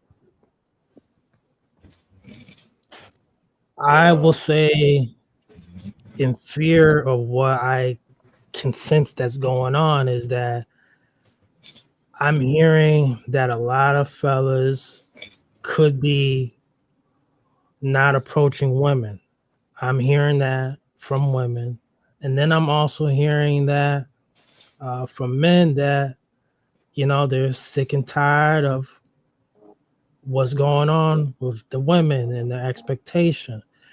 Well, my fear is that a lot of these women don't realize that the transgender is co-opting them. And a lot of these fellas who are younger, the young ones, they're so drugged up and everything like that, and so open-minded that they may be pursuing a whole alternative life that is not procreative at all. Yeah, I'm thinking that's a minimal. I mean, A minimum. minute number. I'm thinking that's a minute number as far as the fellas. I do agree with the transgenders having an agenda. Most dudes, I mean, they just not on it like that. No.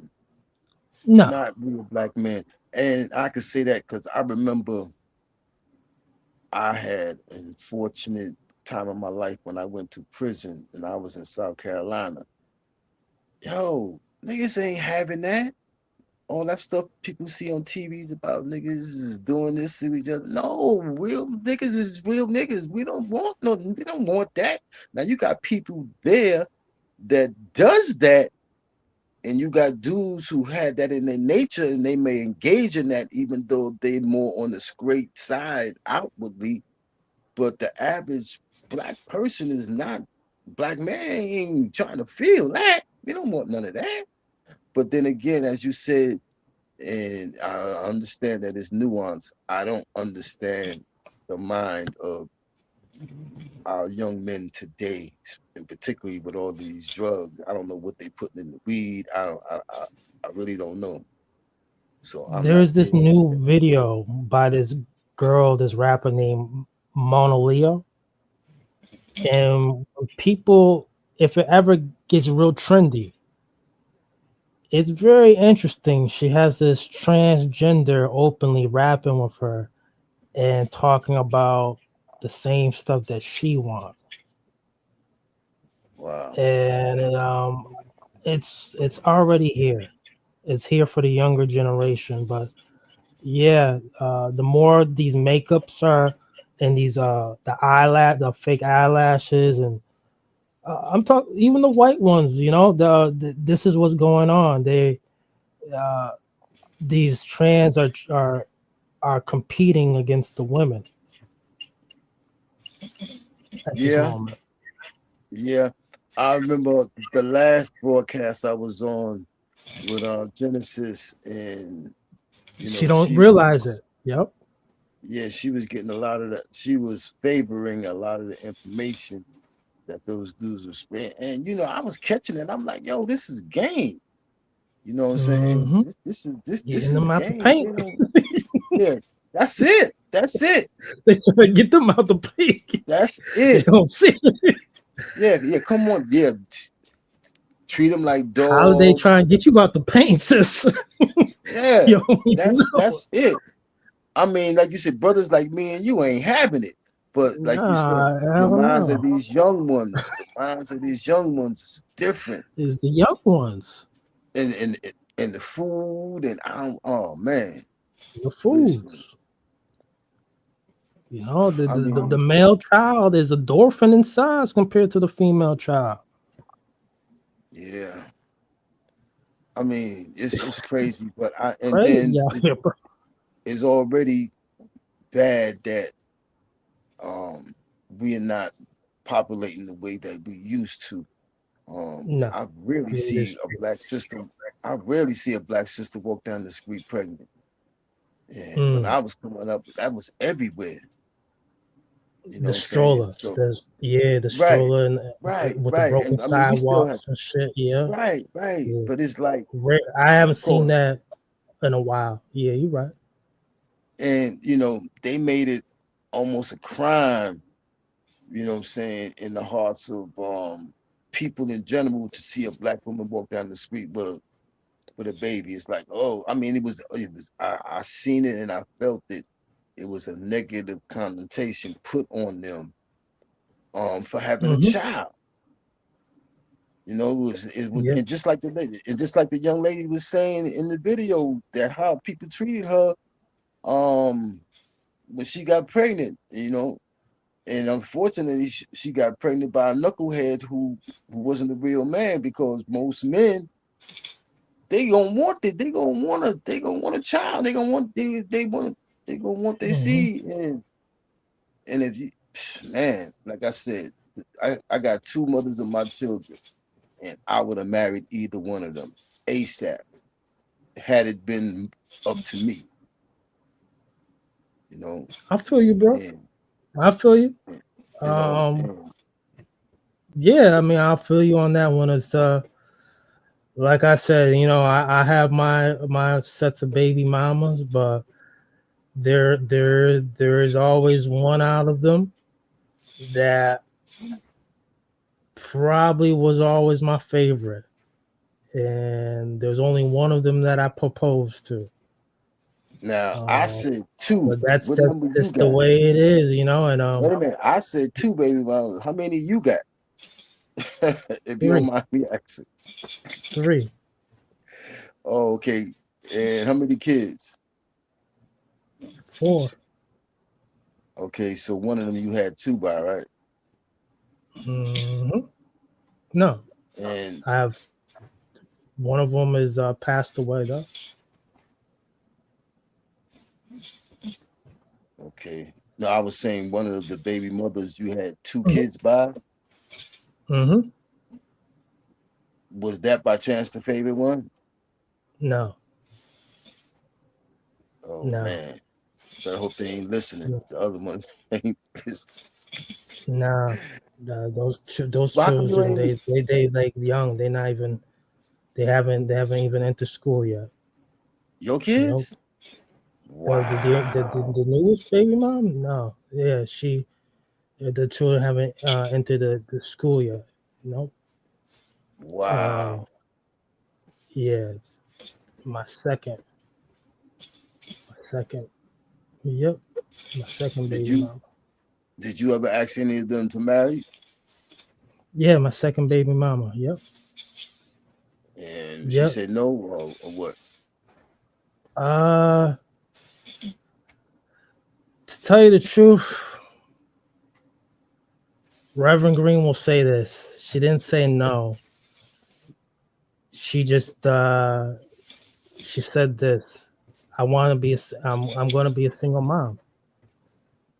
Oh, and so I looked at her and laughed. It was just like Paul McCartney interview with Michael Jackson. And when Michael Jackson told him, I'm gonna buy the Beatles catalog, and Paul McCartney was laughing. That's how I looked at her when she said she's gonna be a single mom. I was just laughing. Dead serious. She was dead serious. Yeah, she's not joking. She didn't joke. She was not. Yeah, it's just the way it is, Yeah, The first two heartbreaking to baby me. mamas are older than me. First two baby mamas are older than me. This one is much younger. The new one. Yeah. Yep. I definitely would have married either one of my first baby, the first mother of my oldest son. When I started dealing with her, she was in love with somebody else, but he was on smash. He was on lockdown. And she was basically waiting for him. And in the process, I'm like, okay, I was at the age I thought I couldn't have no kids. So I was just basically enjoying life with her.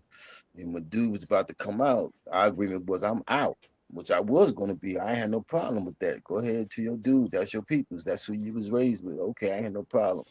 But she got pregnant before he came out. And that threw a wrench in that whole plan. Because I didn't think I could have no kids, and I'm a family oriented in my heart person. So yeah, I'm like, okay, now I want to be with her. I'm like, yo, this nigga, he got to kick rocks. You know what I'm saying? But that ain't how it went down. But her, I definitely would have married. Especially when she was having my kid and I knew it was my kid. And I would have did my best by my marriage. I knew I would have, but it wasn't meant to be. My other baby mother, who got two of my kids, it's a similar situation. She was already married, and her dude was on smash. Yeah, See, right. they don't know what be going on. Yeah. So,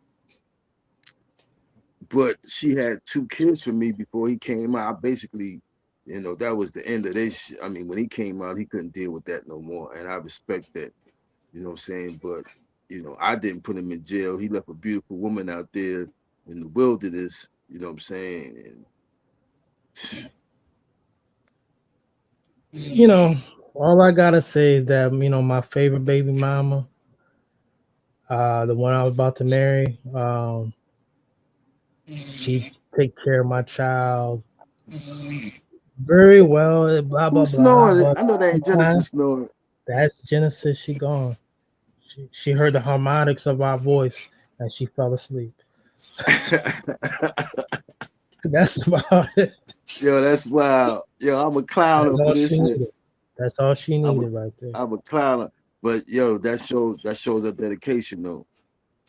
You know what I'm saying? She trying to make it happen. But yeah, man, hey, yo, listen.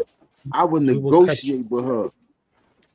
But the one that you want to marry, you know what I'm saying? Just let her know that, listen, whatever it is, man, just especially if you love her and you ain't got nobody else. She was the love of her life. Dude, wait. Am I hearing this? She was the love of her life now. She had the thing is, Mr. Harlem. Okay, I got you. No,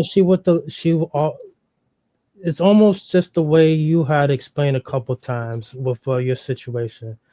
There was a previous gentleman who was a married man, and this is way before I was involved with her, and they knew each other for over a decade, maybe longer, and he got divorced finally, but like I said, I had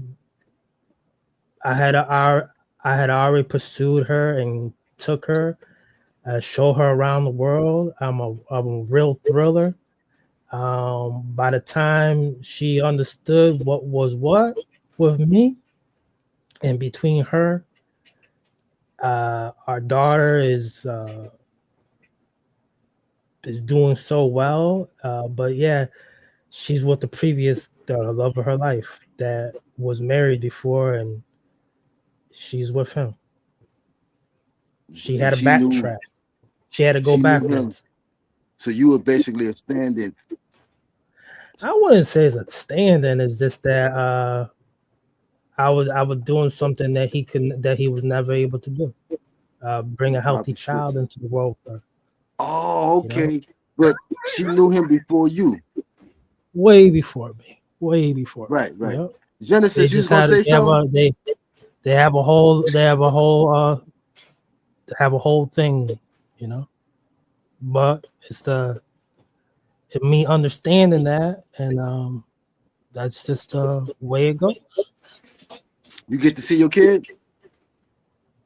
Not as much as I want to. Wow. Not as much as I want to. But it's always a work in progress. We're basically a stone throw away from each other in miles. Oh, that's cool. Yeah, that's cool.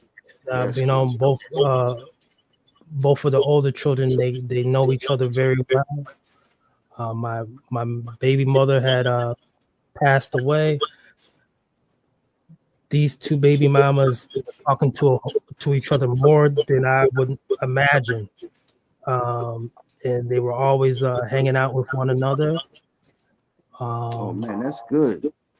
You know, my baby mama that I'm speaking of now, she knew I already had a child on the way with another woman. You know, and she still wanted to be with me. But yeah, it's just the way it is. So I wanted to play a little bit more of the man that don't want you from Alexis K. Tyler, because I think that a lot of women are suffering from this. Like, how do you know when a man doesn't want you, right? Mm-hmm. So you're awake, sis? Okay. I fell asleep and I came back. I was awake. Okay. Was I snoring? Yep. Oh, I'm sorry, guys. You got a cute snore. Trying to do the best I could to take care of my child. Niggas want to ride up in the ghetto with a fucking Cadillac and a goddamn Mercedes, and I'm supposed to fuck you for nothing? Now, I'm not encouraging prostitution here. I'm not saying that we should all get on Craigslist now and whore and suck dicks for money. But if a man really cares about you, and he is your man, and he's going to be with you, he's not going to have everything skeet off in your mouth and leave you with nothing like he found you. Yeah. And he's not just going to come play with your ass and disappear until he wants to show up. A man will respect you. He will look at and survey the position he found you in. And even if you have money, he will still do things for you. He will see you. You don't have to tell him you're hungry. If he know you by yourself and you got 3 children, you're not going to have to tell him that they need food and shoes and clothes, because he knows you have 4 mouths to feed, the 3 plus your own. So that means you need a reserve of money. You need a reserve of food. You need 2 freezers. Because my grandmother raised me and my half sister when we were little. My grandmother had a regular refrigerator with food. My grandmother had a big deep freezer. She always had a reserve. She had a reserve pantry with canned goods and enough. She had at least 5 years supply of canned goods in there. You could hardly walk through her pantry, even though we lived in the ghetto. And then she had a garden. There was a reserve on the side of the building. And then she got welfare checks and food stamps, and she worked a little side job that the welfare folks didn't know about, got a little cash on the side. She was always building a reserve. And even my granddaddy and other men that came by, I saw this. They knew they had to put money in my grandmama's hand. They had to pay her bills because she always kept, they didn't know she had a welfare check and food stamps. I would see my grandma was slick as hell. She had to hustle. She'd get her little side money. Her men gave her a little side money. She didn't fuck nobody in the house. They didn't spend the night in the house. So we knew if grandma fucking sucked. That went on when we wasn't even around. We didn't even see or hear about it. I didn't even know anything about it. And I would see her. She said, nigga, give me my money. They would have to drop her off at the curb market. You gonna stay here? Because my granddaddy drove cabs. So he would have a certain amount of time on the meter. He would take her where she had to go. I would see he would buy all her stuff. He would give her money. She would put them, she said, come and get the groceries. We get around the corner. My grandma put that money in her titty, take them food stamps out, go spend them food stamps, and she had that reserve. Because she had 2 children to feed. We weren't hers, but we were hers. You know what I'm saying? Because she was better to us than my mother. She knew she had to provide for us. She had to have a reserve. You've never said anything like that to me. So I don't consider that prostitution.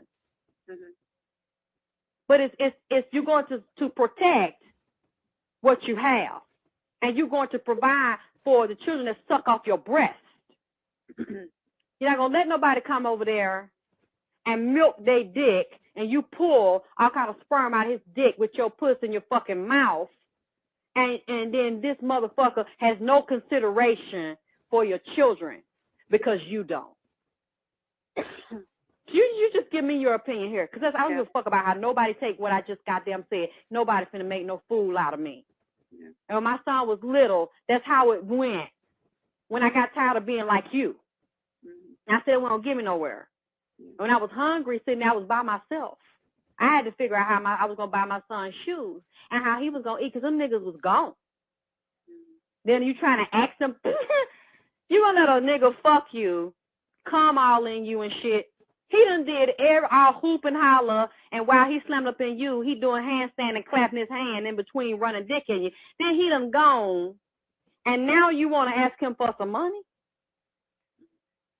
Why should he give it to you?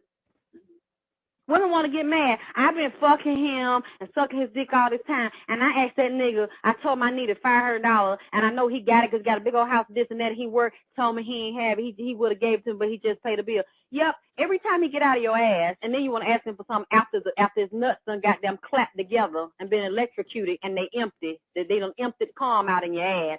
Now you want to ask him for some money, and you get upset because he always says no, because you're stupid. Now, if you want to be a hoe, you like to fuck, go ahead. But don't be stupid. You get him when his nut is nervous and they going through all kind of anxiety when he wants you to milk his dick and he want a goddamn bird. When he's standing there having all kind of seizures and shit because he wants some pussy or some head, he can't goddamn get none. If you want something, just like he wants something right then, that's the time to get it. But don't get upset now. After he done got everything he wanted, he relaxed, he calm, he breathing relaxed and easy at a steady pace, because he done shot cum, he done splattered it all over your pussy wall, and he done spray painted your damn throat and face with it. Now you upset because you can't get and take your children shopping or buy them no shoes or buy you no goddamn can of beanie weenie. Or none of them damn poke and baked bean where that dog be on that commercial talking to his owner. He won't even give you that. Don't get mad. Because it ain't him. It's you. Now you tell me, where are we at this point? Because after today, I don't want any more emails complaining about it. Because if you stay and let him do all these kind of tricks up in you, and you're not getting anything, and getting what you want, don't blame nobody but yourself. Yeah, and I'm not blaming him. I realize it's me, and I just was, just my man so fucked up right now. I just can't think of what I need. No matter if it's fucked up, it's because you let it, because you already know what you do, and I know what you're feeling, because I've been caught up like that too. I knew a nigga wasn't shit. Nigga didn't want me. Made it very clear he didn't want me. I didn't want to let go because my emotions were involved. I knew how I felt. It was very difficult to see that it couldn't be anything in his mind, or it never wasn't going to be nothing because of what I felt and how long they kept dealing with me. And I feel like, well, they must care. They must feel something for me because they still keep coming over here having sex with me. And I'm not saying he doesn't care about you, because men can still have feelings for you, but still not want to commit, really not want to go where you want them to go. And men don't respect easy pussy. They will take easy pussy. They will continue to fuck you until they get tired of you, or until you get tired of them when you see this not going to be what you want it to be or what you thought it was going to turn into. But they don't really want a weak woman by their side.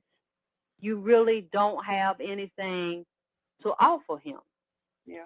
Now, sometimes men will be with weak women that have money or have benefits or something because they can do something for them or help them, so they will tolerate her but still fuck around on her behind her back. They ain't gonna let her go because there's more benefits to keeping her than losing her. But in this situation, what you're telling me, there's nothing that you are offering him that would cause him to really commit to you and marry you. It doesn't sound like he's looking for that. It doesn't sound like he's ready for that. And if he is ready for that, it doesn't seem like you're the one that he's picking to do that with. It sounds like he's using you. Yeah. Or you tell me, because I don't know what he's offering you. Yeah, that's what I was thinking about this morning. I just feel like I've allowed him to use me. Call in. I would like to hear your opinion. Call in, Alan. Can you call in? I want to get your opinion. Yeah. Hello? Yeah, I'll be here in a minute. I'm just trying to get one of my friends to call in. He's good at he's an author of dealing with men and men's experiences, and I want to get a man's point of view. What we saying, it would be perfect to get his point of view today. Okay, thanks. Yeah, he deals with these kind of situations. I want you to hear from a man's point of view. What are your thoughts on what she just said? I think she the bomb. I'm sorry, I wasn't up on her. She is the bomb. She is the bomb. Yeah. And you never heard of Alexis K. Tyler? No, I didn't. But she remind me of Shasha. I forgot how to pronounce her name, Miss Ali. But she's more of the, I say, tainted version. But her truth is for real, you know. And yeah, I mean, she is speaking about, you know, dudes who kind of whack. I mean, who's not going to support somebody who's making them happy? Unless you just a buster who don't get no money and don't want to work and just want to leech, like a leech type person. But any woman, if you love and care for her, they'll make you a go-getter. What happened, man? What I said? I'm reading this comment though. My bad. What did it say? This comment from Angel. Says, what Angel say? Are any of you men on the panel celibate? That's a great question, because that was what this panel was really about. That people are saying that a woman opting for celibacy is manipulative, and I wanted to kind of after I've been all around the mulberry bush about, you know, what does celibate mean? I'm gonna already say no, but what does celibate mean? That means that I know what abstinence is, right? You have opted out of sex, even though you have had sex before. You've opted out of it. Oh, I thought it was us. I thought it was our celibate if you buy a bit. All right, so let's go into how men view celibacy. Let's go. Men's beef with women who are celibate or abstinent is scary. Mind you, these be the same men that be talking about body count. These be the same men that be talking about you should have chose better. The same men, the very same men are the same men that are shaming women that's like, you know what, boss? I'm gonna listen to y'all. I'm choosing better. I'm choosing to stay away from me. It's like, I think that y'all men who say stuff like that about women who are celibate, it just shows that you desire those women, and because they're celibate or abstinent, you know that you're not going to be an option because their standards are too high for you to be an option. Because men don't evolve without negative consequences. One thing that I never fully was able to grasp was how deeply rooted the hatred of women is. The hatred of the women who are independent and don't need men and don't want men. I never knew how deeply rooted that hatred was. I had no idea before I started doing this. You know, I've never been adverse personally to independent women, so to speak. They've never triggered me. An independent woman has never triggered me. I've never been intimidated by them. So maybe, you know what I'm saying? It's been a very personal thing for me. Like, I just thought like, well, you know, I didn't understand like why you wouldn't like them or like what would the issue be or whatever the case may be. Also, my mother was a very independent woman. You know, like she balanced checkbooks and paid the bills and made the money and, you know, did all the things. So I just thought, you know, I watched it happen in 4K. So I never thought anything of it. Like, yeah, I was like, yeah, women are independent. Like this, they take care of business, you know? But man, just seeing men not like women who have autonomy, women who have their own choice, women who are going their own way, women who are, you know, who have decentered men and they're not concerned with being in a relationship with them. Like, whoo, triggering these dudes. And they get triggered by me because I will champion that idea of like, yeah, women don't need a man and most women don't need to be anywhere fucking near a man because most of these men ain't shit. Most of these men are dangerous and unhealthy. Oh, so you do realize you're a man, right? Like they always try to act like I'm a turn. Oh, you know what? I am a man. I totally changed my mind. No. Men aren't bad. No, because I'm a man. Men aren't bad. No, men are bad. I'm telling you as a man, men are bad. Then, so and speaking of that, let's get into like what men that are celibate, like how they look at women that are celibate and some of the things that the rhetoric they're saying about women that are celibate. Let's go into it. I ain't never been celibate or abstinent on purpose. No. All right. So Angel says she asked, how many men are celibate? No, they're not celibate. They're not. Ain't no man doing that. They are trying to get it. Men, I think some men are. It's called involuntary. I think it's almost like you just said. Celibate. No, yeah, I think there's men that have droughts, and I think then there's men who they are forced to stay celibate or stay a virgin. They'd be fucking every damn day. Let's go. This might be one of the realest posts I've ever seen in my life. Anytime a woman tells you that she's celibate or that she's been celibate for 6 months or 3 months, that right there is a major red flag. How is it a red flag? Oh my God, these guys don't be making any sense. How is a woman not sleeping around a red flag? Like, if anything, you are the red flag for manipulating a woman into thinking that she is a red flag for not wanting to sleep around, for not wanting to sleep with you. Like, how is it a red flag, guys? Let me know, because I, for one, have failed to understand how it is manipulation, how it is a red flag for a woman to choose to be celibate. Like, it just doesn't make sense to me. Because 9 times out of 10, that is a lie. And on the off chance that it's not a lie and she's telling you the truth, you got to really sit there and ask yourself, why the hell did she decide to go celibate? Like maybe because her experiences with the men she has dealt with have not been good, or maybe because she just doesn't want to engage. Like, I don't know if men have actually thought about this. Not every woman is that interested in sex. Like, that is just the truth. Like, most women are not that, into sex like men. They can actually be fine without it. So it's really not like a need. It's not like they must do it to feel satisfaction. It's not like they can't go without it. Like, most women can actually go without sex for months, for years, and they are totally fine. Like, sex to most women is more of a want, not a need.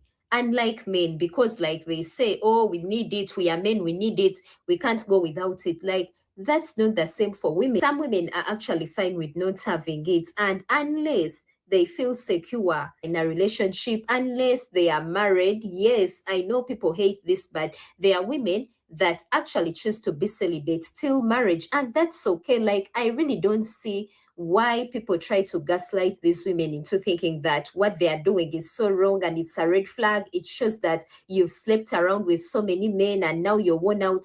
That is not what it is. Most of the times, these women have not even slept around and are not worn out like you're trying to label them. They just don't want to engage. And that is okay. Like, it is okay. Move on, move along. Like, if you feel you can't handle that, go engage with a woman that is open to, you know, having relations. Like, why are you crashing out of a woman's body? Like, exactly. Women, there are some women that are easy that you can have sex with. Why not focus on those women? Why get mad that there's certain women that have opted out of sex? That's weird. I don't understand them. I don't know about women who have opted out of sex like in real life. I mean, unless they're all elderly or something. I don't even know. I heard these things, but you know, at the end of the day, DJ Genesis, I believe there are women who say, or I know there are women who say, I've never met a woman say she's just celibate, but you can tell that she might not have fucked in a while. But all you have to do is just blow on her and she finna fuck. It's just only a matter of time. Just blow in her damn air and she wanna fuck. Just bite on her damn neck, you know, corner her before you about to leave, you know? Yeah, I'm saying like, you know, she just thinks you a nice, friendly, gentle man.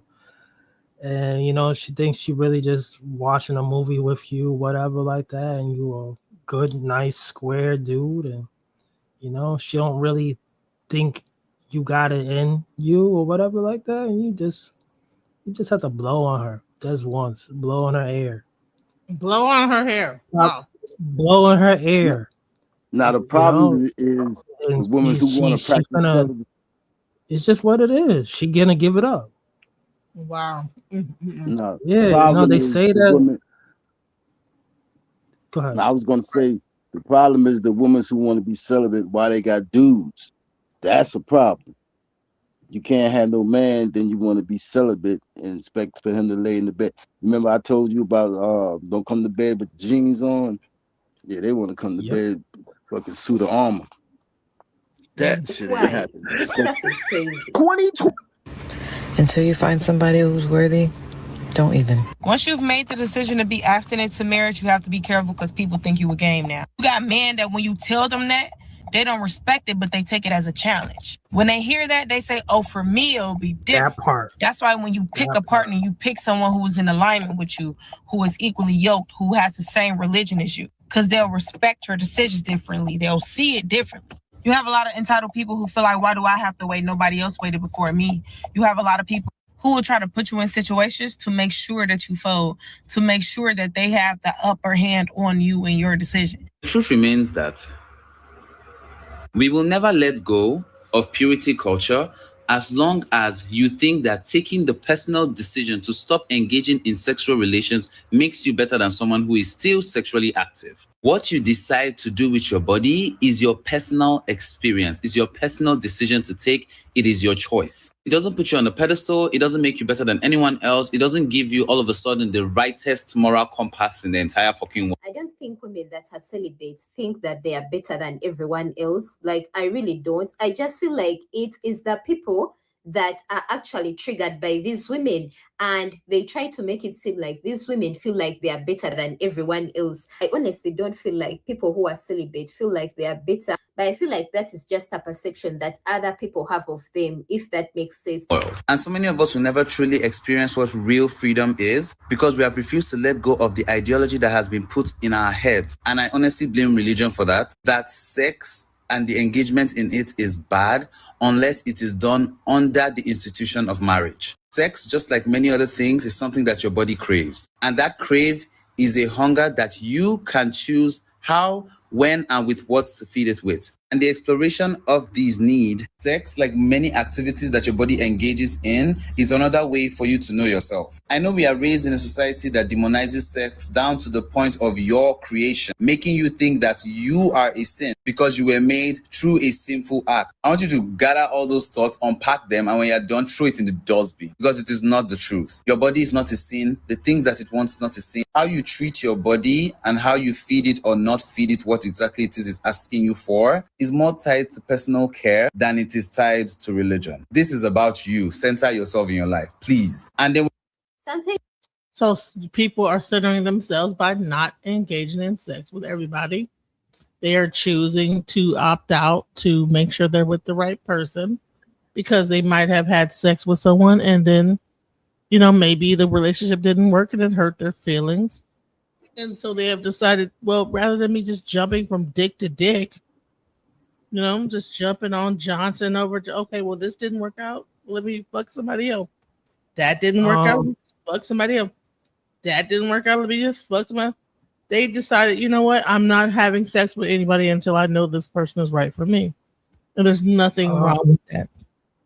Can Angel, can you come up on the panel? Because you're addressing these things, and all I have to say is that, yeah, they're grown women, but the way I'm talking about is that it's just like elementary. Like certain women that I haven't met all women, but when I have come across a woman who appears like she hasn't fucked in a long time or is trying to work on some goals, maybe abstinence, it's just when I say corner them, I mean test their vulnerabilities. Like she really believes that we out here about to do some crossword puzzles and Sudoku, But in reality is that I find her desirable. And it's been such a while for her. And this is not all women, but I've seen situations, next thing you know, you just pop that tongue in their ear and it's game over. It's night. That's all it takes. Huh? She's saying, she might say, I can't, but she knows she will. Themselves, they just don't want to engage in the activities anymore. They just want to preserve themselves, their energy for them. Not everything is about being brainwashed by religion. Some things are personal, some choices are personal, and I feel like we should respect that.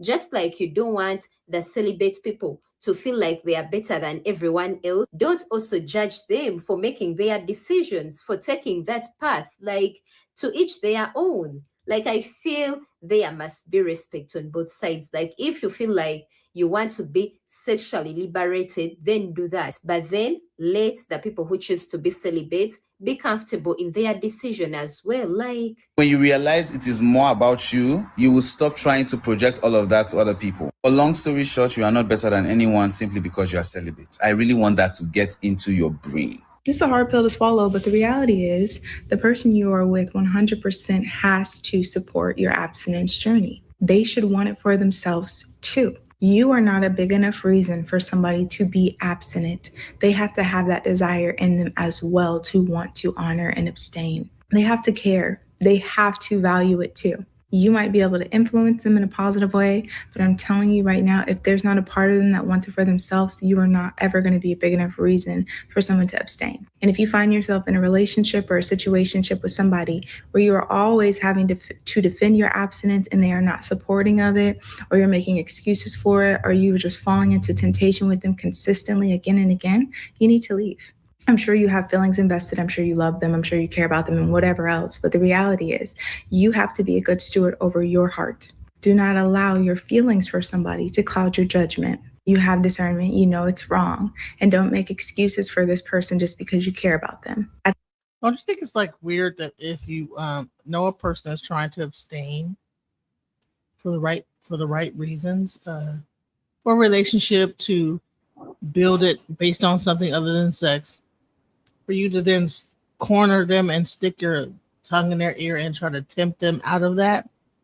Don't you think It's that like, go ahead. it's a matter of respecting their decision to say, you know, I'm not going to cross the line because I know this is something that you want to do, and respect their opinion. And then when they say that, hey, they're ready, then you do all that. Like, what is the thing about men that they want to break you? Like, it's like a challenge to break a person out of that. Like, what is that about? Can I answer for myself since, and this is no embellishment. This is Reverend Green. And I don't want people who are offline or online right now thinking that, hey, this is just the way to go. But from my personal experiences, that just like that woman had said with she had the blonde type of hair. She was a sister girl with the dark complexion. She was in the car. She's like, yeah, they know that you something, but it's like, you could sense them. I could sense them out. And yeah, if they have some type of thing going on, like you just can tell it's about the behavior. And a lot of them, from what I have experienced, how I will come on their radars because they just think I'm a nice guy. They think they you really are. do. They really do think I'm a gentle man. Okay, so all right, so you're saying that you're not a gentleman. You're not a gentleman, and you're really a predator. No, I'm not a predator. Well, I'm not a gentleman. If a I'm girl not someone who's gentle. If a girl tells you that she is trying to abstain from sex,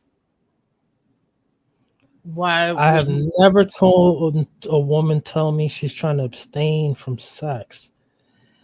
It's the simple fact that I could tell she hasn't fucked in a while. Almost like how Tony Montana says, you know, you could tell she haven't been fucked in years. Just like how some guys may be dressed that's about some like guys may be dressed in Buster. Well, some women, they show like, hey, they haven't.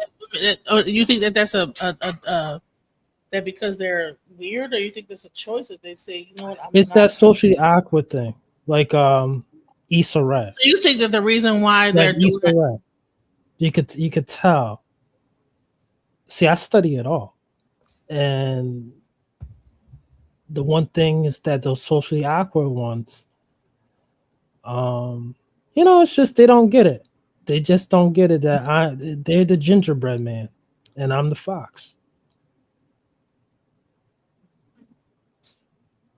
Well, I can speak for myself. That's just the way it is. I'm telling you. You don't think there's women out there that are not like a gingerbread or not like what you're describing, that exactly make a choice. That listen, like for me, I would say like 6-7 years without, actually 5 years without having sex. Right. It was after I had my last child, you know, and then I went on a whole spiritual journey into the Orisha, went and got initiated, had the year in white, and I went through a whole long period of just not having sex, not being in a relationship with no man, anything like that. And so everything was really about that if I do want to cross that barrier, that I would do it with someone I trusted. It wouldn't be a thing. I like manipulation wasn't even like I wasn't dating. I wasn't going out. I wasn't meeting men. I was lived a very isolated life just to myself. Right. So, you know, but you're saying is that you'll just see it as that she just hasn't fucked a long time. Not that she might be having like a certain reason why she's not doing it. You're saying you just feel she hasn't fucked in a long time and I just want to fuck her. I see things in permutations. All right. There's a field mouse. There's a field mouse, and I'm an owl. The field mouse can go this way, that way, in that way. I have it clocked. I study behavior of my environment. I love women. There's some fellas who study birds. They study insects. Some women who love to macrame. I study life around me. And I love women. There's nothing intimidating about women who compete against each other, dressing up for other women. That's all they're doing. And there's nothing intimidating about a woman who takes her time putting on all these makeups, looking like a delicious treat and smelling like cookies. Nothing at all. But that's not the question I asked. And it's very pleasant to be around women. But there are certain women who want to It's Reverend Green. All right. Just come up here if you want. There are certain women who would want to be like that woman, Lynn Whitfield, in that movie, That's a Thin Line Between Love and Hate. She told Martin's character, whatever you do, don't break my heart. And sometimes these things are challenges. There's I studied that movie when I was younger because I was already active. And I was like, you know what? So when that woman in the car talked about challenges, yeah, we see certain things as challenges. So is the challenge to have sex with them or to not break their heart? It's a challenge to see that square can be a baddie for you. I love me a square. These baddies today, they're not real baddies. You cracked them once, now they want to act up and call the cops. Shit. A square will grow into her baddiness, and she just be a bad girl for you. At the end of the day, the reason we settle in relationships and with people is because we don't ultimately believe that God has better for us. But I can 100% tell you there are men and women who value abstinence, and you do not have to settle in that department. If somebody is causing you to continuously fall into temptation, you need to leave. Don't make excuses for them. Don't over-explain yourself. Just go, because I'm sure you've already had a conversation with them many, many times as to why this is important to you. If y'all don't listen to nothing else that I tell y'all on this app, don't give the pum-pum up to these men. If you really have to, if you're thinking about it, let that nigga wait months until the mask start peeling the fuck off. Every single time a man tries to make me feel bad for waiting till marriage and making it seem like it's a deal breaker, all I could think to myself is, oh, a woman with sexual discipline is a deal breaker? Oh, okay. Oh, a woman who's practicing purity and you'll never have to worry about her cheating on you because she has that sexual discipline, that's a deal breaker? Oh, okay. Oh, a woman who loves God so much that she's willing to follow his word, that's a deal breaker? Oh, okay. Oh, a woman who fears God so much, shut up, like you're dumb. Now, I don't recommend going around telling people you're celibate. Okay, because that's going to take the whole thing into a whole nother direction. You don't want that. Don't tell people you're celibate. Don't even tell. In fact, you can't wait. Okay, the anticipation is what you need. Don't ever, if you're a virgin, don't tell them either. Unless you're trying to sell it for $1 million, don't tell nobody. I love Shura, guys. I love Shura. Like, she's just a vibe. She's a vibe. How can you not love this woman, really? I didn't tell the first dude I was with that I was a virgin. If I had known what I did now, I would have saved it and, Anyway. But still didn't tell him. How does me being celibate trigger so many men in the comment section of my video talking about how I've been celibate for 7 years? Y'all are calling me names. You're calling me dried up. The women are lovely, except for one who got super pick-me, acting like she can't live without a man. But a lot of women are like that. But anyway, to come into my comment section talking about I wasted so many good years. You're so triggered by the fact that I don't want you. Y'all lost your marbles in my comment section because there's a woman that outwardly said I avoided men and their contact with me for this amount of years. Ooh, that hurt, didn't it? It hurt. It's called discipline. It's called self-preservation. It's called ensuring that I heal from something so that I don't repeat my behavior. And honey, I just got comfortable. I found so much peace in celibacy. During my celibacy, I built a brand. I became successful. My children healed. My body healed. My life healed. Wasted my good years, honey. Darling, I'm about to have the most beautiful times of my life coming up. My past, my 7 years that I healed from this was something I needed to do for myself. But this is something you really can't understand because most people lack discipline and most men hate hearing, you are not wanted or you are not useful to me. I needed none of you for that amount of time. So have a good day. Bye. This is just wild. You mean to tell me it is men out here getting angry because women are choosing to be celibate? No, like real talk. I literally have men getting angry at me when I say that I am on a celibacy journey. Like, and they'll say that it is a form of manipulation. It's a red flag. What is that about? Like, a woman having sexual discipline should be a beautiful thing. That way that you know that woman is not sleeping with everybody. She is not just giving herself to anybody underneath the sun. Welcome to the panel, Andrew. What did you want to say about this subject?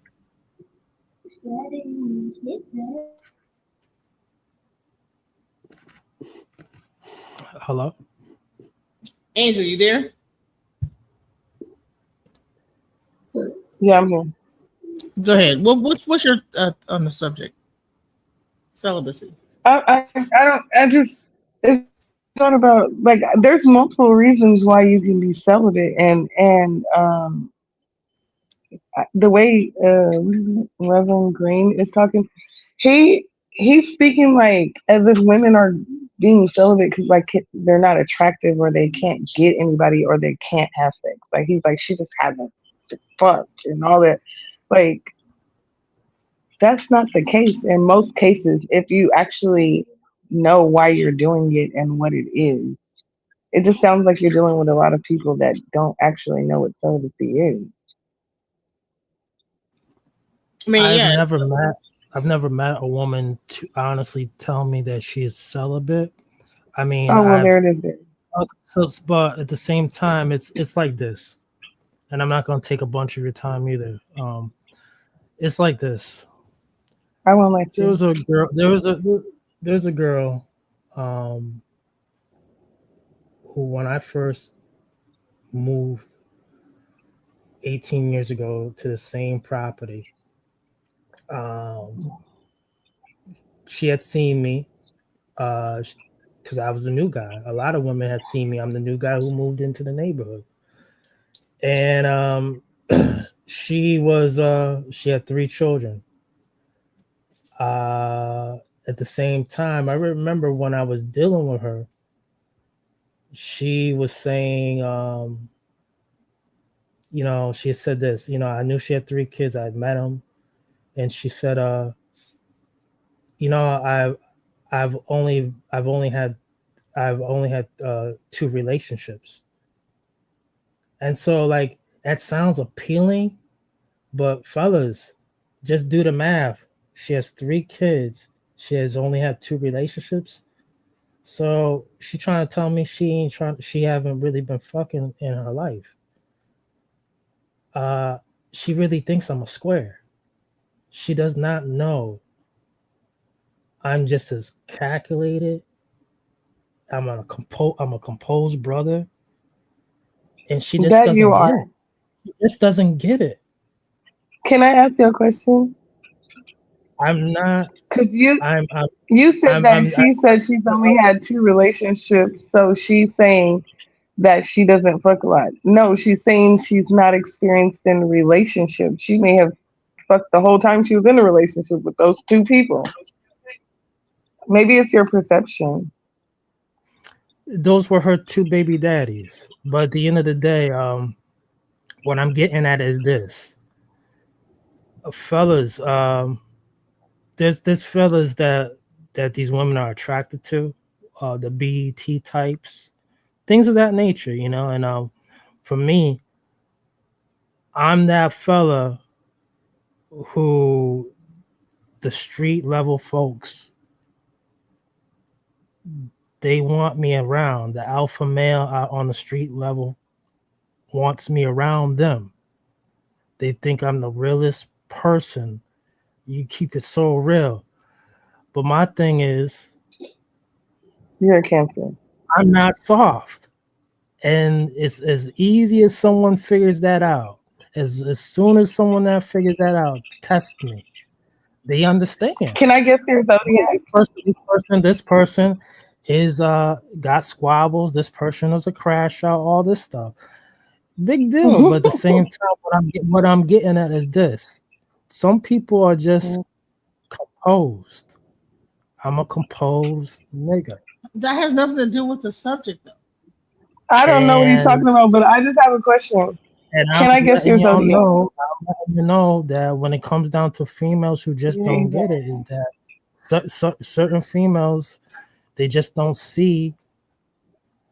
They just don't see it. See what? That there's fellas out there like myself that are looking for weaknesses and cracks and things on a business level. Oh, you're looking. Human error. I can't wait for the cashier to make a human error. Even though there's all the computers there, I can't wait for the cashier and capitalize off of it. I'm ready. Can I guess your zodiac? I've already said I'm a Aquarius. I'm an air sign. I know. I said an Aquarius or a Leo. I'd be on fucking point. I'm sorry, but you don't know what you don't know what type of Aquarius I am. I don't know. I'm just trying to understand your mindset. Because the way I don't know. I've been listening to you for a minute. I've been in the comments, and you told me to come up, so I came up. But I was not gonna come up. I was just gonna send the comments, but I got time tonight, so I came up. You know, at the end of the day, if I could go back in time, I should have been an international playboy. Right, that's the thing. See, your mindset tells me a lot. You're probably drawing in or attracting women that are easy, that have probably no, their mindsets are just like about interacting with people is very surface level, because for you to be able to just blow in a girl's ear and she sleep with you, you don't consider that kind of easy? No, there's nothing easy about life.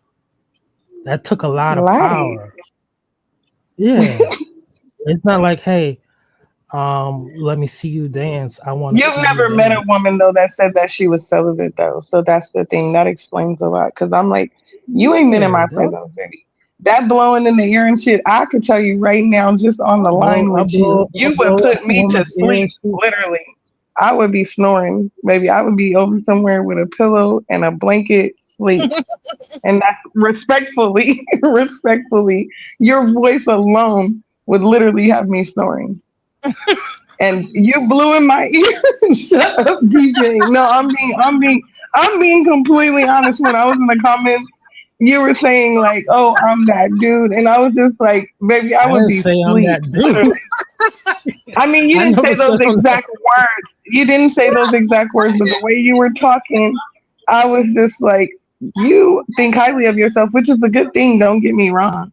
But I'm just like, baby, you blew in my ear, we would be boxing, baby, because I would be like, I'm going home. I probably went home like 10 minutes before I even got to that point. Blow in your ear in the right setting. I hear you. For anybody. And you know what? It's crazy because I practice celibacy. Can I just say something real quick though? Are we in elementary school blowing in the ear? No, that's what I was going to say. Like, I'm a woman that practices celibacy and I'm intentional about it. And the reason I did it has nothing to do with a man. It has nothing to do with a man.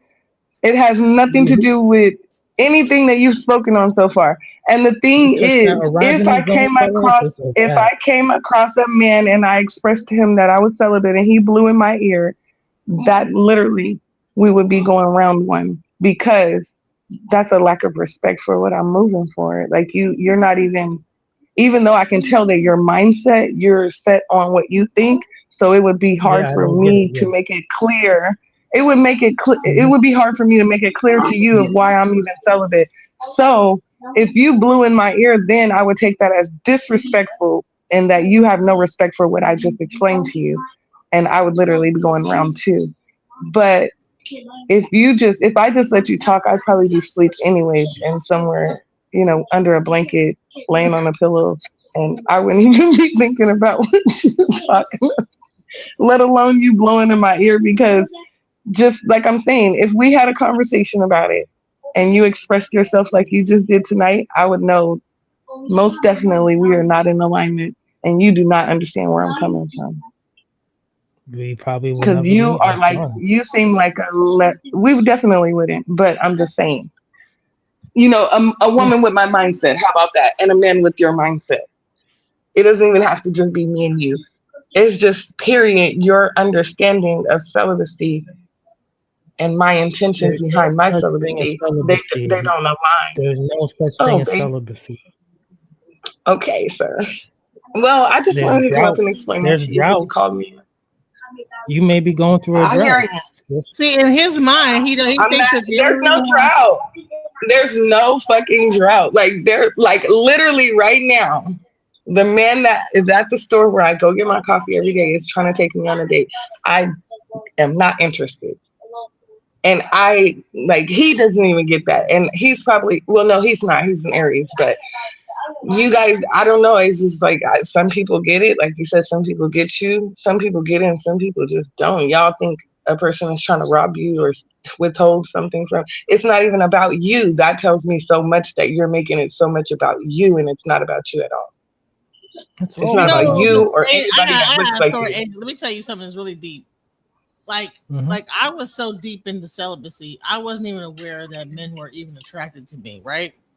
No, seriously, I don't even see you guys. I was not even aware. And then once I came out of celibacy, and then a man made me aware of it, because I was like, "What? People are looking at me like that." God, they put you on your higher self. I became aware of it, I was like, "Damn." Then I began to get men approaching me. Rising sign, Tony. Yo, peace, fam, peace. Very forward, like, hey, and I'm like, what the hell? You know what I'm saying? But before that, I was not even focused on that enough to even but I wasn't even trying to get anybody's attention anyway. So, but the moment he says to me, hey, these guys want to, you think that they're just trying to fix your car or fix your this? Exactly.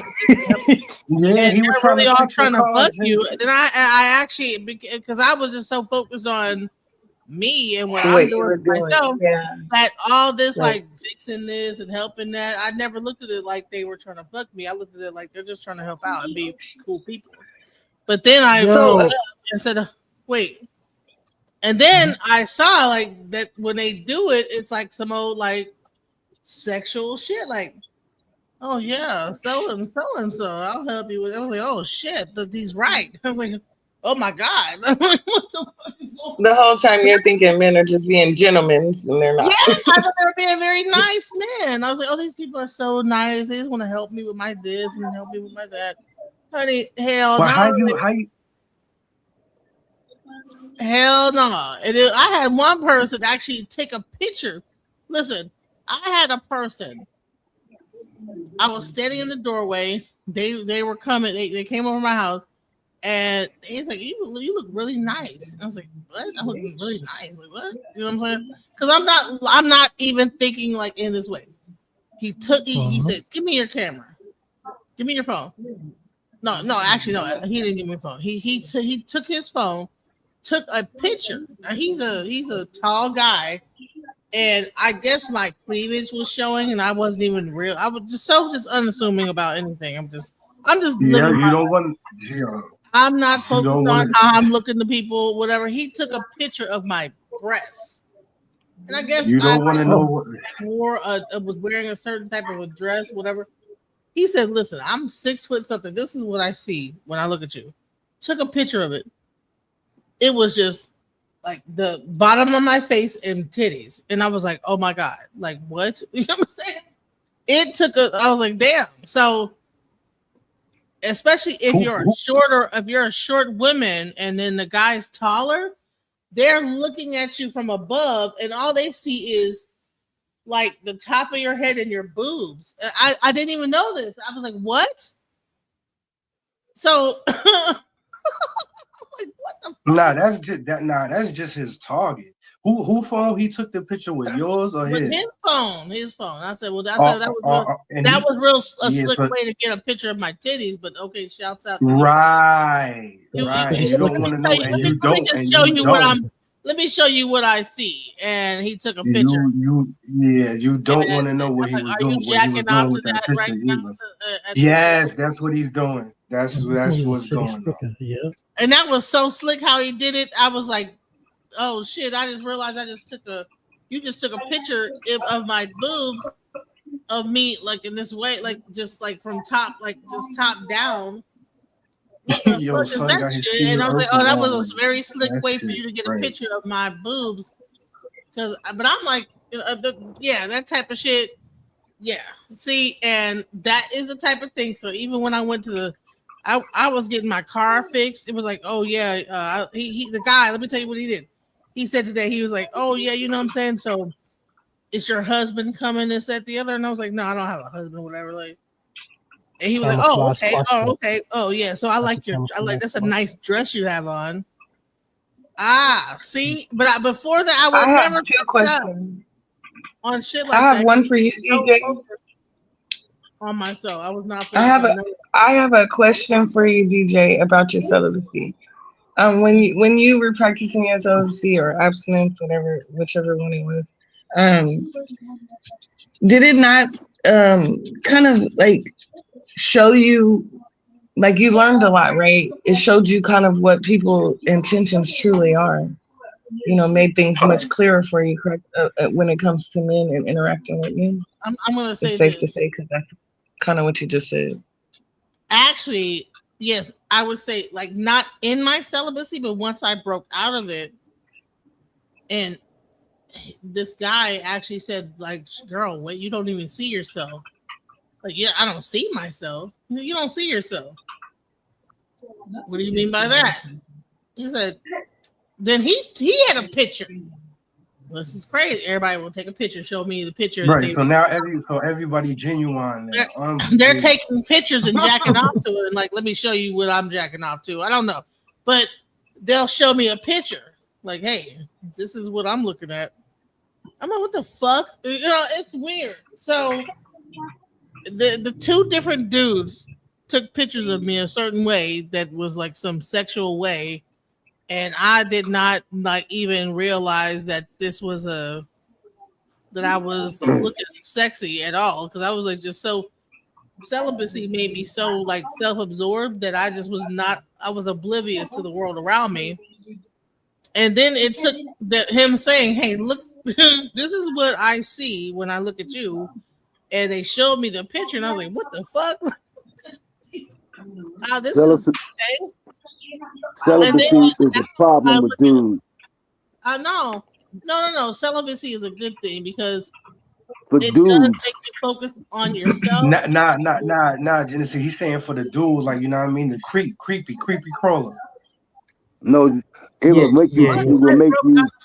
It can make you perversive. Hyper aware of the fact that, like, when men see you, they're not looking at you because you could just be so sexual that you're just, just dating dudes and whatever. You're so focused on that. But what celibacy is that, like, when I got out of it and men are showing me pictures of myself and what they're seeing, let me just show you what I see. And I'm like, oh my God, that's what you see? So it made me look at that like every other woman would probably like just be because they're just living life in this sexual way, and men are approaching them sexually. They don't even see that there's a very objective way to look at a woman. Like that when you're like standing over top of a woman that might be a 5'3" woman and you're like 6'1", all you see is their titties. You know what I'm saying? Like all you see is face, like from the top down. Like you see the top of their head, their nose, and boobs. You know what I'm saying? How did you get out of it, Genesis? You keep saying when I got out of it. What was the process? Well, I was of talking getting to out? a guy for like years and years, and then like I decided that I didn't want to be celibate anymore because I wanted to have sex. So Right. you know, So it wasn't. when I made a decision. It wasn't because somebody blew in my ear or whatever the fuck it was. So if a man, what Brother Harlem I think was trying to say is that when a man tries to take an oath of celibacy, right? It can make it could become perverse for him. It could send him into a dark place. A man can't just be going into buildings with a loaded phallus, a loaded weapon. You just can't be doing that all day long, every day. That's not true. You know, there's a whole art of semen retention that happens in martial arts that goes on. So that's not true. Boxing. What we're getting at is this: is that it makes them crazy if you could be so hard up. I imagine that it makes them nuts. This is why you see a lot of these crazy cases. That's not out here. true. That's not It's true. I because dated a they are boxer. celibate. Because they're celibate. No, I dated a boxer, and he had enough discipline to refrain from having sex for a very long time before his fights, and he was undefeated, and he never had sex before his fights at least 6 months. That's at least 6 weeks. And he had discipline to do. No, he did 6 months, and he did do it. We were dating, and we would not do anything. He was not doing anything. He was very serious about what he was doing. There are people that can show if it's something you're trying to do, you cannot. Yeah, you can't, because that section. Listen, you need your energy for real. And he was undefeated. He did well. But that was my second question. My second question is, when you guys are actively interacting with sex with a person, when you guys stop, let's say something happens between you and that person and you part ways, are you just on to another female? Do you make a phone call and you're just doing it with another female until you find someone you're being serious with, or whatever the case may be? Because I mean, is that not borderline hoish? No, it may be, but for men, I can only speak for myself. Actually, if we don't have to, we're not. Now, if I loved you, it's going to be an issue. I'm not going to probably not just jump on the first thing because I'm still emotionally attached to you. But I would say in general, as soon as I can, I will. And back to being with someone who's abstinent or celibate, someone who's abstinent or celibate, I'm going to respect you, but I'm not going to put myself in a position where I'm going to try to compromise you because of my needs. Because if I know that you're not going to meet my needs, there's no need me playing with you. Because especially if you're attractive, that's asking too much. Yeah. So basically, you guys don't you're not intentional about cleansing, are you wear soul ties? Like you don't take a break in between. You just active. Nah, but that's why you only supposed to mess with have sex with girls that's your girlfriends. You ain't supposed to be out here messing with people that's not. You know what I mean? Right. I know that just go for me. I mean, but if you don't have a girlfriend, you're just sleeping around with women. No, I'm saying for me, I only had sex with girls that's my girlfriend. I never did nothing with nobody that wasn't my choice. You know, I so then it's fair to say if you split with it's fair to say that if you split with your girlfriend, in between those girlfriends, you were abstinent. No. I'm Sometimes. saying like. I guess that's abstinence. I guess. Sometimes, Well, yeah. there, and I mean celibacy. I mean, you know the difference between celibacy and abstinence. I don't subscribe to celibacy or abstinence. I don't even know what that means. I'm on my Lil Wayne shit. I don't even know what that means. Black Lives Matter. You don't know what celibacy and abstinence mean? Right. I really don't. Yeah, because I don't subscribe to it. I mean, do you have to know what it means to know if you don't even prescribe to it? Like, He's I saying he ain't trying to mean, feel that. subscribe to it. Yeah, it's like. So if you're dating a woman and you're sleeping with that woman and you guys break up, you decide to go part ways, because I know you guys have had multiple girlfriends. You've had more than one girlfriend. You have, like, I know this, right? So in between the one that you broke up with and before you started a new relationship, you were not sleeping with anyone, correct? Most men are going to try to That get can their happen. girl Yes, back. that can happen. Yeah, that can happen.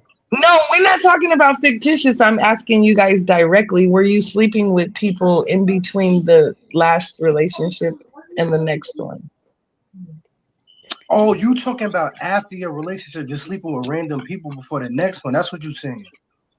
Before you get another girlfriend, right? I mean, are you sleeping with people, or are you not sleeping with people? For me, You're trying to get another girlfriend, but can't get you back. I only sex with girls that was Well, my while you're girlfriend, so trying I to get a can't- girlfriend, are you sleeping with people? Yes, yes. Sometimes it's practice. You know, it's like just I look at them as practice, just like the Drake song. And you, Tony? Nah, the reason you why said- I didn't, because I only slept with girls that was my girlfriend, so I can't do that. And what is the longest not you went in exactly what I between want. from the She's not last exactly girlfriend what I to the want. next girlfriend? What is that? The longest amount of time you went before you got another girlfriend? Probably like only like a couple months, few months. Oh, so you're a serial dater? No, I'm just joking. No. That's when I was I ain't have like a real relationship in years. I'm talking about that's when I was like younger. So you haven't had sex in years? I ain't have years. So you haven't had sex in years. So you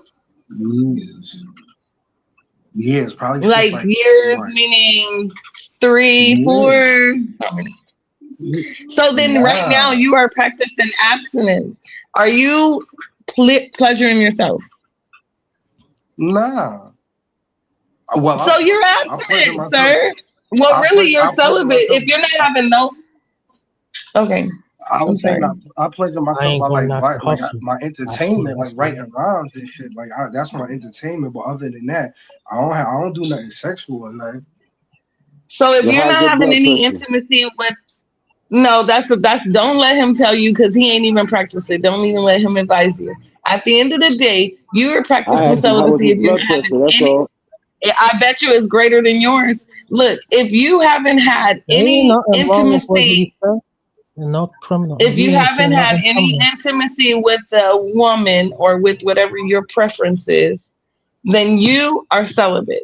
If abstinence, right? If you are pleasing yourself and stuff like that, but you're just not you're not having sex with your preference, right? But you are interacting, going on dates and so on, kissing maybe, but just not going all the way, then you're abstinent. So right now you're actually celibate, right? But you don't subscribe to it. Because I haven't. Yeah, because I haven't had no relationship. I haven't had a relationship in a long time. Right. And you haven't had any intimacy with that in between. He's getting it in with whoever. Right. to lead up to the Nah, So it's he, cool. yeah, Nah, so it's Well, cool. Nah. You know put it what? this It's way. cool. It's cool because everybody is different, though. That's just me. I Yeah, just well, don't have sex with everybody. nobody's saying nothing's wrong with it. We're just saying you guys are two different Yeah. guys. I asked in the comments yeah, earlier if any of the men on the panel was abstinent or celibate, and they were like, "Hell no, we don't know what that is," and I don't know what whatever, that Yeah, means, but because that's I, Men but don't that's do just it. me. They said men but don't what I do can it, say is right? this. You said that's not a man's thing, correct, Reverend Green? All I know is that, say for instance, this: if I see a woman, and I use this method, I see a woman that I like. I think I'm in love with her already, and yeah, I could tell that I'm in love with her. I know And are that. you married? No, and then I see that she has a friend. He Aquarius. Her friend is more like the runt. Her friend is more like the runt. So I will pursue the runt just to get to Oh, her. baby, you are the one. You are toxic. You, Reverend Green, are toxic as hell. Right. So he Yeah, likes And the you girl, but he's gonna pursue her friend to get with the he main. he feels like he loves the woman, so he'll pursue her friend because she's the runt. You are. If the person missing their blessings was a human, it's your ass. You don't even know. You're not even confident enough to pursue the one that you want. You're gonna pursue her friend. That's crazy. That is crazy work. No, I'm because she may be with him. She may be with she's with a fella. But I already You're love speaking her. of something that happened. Absolutely. I don't. Yeah, I'm not going off of guessing games. Hey, Yes, that's this already crazy happened. work. What happens when the girl that you like breaks up with her boyfriend and is available with He gonna be done messed with her man. What if she stands on business and she's like, "Oh no, you messed with my homegirl and I'm good." destroy the whole relationship because you was initially messing with the runt of the group that you really never liked. No. It's a bunch of bullshit. I didn't mess with the runt. I got her number. But the one that I wanted and I got, she was with someone. That sounds like But we knew what was going on. We knew what was going on, and then her friend obviously now sees that I pursued her, and I had switched from. I even got the auntie. Oh my god! I got the runt's mom. Why? Because I subscribe to Love Thy Neighbor. Hey, I respect your honesty, sir. Yeah, I subscribe to Love Thy Neighbor philosophy.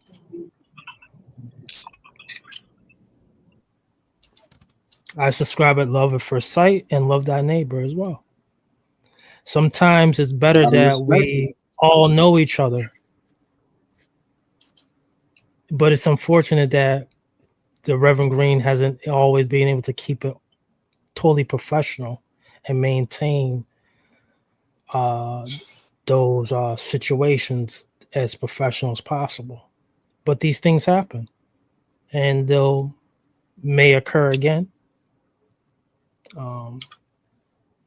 It's just the way it is.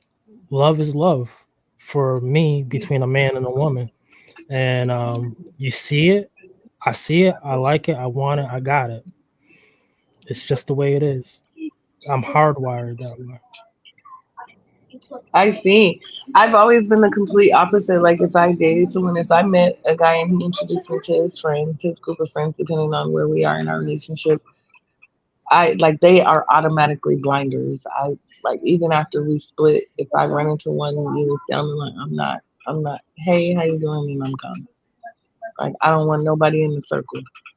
I've already had one. I may not I may not even pursue you the first time around as I be acquainted with you. I just have to get more If I familiar. date your friend, Mhm. I don't care for how long, and we run into each other later, you don't even have me as an option at all. Even if you That's did nice. holler at me, You're I would not say you're not respectfully you're no. not a soft target. That's all. You're a hard That's why I'm target. like this You're blowing more of in a the air. challenge. Like, what kind of money are you You're more giving? of a challenge. Okay. Nah, because I done I'm kicked not a shorty to the curb challenge. that even talked to somebody I knew. As soon as you even talk to Yeah, somebody who I does knew, that's that? it. I mean, See, but I'm not gonna that's say who why does that because everybody eats his that's own. But why I personally, nah, I'm good. I don't want that's nobody in why circles. I pray every day and every night that you and Tony Who and Tony? gain more insight with one another. Who are you talking about? You and Tony. Oh, don't waste your prayers on me. Thank you. But no, thank you. Because I believe in compatibility. Even though I haven't seen you two What? personally, Not you I trying to be a believe matchmaker, Reverend Green. You done went I down the believe in wrong tunnel. compatibility. Turn back and go That's back. Abort plan, okay? And go back to the beginning where you can mind your business. That is a no-go. Thank you. You don't need to matchmake nobody. That's crazy. We both grown. it's okay. But But and you like I said, definitely is don't need that to be you can praying at night for sometimes you can me or sense. Tony. I'm pretty sure our prayers go up. And mine, I definitely they reach where they need to reach. So I appreciate that, but I definitely think you should be praying for you, if anybody. Nah, I know where I'm gonna go. My life is already fixed. Okay, well, pray for your grandkids, your kids, your nieces, nephews, aunties, uncles, grandmas, whatever. But I appreciate it, but yeah, I definitely. I pray That's for the day funny. I have my heart broken one more time. What made you just like go throw the monkey wrench out there like that? That's funny. Because I wanna feel Are what you people I wanna jealous? really feel. I wanna really feel like the I can't get up in the morning type of shit. What are you talking about? Not answer my phone and what's wrong with you? Then have a knock at the door from a family member like you're not answering your phone. I really want to go through that. Yes. Do you drink? No, not enough. No. Not enough. No. I drink for aphrodisiac. Yes. Do you mind if I ask how old you are? Huh? Do you mind if I ask your age? I'm in my 40s. Your 20s? In my 40s. 40s. 40. Okay. Yeah. And you're an Aquarius man. Absolutely. I've And never had the pleasure of interacting with you an are in your Aquarius. 30s, correct? I am not. I'm in my 40s also. Okay. And you are a Cancer, correct? And I am a Cancer woman, yep. And your birthday's coming up what, tomorrow? Are you gonna send me a gift? I'm a Cancer. That's all. The I'm a only July Cancer. If gift that's what that's you're trying worth to figure giving out. is money, and I don't know you like that. But that's the Okay, best well, I'm a birthday. July Cancer.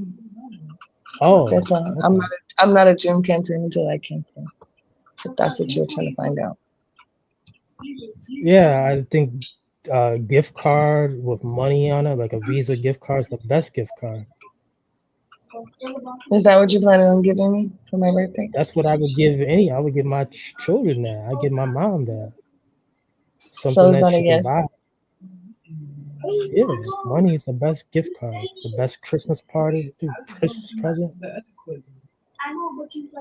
Do you have a mean streak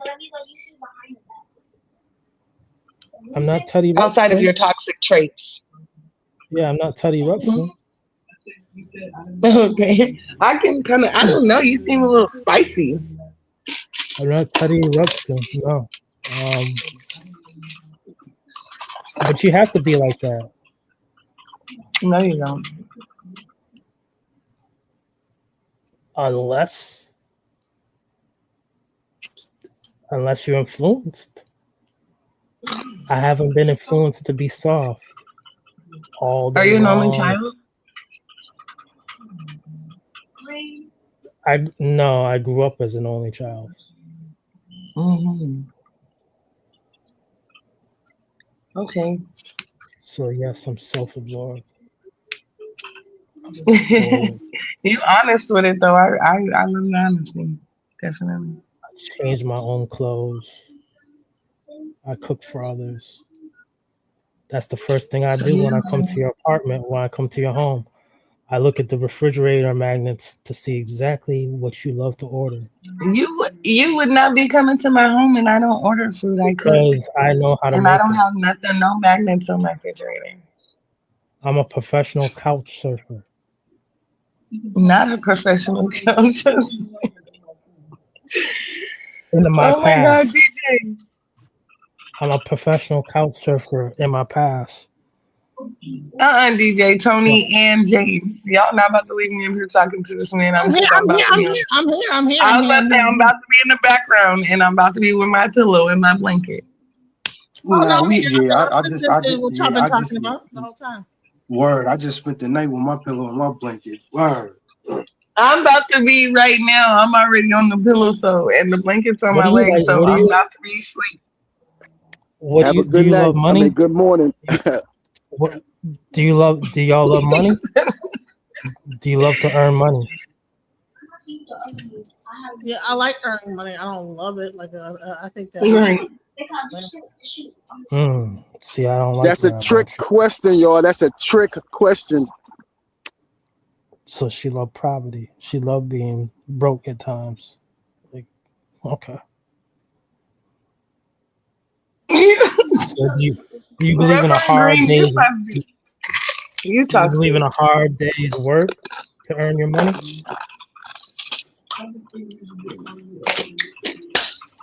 Say it again. Do you believe in a hard day's work to earn money? Hard? I don't know about hard. A day's work, but hard is a different thing. I don't think I should exert too much attention. I think there's always ways to get things done without it being that taxing on the body. Another trick question. I love getting things at a discount.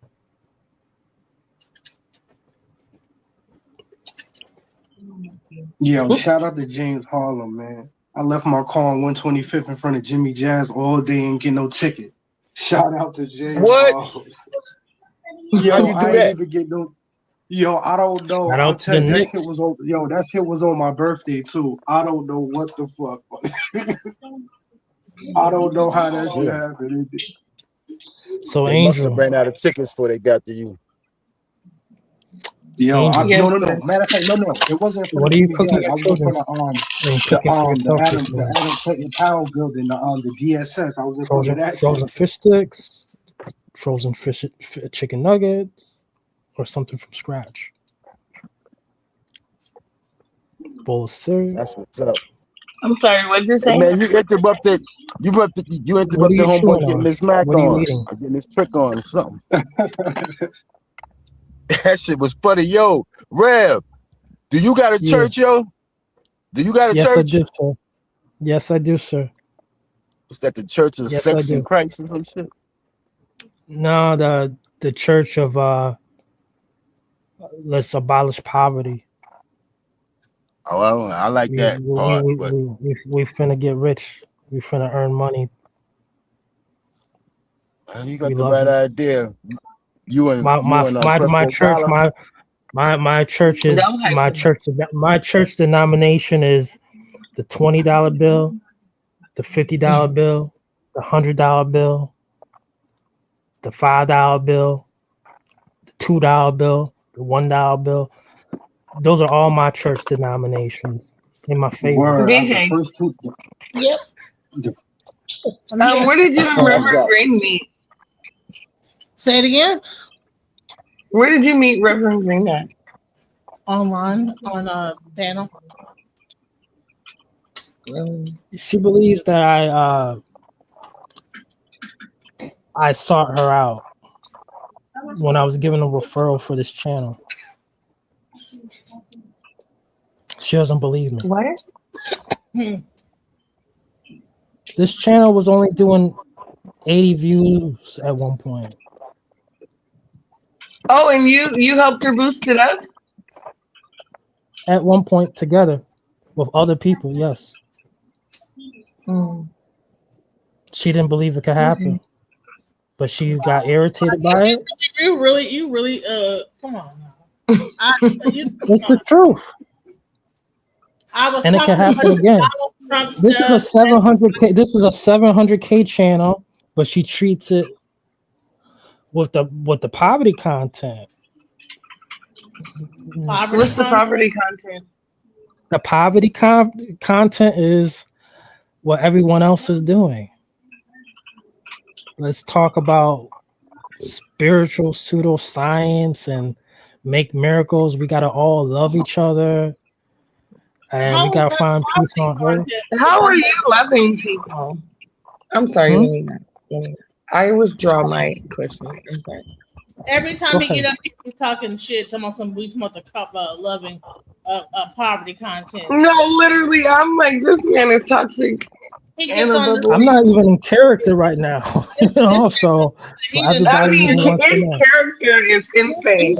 He just snorted like he's a pig to like make fun of me. He has called me all type of names. Like, so come on now. That's what is that?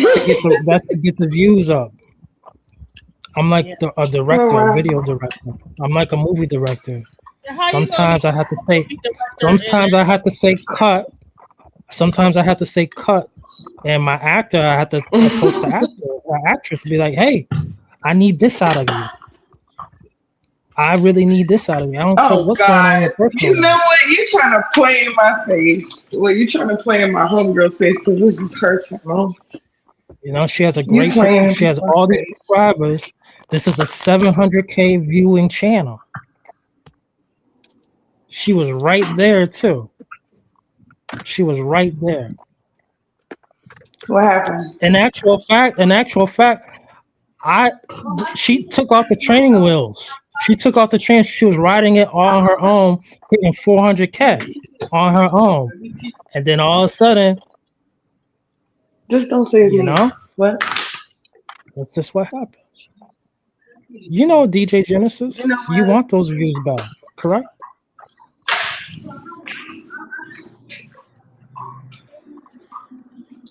So I think everybody's asleep. Oh no! The HOK. You have people who were jealous of you coming on.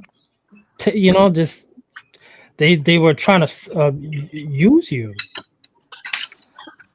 You have people who you ain't got no haters. You ain't popping. She can monetize other channels that are impoverished. Nah, but especially women that ain't having sex right now, yo. I got some serious powers with y'all, dog. They ain't using them, man. They celibate. She can alchemize energy, so that don't mean nothing to her. You can make money off of it. I mean, she can make content off of any of that. Like, that's if you hit the pop, if you look hit how the many popular subscribers she section, got, and you're saying all that was happening. anybody who's listening right now, hit the popular section, and you see see the most viewed videos in the popular section, and Reverend Green is always in that top 5, in that top 3. Are you? What kind of content do you bring? Huh? What kind of content do you bring? Like, what kind of content do you? What kind of content do you bring? My thing is just bringing controversial. I try to bring like dark humor. My thing is dark humor. So when she was talking about FBA, I have a character, the man in the high castle. And the man at High Castle is this delineationist who is off the rails. And he's speaking towards proud Americans. And he really means it. And he wants Do you do to. them all in the? And he I'm wants sorry. to Do you do save them the all in world. the From same the, way? he wants to save the world from the Democrats. Oh Lord. Because he's seen in the future what's about to happen. But do you do them all in the same tone of voice, like your voice tone, or you change the voice with the character? I just changed the energy of the character. The energy of the character is more sinister. But you use the same Proud voice. Americans. And then I play into the fears. I play into the fears of what's going on. Yeah, they be going into your voice. The fears of what's going on is for real. Children thinking about, hey, how am I gonna eat? Oh, at school I get some free lunch. That's where I get to eat. That's why I highlight this. I highlight what's going on here in America. About America first. And then I highlight what's going on with the current events. Okay. I highlight about getting this damn money. How you could get it easier. And you don't subscribe to Celibacy. I don't have time for celibacy. You know what it was? I don't think you subscribe to it. I think it just be happening. That's what I be thinking. I mean, it probably could, like you probably could subscribe to it, but I think most of the time it just be happening like out of nowhere. Yeah, I think people can go through droughts, you know? I mean, I don't think it's a drought. I think that if you're intentional about things, do you take anything serious? You said you're in character all the time. You switch characters. No, I take love. Oh, you're a lover guy, but you just don't stop having love. sex. Love is the best thing in the damn world. It's like it's the ultimate. It's like I love But you're watching an drama. Aquarius, so you're logical. I love watching dramas. I love seeing how two characters You are. trying to be violent. This is how she did it. This is how they did it. You know, don't people want to see a happy ending? People be in love. So love is the answer. Tyrone Davis. You know, I can't help. Nothing I can do but love. Ain't nothing but I could do but love. You know? It's just the way it is. It's better to have someone to squeeze on or someone squeezing on you.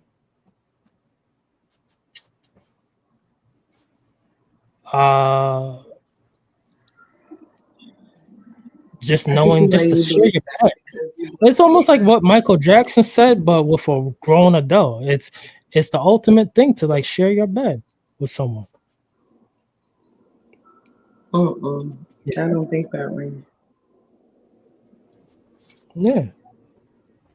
So every now and then, I don't think that way. So every now and then, you know, I fight the urge to not stay selfish and be like, you know what? Selfish. I want to offer my heart to someone. I want to invest in someone. I want them to invest in me. Every now and then. But other than that, it's just like, you know, just sometimes you just got to kill again. Sometimes you have to put that frown, that smile on someone's life where they're grinning from ear to ear. And then you gotta turn it into a frown. Where they looking at you like, Daddy, why you do that to me? It's the power behind it. Yo, let me ask y'all a question. What y'all think about calling your girlfriend baby? I don't know. It sounds weird to me. I call him boo. I don't call him baby. I don't know. Yeah. I love that name Bay, but I don't know. It become I don't be like Bay. I don't be Yeah, I like think. Bay. Yeah, But I I've been think called Bay. baby. I've been called Bay for some reason. I answer to that. I had too. I think it's weird though. I think that shit is weird. Like calling them like mama, mommy, babe. That all that shit weird to me. Daddy and all of this and that. That shit weird. So. I always tell my woman to, hey, let me steal some sugar from you. That means I want a big kiss. Or I just take it from her.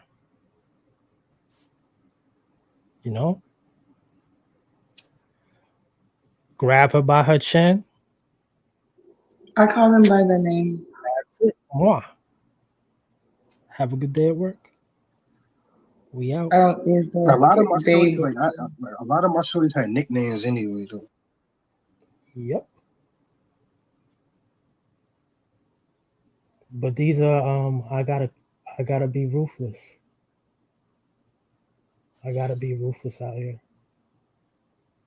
There's too many people who I've think only they're got nicknames from my family members. I don't know. I call my significant other by their name, and I think a few people nickname me, but I don't really think nothing of it. Yo, Angel, you Spanish? Who's asking me that? Me. Who the hell is me? Tony. Tony. No. You're not no Panamanian? Not a little bit. Yeah, that's what I was saying. Something like that. Either that or like probably like. Why do you ask that? Because you looked at my picture? Nah, the way you spell your name. Oh no, it's Asian. Oh, okay. You Caribbean? Okay. No, I'm not. I mean, maybe, but no. I am an African American. Oh, I thought you said you hate. Oh, I thought you said you're Haitian. I mean, my parents are things, and then it made me, but I identify as a Black woman. Okay. Are you FBA? FBA? Foundational Black American. I am. I mean, I'm Black, and whatever you want to remember. Genesis. I mean, that's what everyone calls me. I'm here. Are you foundational Black American? I would say yes. I am that by just basic lineage. Now, do I agree with the movement at all through Tariq Nasheed?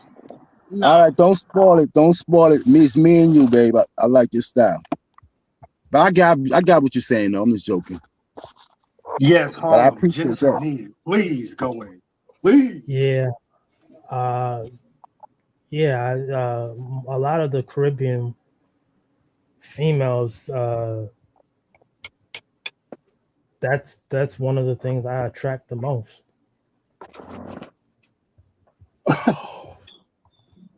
I am Black. I'm not Caribbean. Okay. Hey, Rev, you got a book too? Yep. Sure do. How did you know? I could tell, bro. Yeah, my book is it's called PIMP by Iceberg Slim. Okay, well, You open up. You open up the first. You open up the first page. That's my favorite page where it says, "A pimp, he gotta be God all the way. He gotta study his horse." Annoying. With a name like that, I would have figured one of your best book would have been Genesis. Nah, my favorite book is Proverbs. I love Proverbs. Proverbs my favorite book, man. Yeah, Proverbs mine too, bro. I Reverend Green is just a guy made up. Now that's real talk. That's real talk. If you don't get nothing else out the Bible, you read Proverbs, you'll be a better person. I love Proverbs. Yo, Proverbs. Yo, that's the real deal right there. Yes, sir. I'm a Christian online.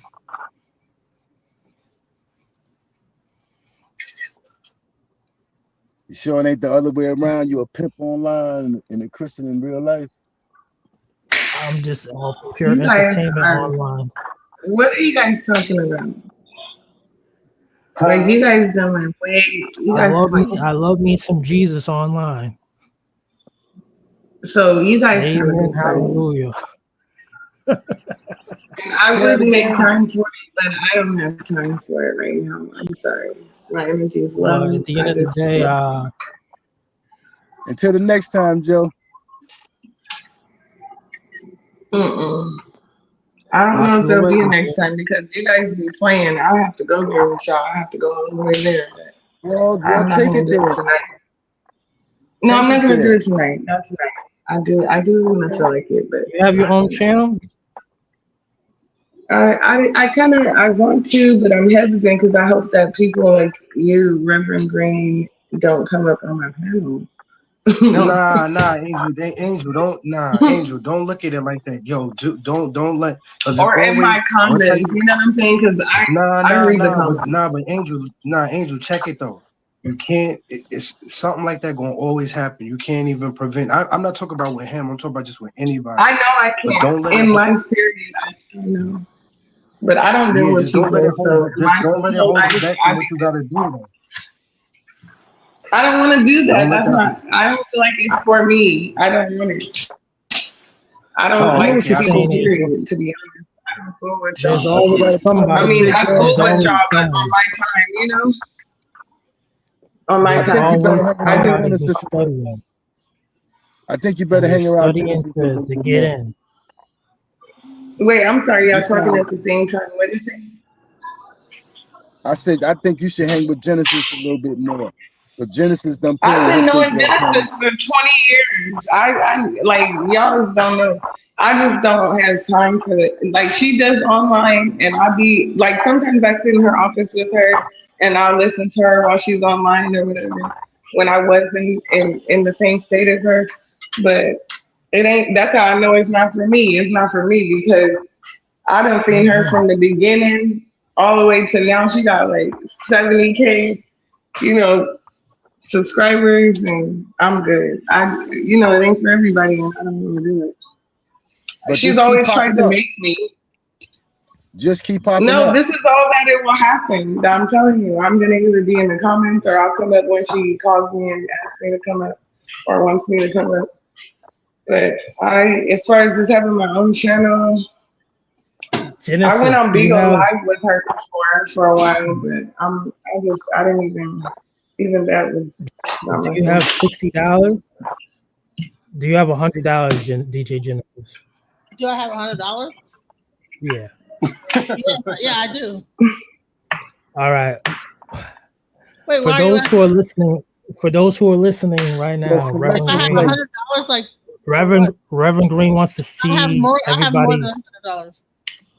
Okay, Reverend Green wants to see everybody get some money. Hyper liquid token. Everybody put their cash up. Nothing about no damn crypto. I think it's gambling. I don't believe in gambling. Hyper liquid token. There's other ways to do it as well. You can. There's an indirect. I'm not gonna go and join Kashi and debate on whether it's gonna snow tomorrow, rain or snow tomorrow. There's an indirect way to get into hyper liquid token too. Hyper liquid token is going to go to 1,000. before the end of the year. It's at 60. It's gonna be I need more. $1,000 Another show. before the end of the year. Going in the crypto, that's a whole nother show because I don't understand how it works. Like you're gambling, throw it on there, see if it goes up. You know, that's what people go up next, and it's gonna go up, and it's gonna blow up, and then and Yeah, I wouldn't be. You know me, I wouldn't be saying this for no reason. Okay. That's all I think about is money. So I was dying to talk about that. Really? And so there's also casino too. There's also PURR, which is another way to invest in hyperliquid token. And then there's LGHL, which is Lion Group. There's also BLACKJACK, and if you get like 21, what's that? Blackjack. Oh, BlackRock? Yeah, BlackRock. That's the company that owns most of the world, right? I said, what, Blackjack? Oh, Blackjack. Oh, yeah. You go to the casino Blackjack. and they put about 100 on whether you're gonna win that hand. Oh yeah, there's definitely ways to earn money through blackjack, especially online as well. Mm-hmm. I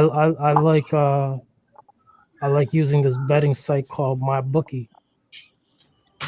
Yeah, see, to me, I think that's setting you up to bet. And all right, everybody opinion on here. What y'all think about to happen? Y'all think the dating game about to get worse or better? What y'all think? Which one? Say that again. Like the dating I scene. absolutely don't have an opinion because I don't date. So I don't know. You know what? No. This summer is gonna be amazing. People, Hell yeah, it's gonna be amazing summer. It's gonna be great. We need more black people. Yes, it's gonna be great. It's gonna be great. Right, I agree with that. Like I said, less dating apps. Yeah, I've been getting more approached in real life. I've been actually out. Yeah. See, that's what. There's gonna come a time where I'm gonna use a dating app. Man, check this out. Check this out real quick. Check this out. Right. What's this? Who this nigga? U.S. city just got approved in Utah. People are like, wow, this is a bit scary. It's completely new territory. I mean, will we still need humans?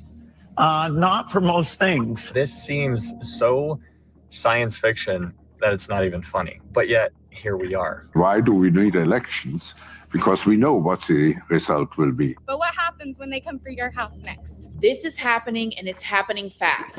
Before we get into today's video, I just want to let you guys know that this video is for educational purposes only. Please remember to be kind to everybody everywhere, in your everyday life, in your home, in the grocery store, and especially in the comment section down below.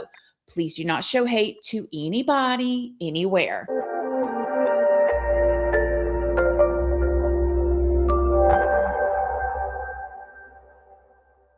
So good morning.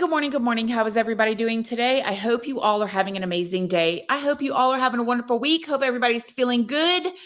So let me ask you guys, have you ever noticed how all of a sudden all these data centers are popping up everywhere? I mean, these gigantic buildings, almost like compounds with no windows, thousands of servers, and private security. They're just popping up all over the place. We're being told that they're just boring, nothing to see here buildings that are necessary to support internet infrastructure. But what if there's something more going on? Why are billion-dollar companies at this point buying up a bunch of small towns? And why are governments suddenly obsessed with AI? And why, with all of this technology that we have and building all these new buildings and these new infrastructures, why are the power grids suddenly struggling? Well, some people believe that it is because these data centers have nothing to do with storing large amounts of data. They believe that the data center boom might actually be the very beginning of something much, much bigger. They believe that these buildings are preparing for an AI-controlled future, or that they are huge surveillance hubs used to spy on us, or even that they are underground bunkers for the digital elite. Before we go any further, I did want to stop and thank today's sponsor, HelloFresh. I don't know about y'all, but I definitely can get stuck in like this dinner rut. It's like where you know that you should cook at home. You know that it's probably a better option, but then come on now. First box, newer.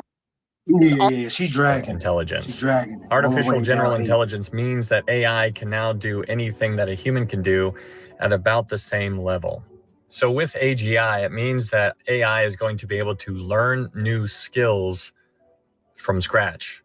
It will be able to problem solve. It will be able to reason. And so now that we have artificial general intelligence, the next step is artificial superintelligence. In this article from October 23rd of 2025, Elon Musk was quoted saying, "I don't feel comfortable building that robot army unless I have a strong influence." And so when we see pictures like this is what's going on over in China. They have this kind of stuff. I mean, and I'm sure we have stuff over here in America as well. But I think it's fascinating to see where we're going. We're in 2026 right now. We're talking about this kind of stuff. And this seems so science fiction that it's not even funny. But yet, here we are.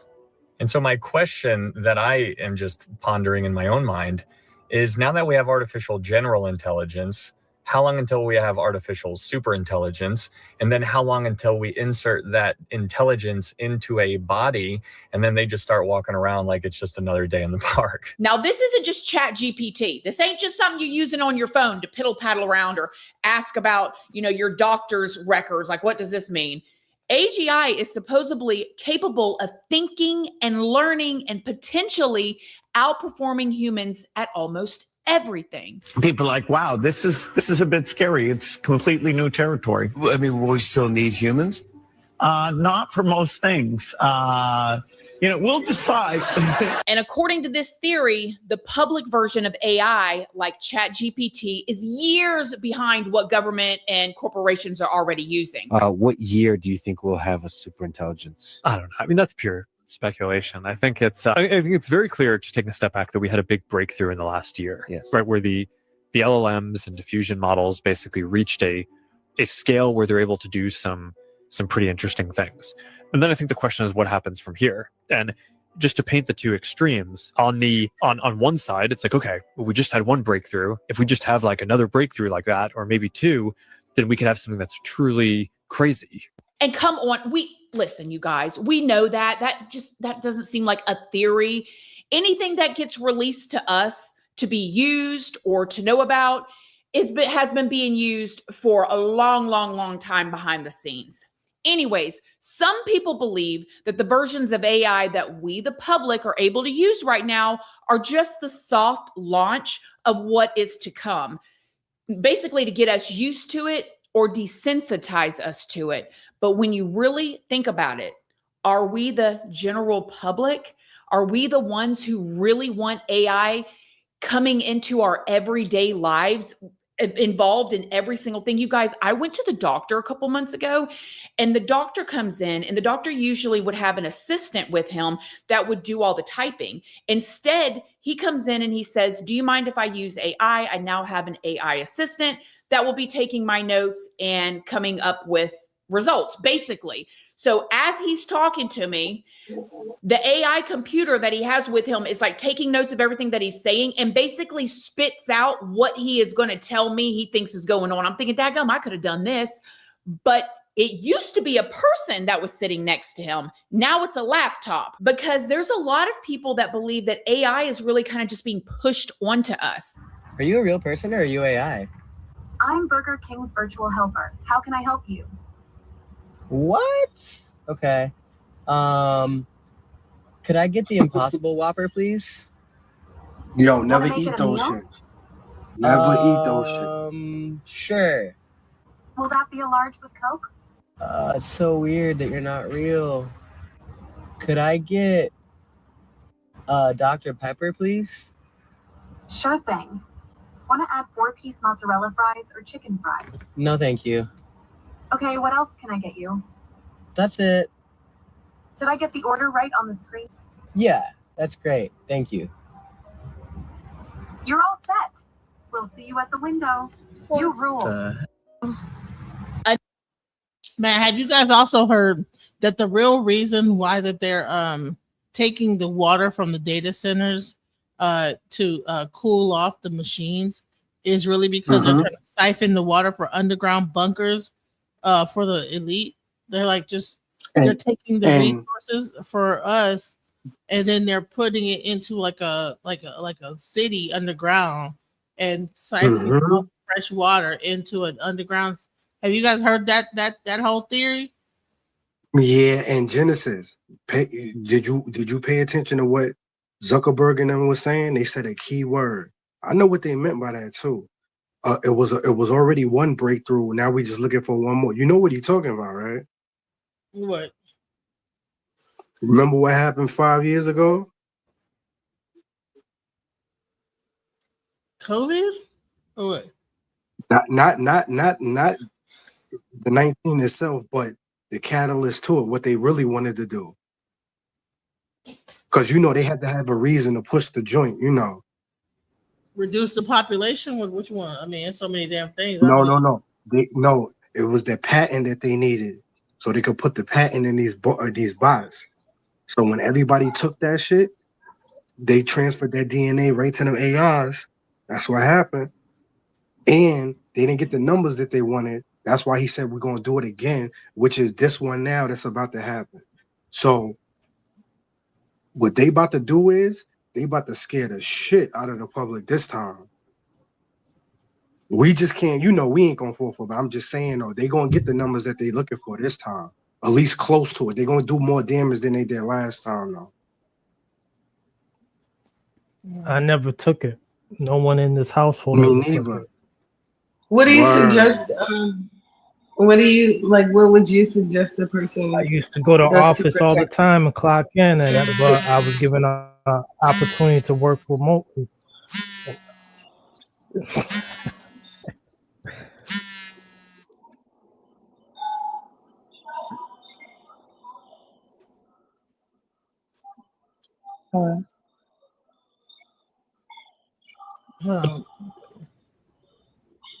See, that's the people calling her right now. She's a CIA. I'm just joking. Hey, let me stop playing. So what do people suggest? Calling her that now, trying to tell her happen? to shut it down. I think people should notice that there is an Ebola spreading. No, I think that people should know. During people should be prepared again.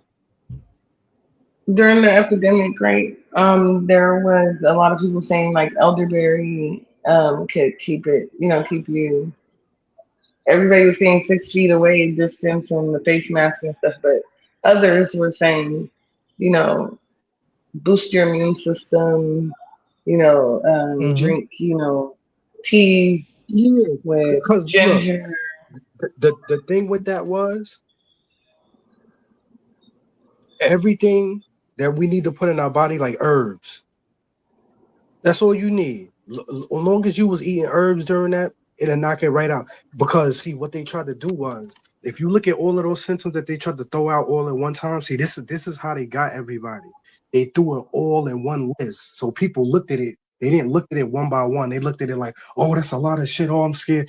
If you look at a lot of those things one by one, we had all of that stuff at least one part of our life one by one. You know what I'm saying? They just threw it all in a bunch to make it look like, you know what I'm saying? Because it's all about how the public perceive things. See, these people are psychology experts. So if somebody look at it, they not thinking about, oh, I had that before. I had that before. Yeah, I had that before. I don't know if I had that, but I had that. They looking at it like, oh shit, we can get all that shit at one time. See, that's how they threw it. You know what I'm saying? Man, I want y'all to check this out. Check this out. Look at this. Look at this. Okay. I think it's probably like What do you think it's for?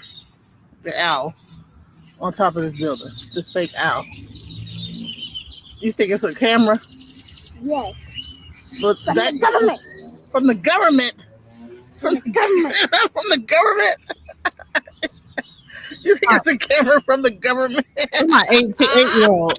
It may look like a real owl to y'all, but what they don't know is that I know that owls sleep during the daytime.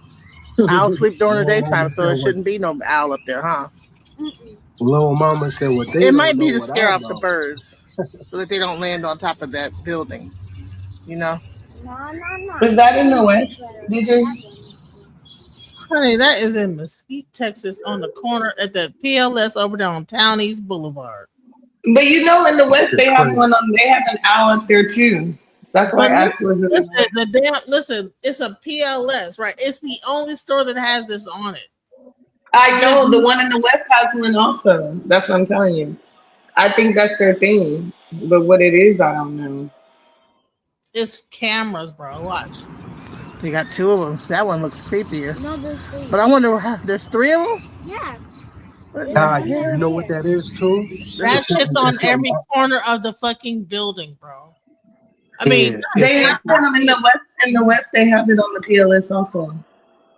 Are you serious? What the fuck is this? Oh, there's one over there too. I seen it one time and I didn't videotape it, but I was crazy. like, "What the hell is that?" Crazy.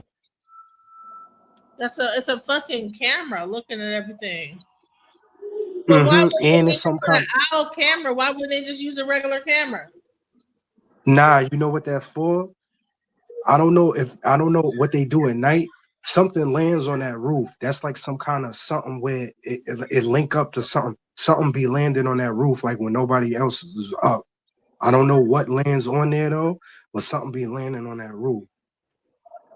All them PLSs that got that on there, something lands on that to do whatever they doing. But So do all the PLS have this goddamn owl shit on it? I don't know. No, because I used to work for the one in Plano. Wow. They didn't have that. Was something specific about the ones that is on there. Something be landing on top of those joints. Really? Probably early in the morning. You know when nobody ain't 3 in the morning. Like a 2. helicopter or something? What the fuck is that? Nah, like some kind of drone or some shit. Something small where you're not gonna really be able to detect it. Oh, and the owl probably guided in or something like to let them know. Right. It's like it's linked to it. Right. Well, hell, whatever. Right. This owl was wilding out. Its head was bobbling around and all type of shit. This owl. Look at you think it's a camera? Yes.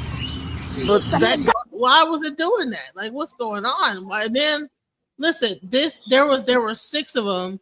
There's one on 1.1, 2, 3, 4, 5, 6. Like around the building, these owls on the thing. See, they made it mad obvious. After that, it made me look like everything, like every building on top. There's no other building that has this shit on it. And it's like, first of all, why would they choose an owl? Because all the birds are these black crow weird ass birds. Right. Why would they choose an owl that isn't even that's not even something that's even in Texas? Like, what the fuck is that? Like, and at first I thought it was real, and then I zoomed in with my phone. I'm like, what the hell? I'm like, why would the owl? You'll get the answer, Genesis. Just think about what kind of animal an owl is. Like, what time do it arise? You'll get it.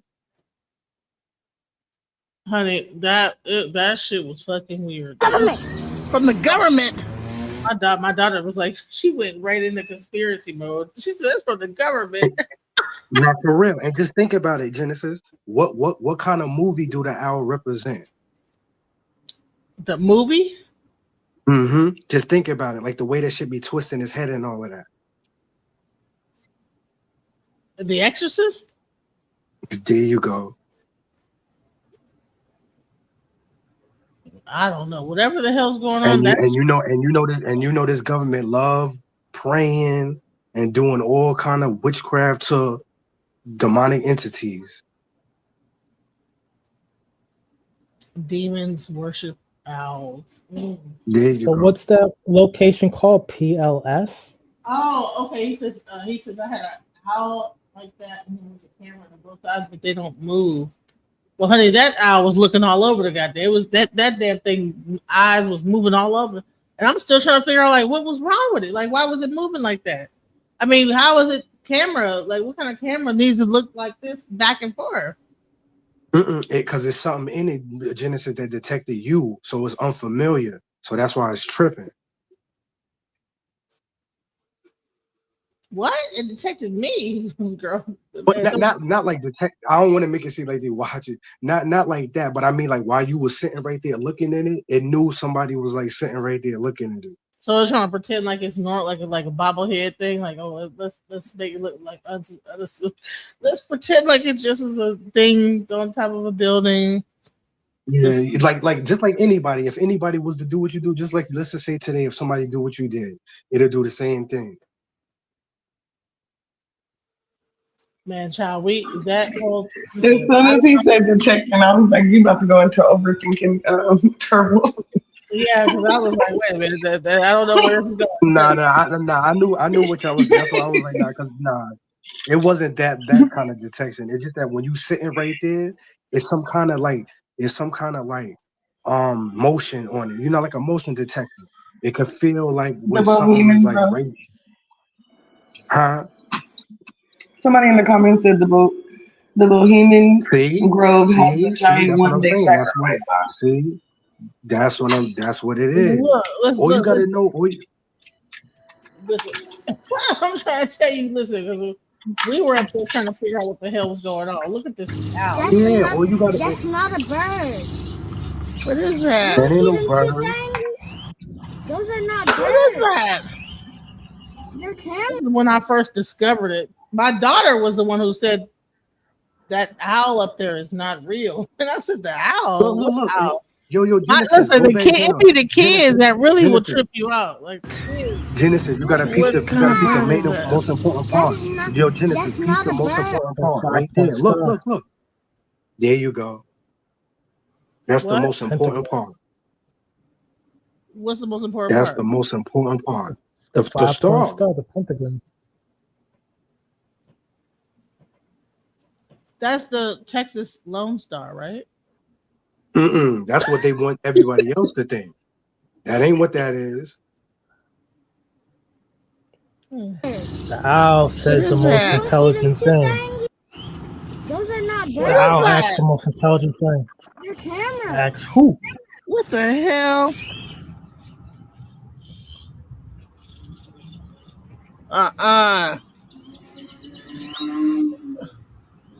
Look at how terrible that looks like a dragon. I thought this was an owl or a bird or something. No, He said it looked like a dragon. Listen, my daughter had to tell me what it was. What was it looking at though? Like, what was it pointing to when its head was turning? Is there birds up there? See, Andrew. See, you on point. You see, and you see, it looked like. It's not looking at No. All it was missing. Oh no, there was a bird. You see it rewinded. The shadow of the bird is on the building. All it was missing was the hand, the hell. What kind of bird is it? You seen it? You seen that flyby? No, the birds were in the trees. That's why I thought that but I'm saying as they start flying, his head started going left and right. Maybe he was trying to track them. Look at his posture. All he missing is the hand. All he missing is the hand to Hail Hitler. Look at his posture. Really. That's not a bird. What is that? You want to see them two things? Look at them. What is that? They're cameras. What the hell? And he got and he like built in like Roman 10. Like you can hear this. I thought this was an owl or a bird or something. No, owls sleep during the daytime. Why the fuck do they have it on top of the building? What the hell is going on? And he got like some kind of mask creepy. on. Just look at this shit. What the heck? What is happening? What is this? We're at the PLS in Mesquite, and this thing is looking around, looking all weird. What is that? I'm sorry, y'all. I'm trying to get the energy of that shit is it's making sounds. Hey, if keep your head on a swivel is an object, it'd be that. Nah, literally, because that owl got his head on the swivel. You know what I'm saying? In the He world, why was is it looking swiveling around? back and forth like. What is going That's on? What is funny. And then that? there's multiple. You said there's 6 up Maybe there? it's to scare I didn't birds count from them at landing on the top. other one. It's the one. Hold on, It's I've hold heard on. three. What that number? when they It's land them, they three don't on have one top. side and three on the Nope. other. It's 3 on one side and 3 on the other side of the building. Listen to the number. So Listen. What number is that? It's 6, yeah. And they love worshiping that number. Y'all know that, right? But that my daughter was like, maybe it's some kind of like artistic expression or something. Nah. At PLS, the check cashing place. Like, she's like, maybe it's like a religious, like religious thing or something. They're not religious. It's not a camera because what camera is pointing up to the sky? One that is looking for non-human things, looking for a plane, a drone. What is that? You don't see them 2 things? See how it's like looking up? Those are not What is that? They're It's not cameras. looking down to like see what somebody's doing. It's looking up in the sky, bro, back and forth. Now I want y'all to do something. I want y'all. What? Hold on. I want y'all to do something. What is PLS? What is the initials backwards? I want to see if y'all know. This shit is crazy. SLP. Now, what is SLP? What is the abbreviation of? What word is that an abbreviation of? I don't know. Think now. You know, Genesis, really think. Like, let's just say if you saw SLP on a license plate, what's the first word that will come to your mind? Nothing. It's sleep. What? Sleep. Now, when somebody's sleeping, what does that mean? It's nighttime. Nah, not that kind of sleep. The other kind of sleep. They're dead to the fucking world. You're not spiritually right. You're not spiritually on point to what's going on. It's like if somebody sleep, that mean they caught lacking. You sleeping. And nobody's paying attention to that hour. Nobody's paying attention to that. We done got too deep with the backward PLS, SLP, backwards 5-point star. No, why the fuck? When he was saying this, I'm sitting here like, why the hell did this remind me of our conversations in your office? That's from the it's a lot. This is getting real deep right here. Going straight down the rabbit hole, like we no, we done solved the whole conspiracy. So nah, we about to uncover these niggas right now. Right, we about to break it. No, but you know what? Actually, are you scared of data centers?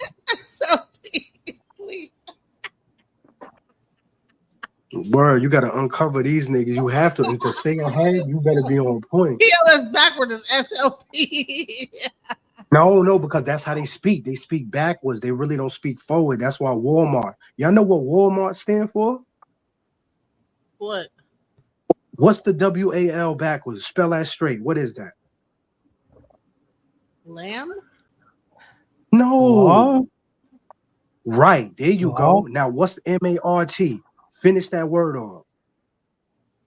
Tram lamb? No. Mart. Now, finish. Now, what goes with Mart and law? Finish Mart off. Martial law? There you go. In the future, Walmarts will be used for the population control. Whether it's camps. No. Listen. No, whether I mean, it be camps, you're right about that, but it's funny. That whether it be camps or whatever else, because you know one of them families run Walmart. You know what is it? The Walter Bird, whatever. So in the future, those will be used. Well, Walmart does issue out rations. You know, you go to the grocery store to get your rations and stuff. So, pay a certain amount of money, you get rations and stuff. Especially if you're on food stamps, you give the food stamp rations. They give you your food for the week. Get your rations, you know. But that still does not explain why this goddamn owl is looking up into the sky and looking back and forth like this. Nah, because the owl Look. symbolism. He letting you know soon is coming. You see Does that? it like is the wind making its head go back and forth like this, or do you think it's like automatically doing it? For real. Nah, it's something inside the thing. It's programmed, Genesis. It's a AI. It's a machine. Listen, what? Huh? Wait, do you know what PLS stands for real? Like what their company PLS stands for? What does it really stand for real? I didn't even know this shit, and I worked there. I know what's some kind of money transfer thing like MoneyGram, Western Union. What I swear I thought it had something to do with money too, and it actually stands for people, location, and services. See, and they have a dot in between each one. People, period. Services. Wow, interesting. People, period, locations, period, services, period. It's not even a whole sentence. Like, and so that you think that might be a military organization? Yes, Genesis. Yes. Because think about it. Location meaning I know they run everything. Tracking your every move. Location is tracking they track your every everything, move. You know what literally. They have about 50 cameras inside of the place in the back where their workers are. Mm-hmm. And you know what services mean. I heard that you can't even rob it unless you go through the roof. You can't rob it from the inside, the back. You cannot rob it at all. Are you serious? They are rob proof. It would have to be. It would have to be. It has to be an inside job. You have to be a family member or working there. Ma'am, no, you have to go through 3 doors. But and they're sealed. You have to seal each one before you even get in. PLS is really a government build operation. Well, I call it a government operational landmark. Right, it will be used for something in the future. People, location, services. What the fuck is that? And you know what services mean. Services don't mean helping either. You know what services mean. This is getting weird, bro. And then they got this goddamn owl. What's happening here? No, when I looked it up, I was like, wait, people, locations, services. And it's not a word like people, location, services. It's people, period, locations, period, services, period. Which means it's three different link ups, right? One plus one. They got owls looking at Look, when I worked there, you have to go, you have to buzz the buzzer, and then they unlock that first door, but there's 2 doors that's still locked. Then you come in, you close that one and seal it, and then they're watching you on the camera, and then they buzz the second one. You come in, close it and seal it, and then they buzz you in from there. Honey, I'm surprised they don't shoot some goddamn anti-sanitizer and shit. You can't bring no personal items inside, and they don't allow you to sit down. I want y'all to do something. I want y'all to sit down and stand up the whole time. Now, what's owl? You have to stand up your whole 9 hours. Yo, do those letters for owl. What's owl? Unscramble them. OWL? Right now. No, I think you're picking my brain now. You be quiet. No. Do it backwards. Well, where does money at? What is that? What's LWO? I don't know. Something WO. I don't know.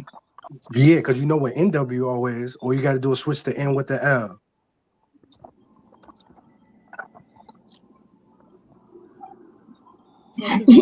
Low. I'm like, everybody's just quiet. Y'all too advanced for me at this point. Goddamn legal world order. I feel like I'm not in this conversation, but I'm not. Okay, we ain't gonna say it, but we're gonna just you got the WO. Y'all know what that is, so just put land in front of it. Lucifer's world order. Right, it's land. Right. Land world order, but okay. Right, which means the land here. Everything is already, because they got this thing where they feel like they got to tell you universal law, where they got to tell you before, you know what I'm saying, so they could get some kind of spiritual, karmatic life, afterlife, you know what I'm saying? That's how they feel about it.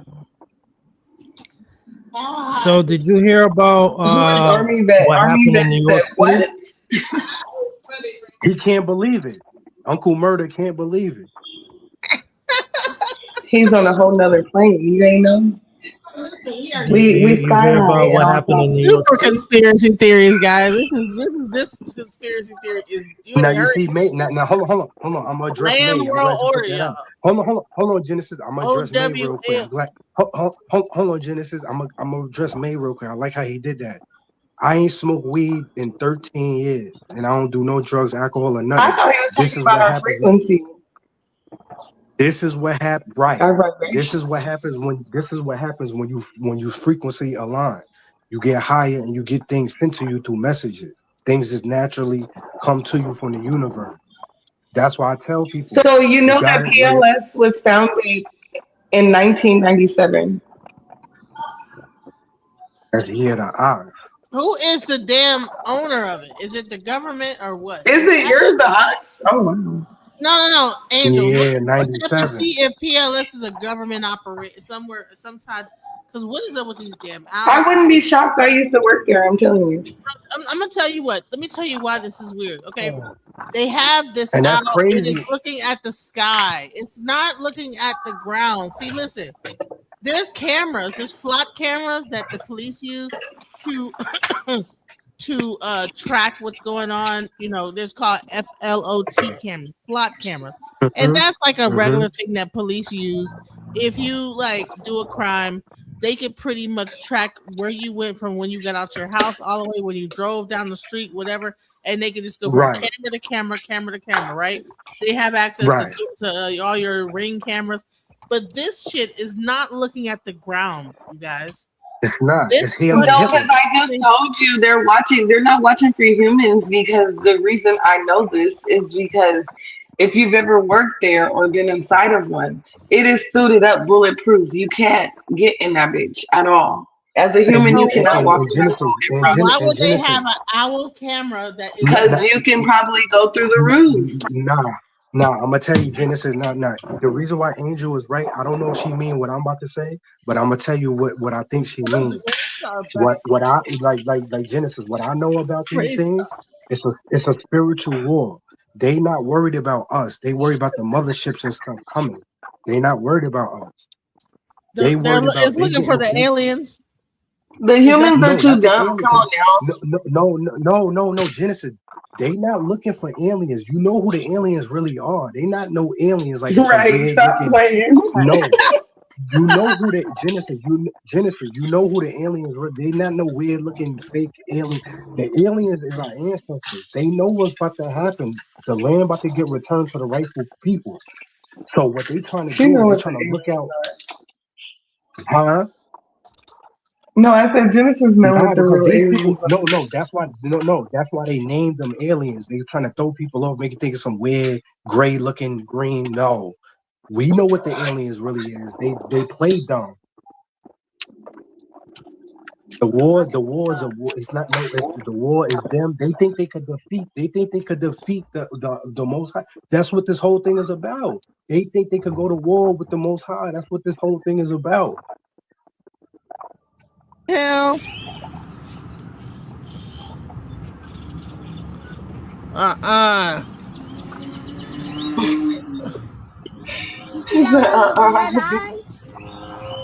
the high tower left. You don't That is not the wind blowing.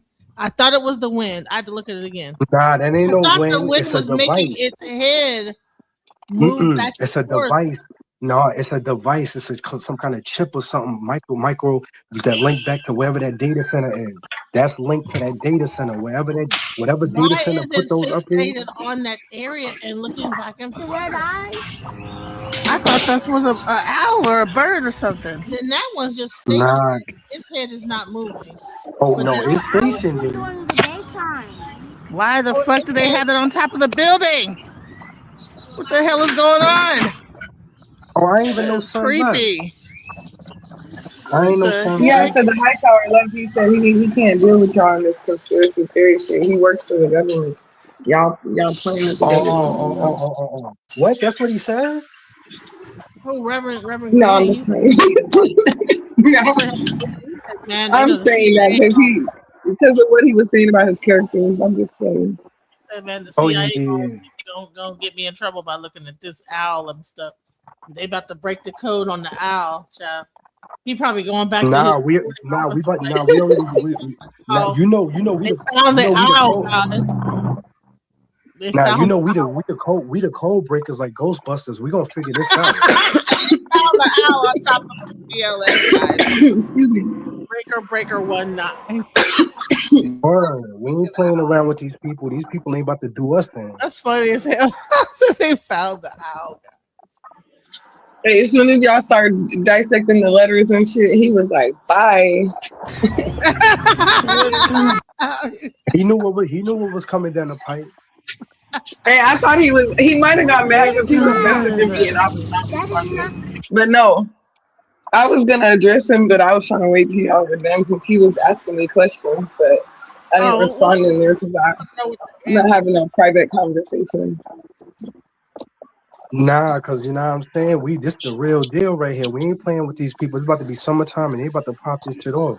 We ain't fucking around, son.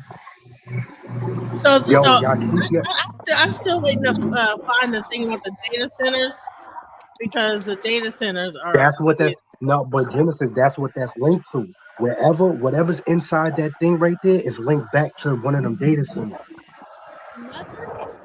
Is that these data centers are being used as a global surveillance system. Think about how much of your data is already being collected. Your location, your purchases, your search history, your voice, your face, your typing, your scrolling patterns, your phone literally reading your eyes on what you stop at for a long period of time to see what you're interested in, Hold on, your what he said? political options, and even your sleeping patterns. Genesis, A data Genesis, center hold the up real size quick. of a U.S. city just got approved in Utah.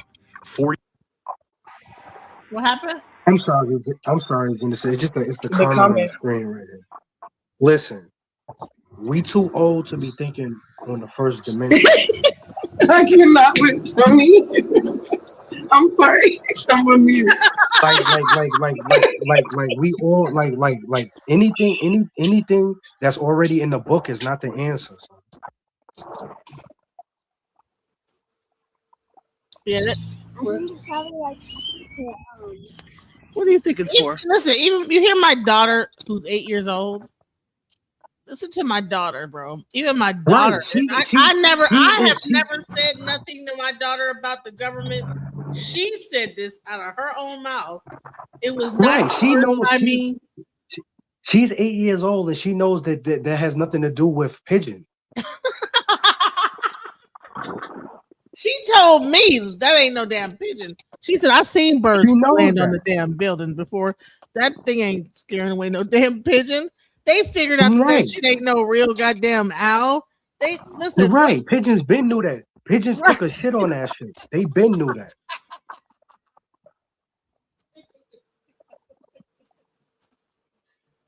This shit crazy. My other daughter showed me a picture where they had like a monkey that had a camera in it, a fake monkey. Right. And they trying to convince the monkey that it's a real monkey and stuff. Like they put a fake monkey with camera like in its eyes. The monkeys don't know that that's not a fucking real monkey. They know that that's not a real goddamn owl or pigeon or any kind of animal. So we can think that pigeons are so goddamn stupid that they don't know that that's not a fucking real. After like probably the first week, they knew that shit wasn't real. They're like, what the fuck is that? You know what I'm saying? So that is not to stop the pigeons from getting on the top of the building. At first, I thought the same thing too, but I had to think about it. My kids had to like actually wake me up. Like my 8-year-old. Listen to her. Listen to what she says. Listen. What do you think it's for? The owl on top of this building. This fake owl. You think it's a camera? Yes. But from the government. From the government.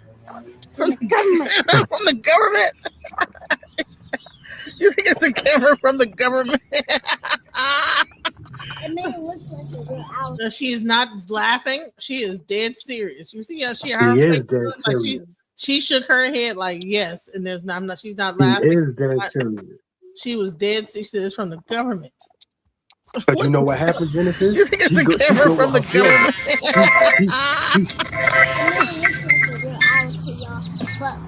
But what they don't know is that I know that I was during the daytime. Owls sleep during the daytime, so it shouldn't be no owl up there, huh? It might be to scare off the birds, if they don't hang them on top of that building. You know? No. I see those right on top of that one. They got two of them. That one looks creepier. No, there's three. But I wonder how there's three. She's correcting me on everything I'm saying. I'm saying, first I said, well, maybe it's just to scare the birds. No, I've seen birds. On everything I'm saying, she hitting it down. Nope, that ain't it. Then I said, well, there's two. No, there's three. I'm like, right. So my child, my 8-year-old child, has seen this and it has analyzed it and has figured it out way faster than I have. And I have to like say from the mouth of babes, I have to trust my 8-year-old child and say she must know something. When she saw that, she knew something was up. And she said it's cameras looking right. Government, I don't know. Really? Yeah. And you know, Genesis, she's young too. So there's one over there too. What is going on? That's crazy. That is crazy. What is that? Now that's wild, y'all. I don't know what's going on with PLS, but there's some Illuminati ass shit going on.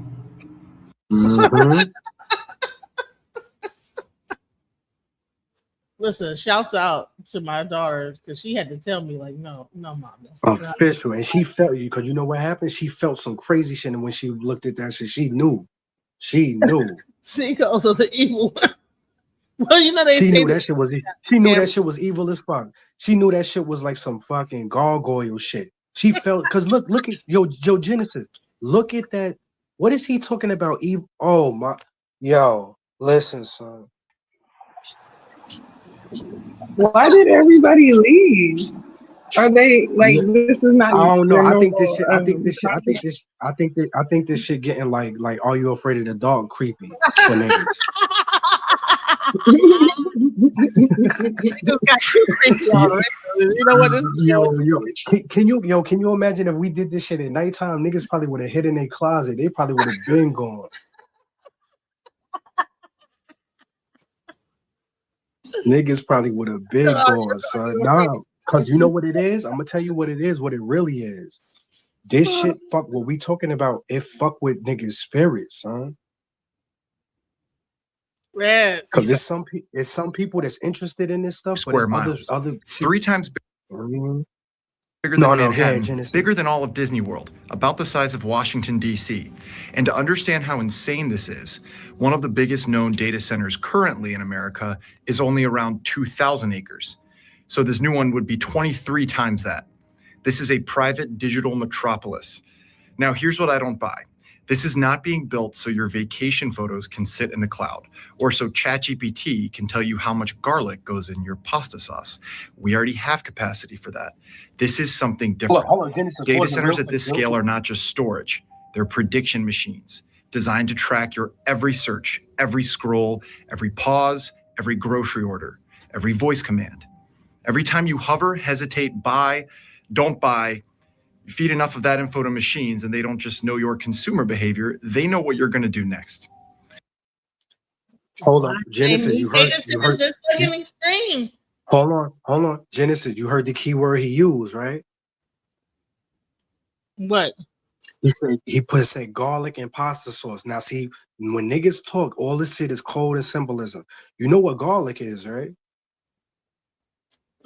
What? It gets rid of vampires? Now there you go. Now, what do these people love the most? They love a bloodlust, right? Talking about drink the wine with the cracker, with the wine symbolize the blood. Why are you drinking that man blood? Right. Jesus' blood. See, why are you drinking that man blood? Yeah. Cannibalism. See what I'm. Is it to become one? Huh?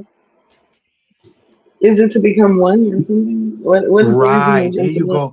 There you go, Angel, because they want you to be with the fraternity, right? So now you become one by drinking the blood. And everybody's stupid ass sitting up in there doing this shit instead of asking questions. Let's go. If a company knows the exact moment you're vulnerable, they know the exact moment to hit you with the product, the price, the notification, the video, the ad. People will say, honey, if we don't have any water, we're gonna die anyway. Right. And Genesis, what do the So crackers like, symbolize? why would they need to be creating this thing to trace us? I believe there's an alien group of people coming down here, and they're setting it up for them. And they made a deal and a pact with the aliens that are about to take over the earth that really don't need water. They don't need water to survive. Nah. This is what they're gonna do, Genesis. Not only they gonna take over though, but they about to eliminate a certain people. You see what I'm saying? If your frequency not glowing a certain light, you going out of here. It's gonna be a lot of people about to start disappearing to the point where nobody knows what's going on. That's really what's about to happen. It's something happening because it's like, dude, what if they're taking all of the natural fresh water from the aquifers and there's nothing gonna be mud left, humans are not gonna be able to consume water unless they are taking the water, like they said, and putting them in underground bunkers for the millionaires to survive. When that's why Genesis. That's why they try to.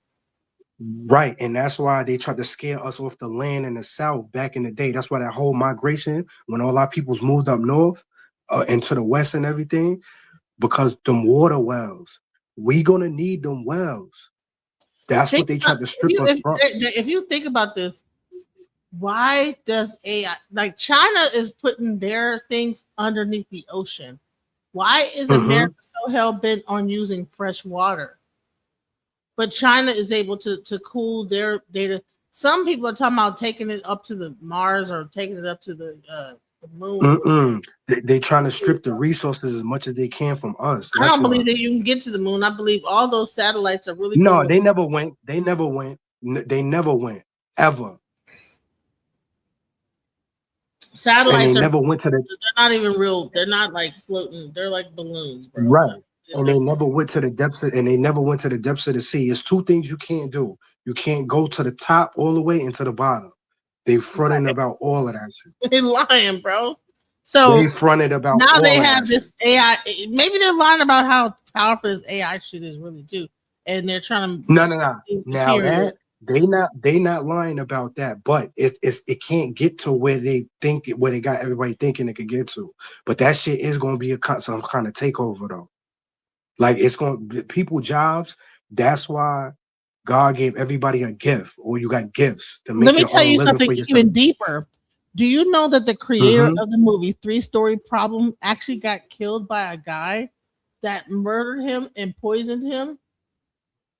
And he's facing a prison sentence. And I told people to go watch that movie 3 Story Problem. The damn guy who made the movie got assassinated by somebody. That's why I know that movie is really giving you the clue that this whole thing about aliens is really AI.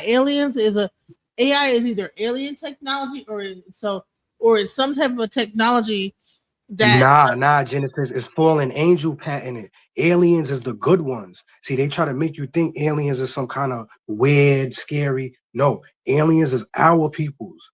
Dumb AI, that's the fake stuff. Because it's always real versus fake. It's natural versus artificial. Dumb niggas is the artificial, but they want you to make you think that the aliens are some kind of weird, fake. Like, you know what I'm saying? Because they always switch it up, Genesis. Just like how they try to steal people's identity. They try to make good, bad, bad, good. You know what I'm saying? These people is always in reverse. You know what I'm saying? Ain't nothing wrong with no aliens. They know what they go. The UFOs, motherships, that's our people. You know what I'm saying? They want you to make you think though that they them people coming to destroy. Yeah, they coming to destroy, but they ain't coming to destroy us though. They coming to take out these fake niggas. That's what's going to happen. Honey, that's not the same thing. Honey, what's the name? That thing is not the same thing that was on that building, Reverend Green. The thing that was on that building. You have to hit that. You have to hit the picture to see more of the pictures. I'm looking at the pictures. I'm looking at it. No, it's not the same thing, bro. That's not the same thing. Not the same thing. Let me tell you why. There is a thing on the back of its head. watch. Okay. Yeah. Has anyone ever seen the movie Cosmic Slop? Cosmic Slop by Parliament Funkadelics, where they're talking about the aliens coming down from outer space to get the melanin. No, we never seen that one. Oh man, that's always online too. That's a good, everybody should watch that. That's a excellent movie where the government was like, all right, so you just want the black people? You never seen that? And you see how they switched it out, right? Because that's what the blockchain is supposed to represent. But the difference is the blockchain, you're gonna have to have melanin to be on this planet.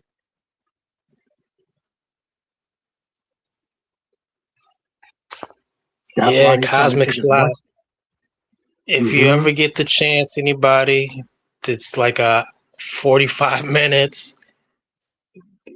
It's crazy, but it's a good one. Okay, so maybe it might be the thing to rotate. I said initially there might be something about like scaring off the, but there also the thing that is missing is that there's a thing in the back of its head that look like an antenna type of a thing. That's the only Right, because it's a signal that go into not into space, but it can't go in this, but it go as far as it can up there. Because whenever whoever's coming down here, about to come down here, that's what that's for. It's to send a message to let them know they coming. On the owl's head, because No, that's what that's what I'm saying. No, that's what I'm saying. Said that they're just meant to scare off birds, right? Nah, that's what I'm saying. And Genesis, that's why I the initially antenna thought that's it in. was is to like scare off birds, like right. The only thing Nah, is that this particular owl thing has also a thing on the back of its head that's like look like an antenna type of thing. Right, Like, it's a receptor. Like a dish or something like that. Yeah, that's the. So it might be a combination of that and something else because it operates on some type of LiDAR, LIDAR, light radar sensory. Just like how when you're backing up in your new cars and it can detect if there's something behind it or whatever, let you know. oh, so it's supposed to like stop the birds by doing that or whatever, like creating like a sound or whatever. Hey man, I love to reach up into Deep Space Nine as well. All you hear around that damn thing is a bunch of birds. So maybe that's what I thought too, was that maybe it was like to stop the birds from like being on top of the building. But I'm like, doesn't mean it's not watching people. All these smart devices record.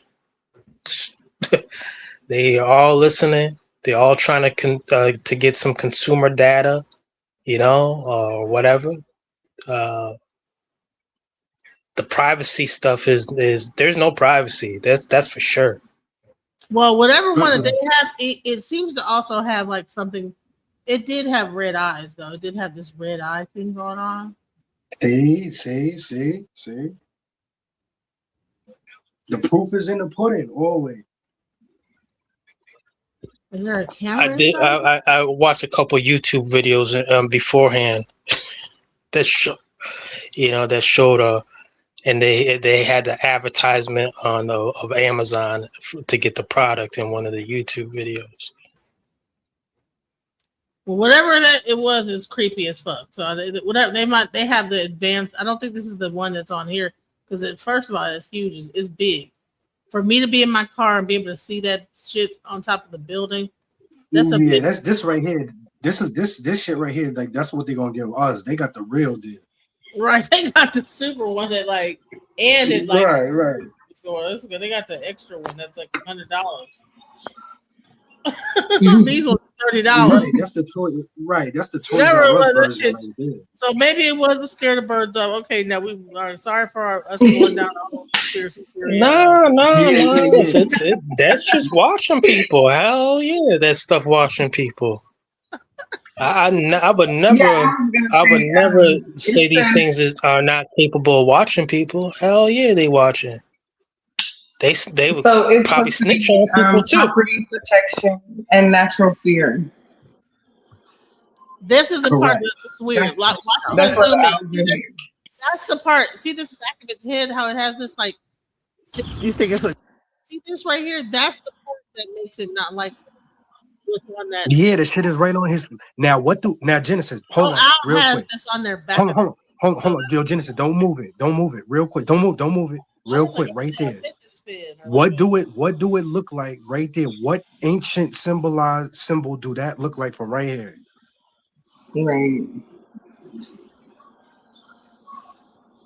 I don't know. Look, some Aztec shit. I don't even know, child. I don't even know. Yeah, no, yeah. Don't it look like one of like it look like a pharaoh or something, right? Look, something like a dragon. I thought it was I don't know what the fuck I'm looking at. It Nah. It looked like a little nigga. It looked like a little nigga with the pharaoh to eat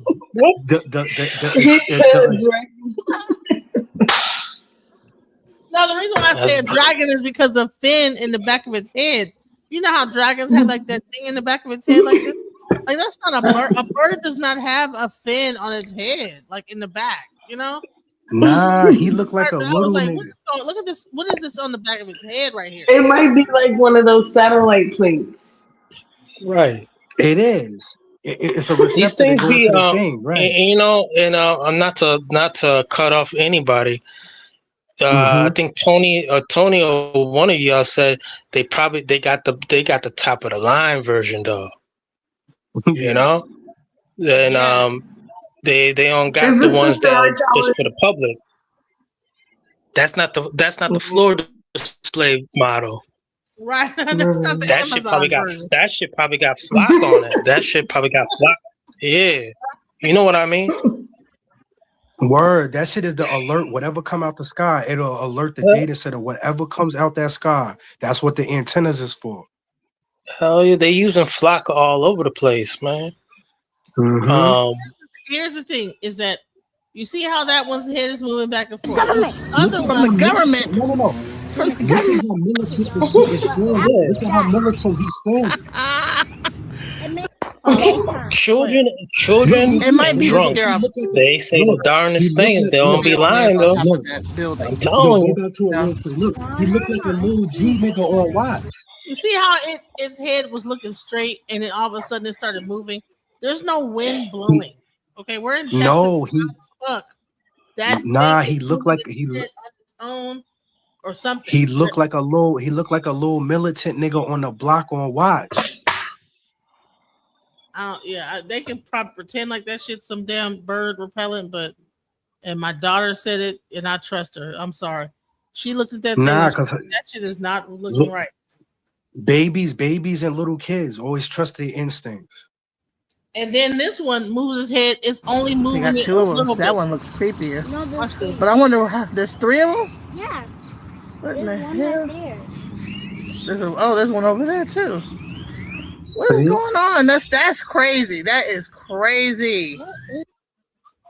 That does not look like an owl. It's covering all corners just in case it come from which direction. You know what I'm saying?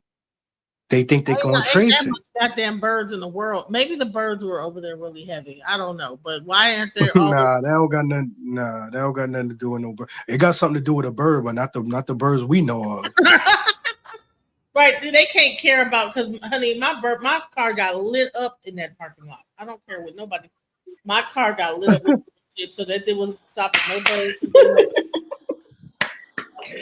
DJ, your car got lit up. Honey, them birds was. You don't hear all them goddamn. Listen to all the birds like around. Like, right. Not stopping no birds. I don't know. Them shits probably have White Castle crave cases on top of this building. This fake owl. You hear all them birds? You think it's a camera? But the owl is the reason why they probably flood in the parking lot because they can't go on the roof. Because they scared. Yeah, that shit crazy. Owl is scaring them, right? But them owls really think that's a real owl. Like the birds are like they haven't figured out. They know that shit. No, they know that shit not no real owl. They just don't like the aura of that shit being there. That's what it is. Nah, cause just think about it. The animals got feelings just like us. You know what I'm saying? They know when some shit is not right and when you invading the territory. Cause remember, they was there before that bitch ass nigga got up there. So when they saw the nigga up there one day, they was like, yo, who the fuck is this weird ass nigga, huh? And then he never packed his shit and left the crib. That's what they mad about. That's why they You know know, it's not real. these birds have Right. sixth sense. They operate on a different sensory too, you know. So that's why they say they know when a storm's happening way before everyone else does. Right. Right. And how can they look at Right. this and be like that shit is not fucking weird? Like, what the fuck is this? And Right. knock that bitch up off the goddamn top of the roof. Like, fuck that goddamn whatever it is, you know? Why didn't they all team up and say, man, get this shit up off the roof? Like, you know what I'm saying? Like, right. the other wild animal would have been knocked that shit down. Yeah, because they feel like they ain't big enough. Like if it was a hawk or something, a hawk would try that shit. Like an eagle or hawk, they would try that shit. Right, I guess And so. it's probably mounted into that shit anyway though. But I'm gonna tell you what, I'm gonna say But if you think about it, a pigeon would try it too, I think. man, let me tell you Nah, something. you They're right. gonna get curious. After a while, they're gonna get curious Nah, and you go up there right. and start. This is the only shit building probably- it is on. There's all types of other buildings around that whole area. It's only on this building. So I'm like, Nah, you know why? No, you know why? Because that specific spot, wherever that is at, that's on the corner. It's on the corner. Right, it's location. There you go. Place, people, location, services. That location, wherever that's at. Thank all of them People, it's on location, services. Right. So that location, wherever that's at, it linked to a certain part of what they trying to look at. You know what I'm saying? That's why it's on that corner specifically. You know what I'm saying? Hey, they run all kinds of currency there, and you know they literally moving a lot of money at all times, at all hours of the day. Yeah, And probably who knows what it is. They disguised it as that it could be a simple Amazon thing. But in reality, that shit was way more, and got the advanced Speaking version of money, what they think I'm this glad she said money. Speaking of money, y'all, I'm letting y'all know. Don't keep a whole lot of y'all bread in that bank. Please don't. Just keep enough enough in there if you got an account. Just keep enough in there like to pay a bill or two or something, then just go renew it. Don't have your money in them shits. Didn't they buy out? Is it true that the dude that started? It don't even fly south for the winter. We're in the south. That weirdo up there. Wait, let's read this comment. That weirdo up there all the time. Nah, because he don't even know. He don't even know. He don't even fly south for the winter.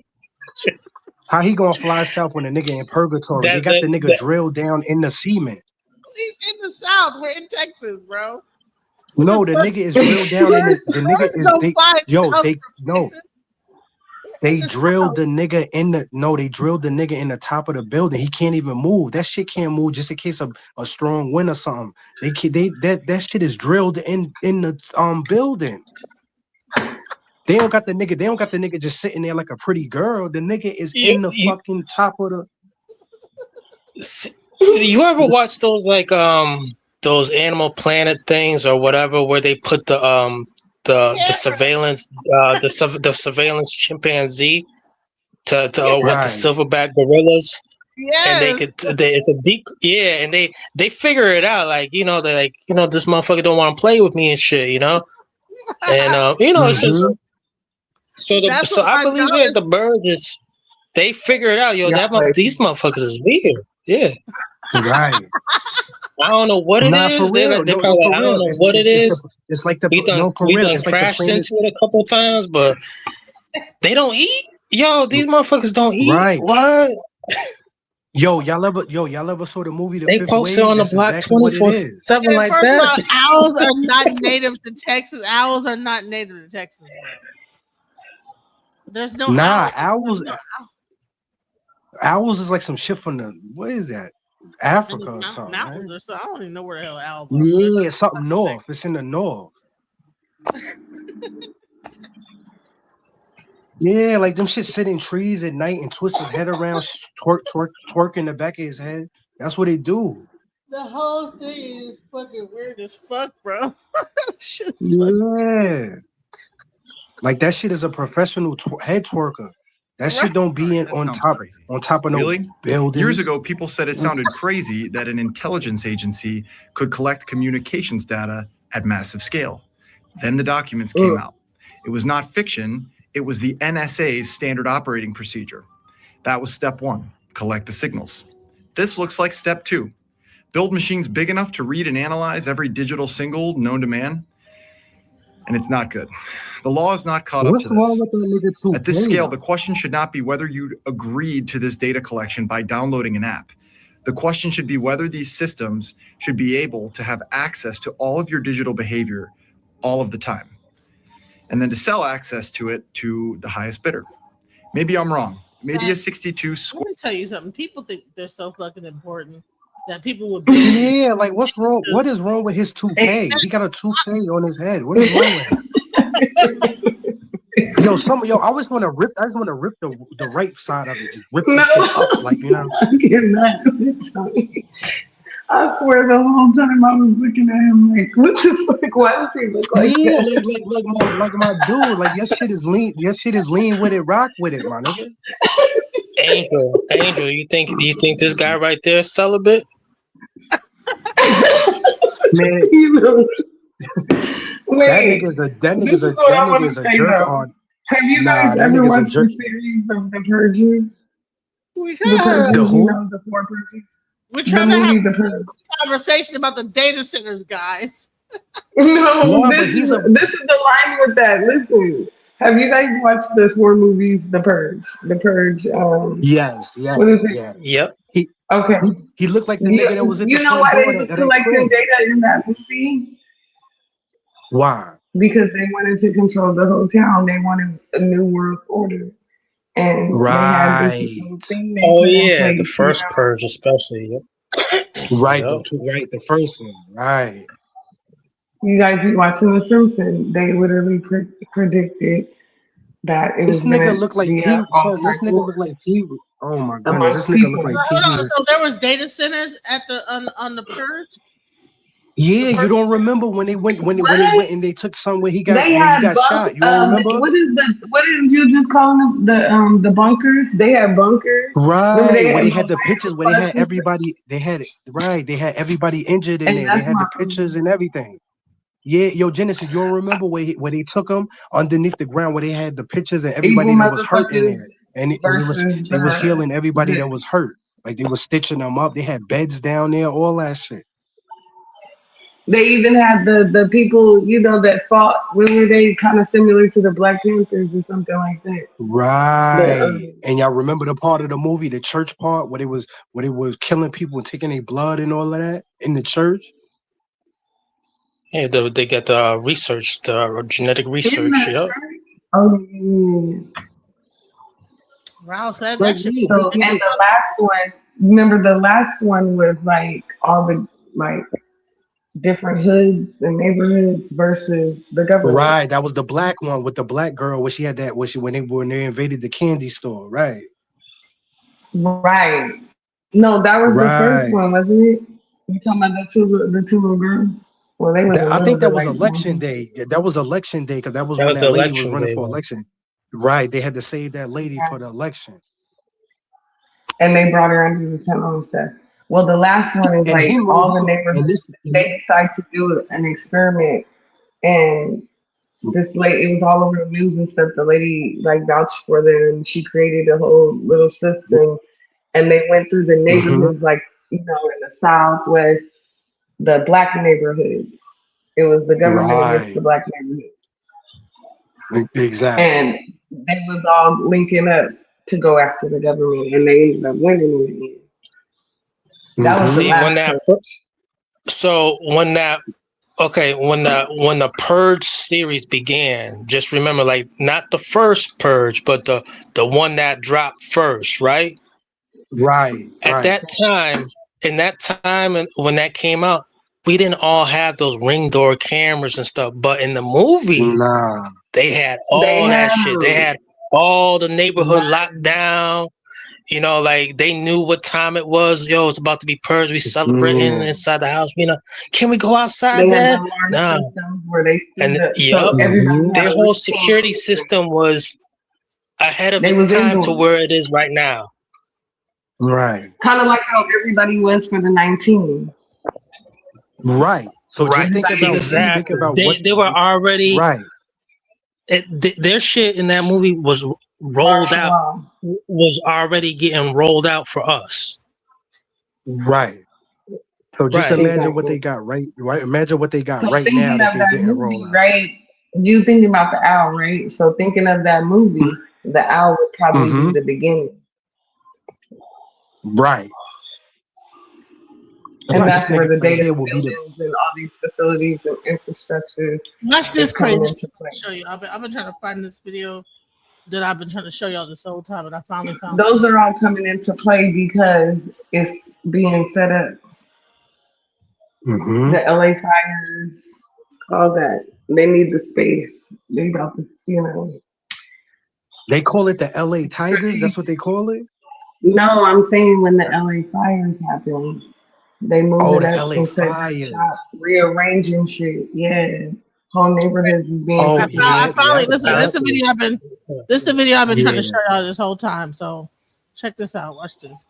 Okay. My head around why AI data centers require fresh water. Why not wastewater or recycled water or salt water, but fresh, drinkable water wasted by the millions of gallons just to cool servers? I have a theory, and you're probably not going to like it. I can't say certain words, but I'll show you pictures. Okay, let's start. If you guys haven't read this, I think it's time for you to read it. I am a very conservative person, but I will call out shit when I see it. And here's one of them. This, yeah, you need to go read it. The link is down here. The 2030 agenda for sustainable And development. this, if you think that it's not happening and it's only in the movies, you are wrong. It is happening. Right. See this? You see what this is? No, she right because the movies. No, it's listen. already Do you scripted. see what this picture is of? Do you see what this picture What is is of? that? That is like in a cave, and they built a society in a cave, inside the earth. meaning like a 15-minute city, something like that, right? Like underground, underneath in the In the inside, earth, so like towards the equator. or like just deep inside of a cave, Or where the they still core. get, like, have access to sunlight, but it's just inside of a cave somewhere. Yeah, that's why they buy the So- equator so they can so because it's hot, right?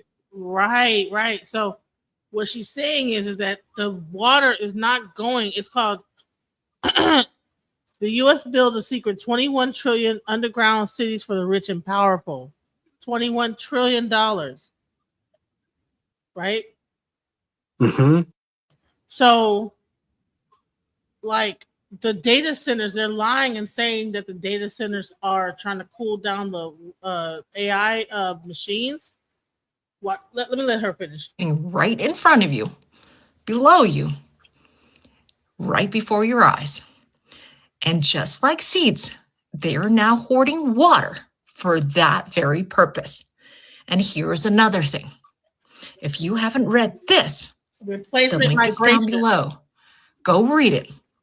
That whole thing basically says that our current population isn't a good enough grade of workers to sustain the economy. Therefore, their plan is to do away with us everyday people and use young migrants because they don't want to hear keep the system because going. they don't want to read. hear about no 2-week Do your vacations or research. none of that shit. Come and thank me later. I can't wrap my head around why AI data centers So- require fresh. See, he's a dumbass nigga.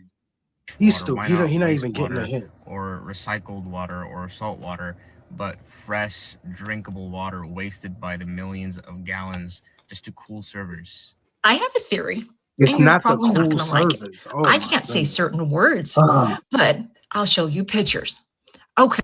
All right, so someone look up the United Nations Transforming Our World, the 2030 something Let's start. If you guys haven't read this, agenda for sustainable development. So someone look up the United Nations 2030 agenda for sustainable development. I think it's time for you. What is 2030? What is it? The year of the dog? SDGs.un.org. 2030 agenda. And that's the year. And that's the year of the As the dog. man in the This high shit castle been crazy. saying for months and months on alchemizing energy. Fuck all that 2025 shit. It's that 2020. It's that 2030 shit. That's the biggest one, right? You to read it. I am a very conservative person, but I will call out shit when I see it. And here's one of them.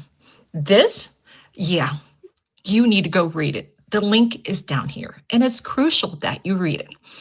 And this, if you think that it's not happening and it's only in the movies, you are wrong. It is happening Nah, the right in movies. front of you, below This you. is what the Wait, movies is do. that The a movies. 5-year pattern? Say it again. Huh? Isn't that a 5-year pattern, right? If you think about 2020, 2025, 2030. Right. Is It's that only a not few like more a years. It's But is only a that few not like more a years before 5-year this. pattern? But people should one thing though, Angel. 2030 agenda was written out way before 2025. Way it was Word. it That was shit like some written, 70s, it was 80s written shit. it was Right. the first time the 2030 agenda was mentioned in 2007. They called it something different, but it was 2030 something different. You can find YouTube videos, older ones from 17 years ago, where they're talking about it. They decided to call it something more colorful, calling it sustainability and all this other shit, you know. But Word. They've been it's planning for this always shit. it's been there. Word. They've been planning for this shit for like 40 years. That's what Right. George Orwell in 1984. All of that shit. So you guys know it's All of the that. full moon? Huh? That was last night. It was at 4:53. Yeah, because the moon is in Sagittarius and the sun in Gemini. Oh, I'm Whenever it's sorry. It was opposites that you guys are in whenever it's different parts opposite. of the state. Nah. It It's was, not right. only was it a full moon, but it was a blue moon as well. Yeah, because whenever might be it's a full moon, that means both the signs is in the opposite. So if it's like Gemini sun, Sagittarius moon, that means it's a full moon. Or if it's like Pisces sun and Virgo moon, when it's two opposite signs, that means the moon full. Right. See, just the other day, there's gonna be a terror attack, a big one. It is, and it's gonna be like next month. It is. I mean, not next month, like July. And just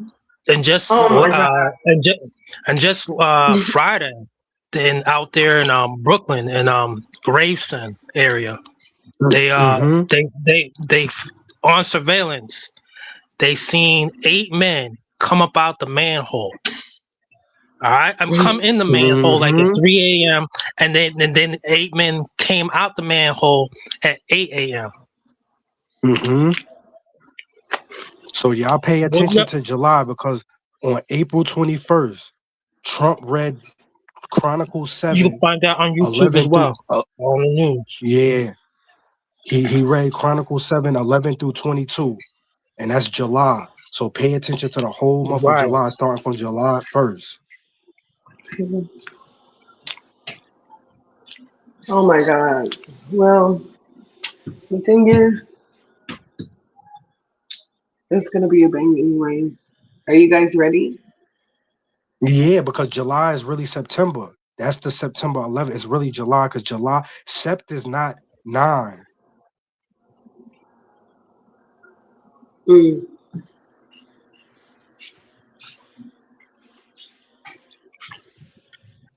living in Roman times. Right. They You know? tricked the shit on purpose, just like how October is the 10th month. How October the 10th month when an octagon is 8? They did it on purpose to throw you off. Oct means 8. Computer campus really is about faster emails and better ChatGPT answers. But ask yourself this: why would they need a city-sized machine to do the things they can already do? There's a lot of money in emailing every single thing you do, every minute of the day using AI.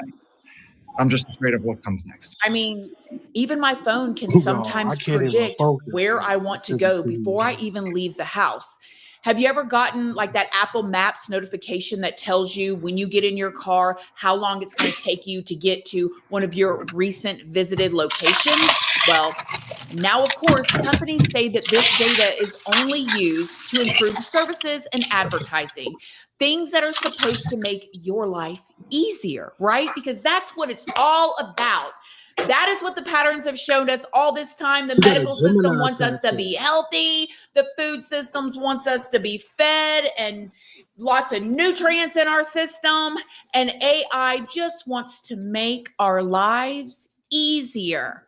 Right. I mean, this isn't even really a C theory at this point. We know companies and even our own government use our data that has been collected against us. And if y'all don't know this, all the way back in 2017 at the World Economic Forum, a man named Klaus Schwab. And if y'all don't know about him, God bless you.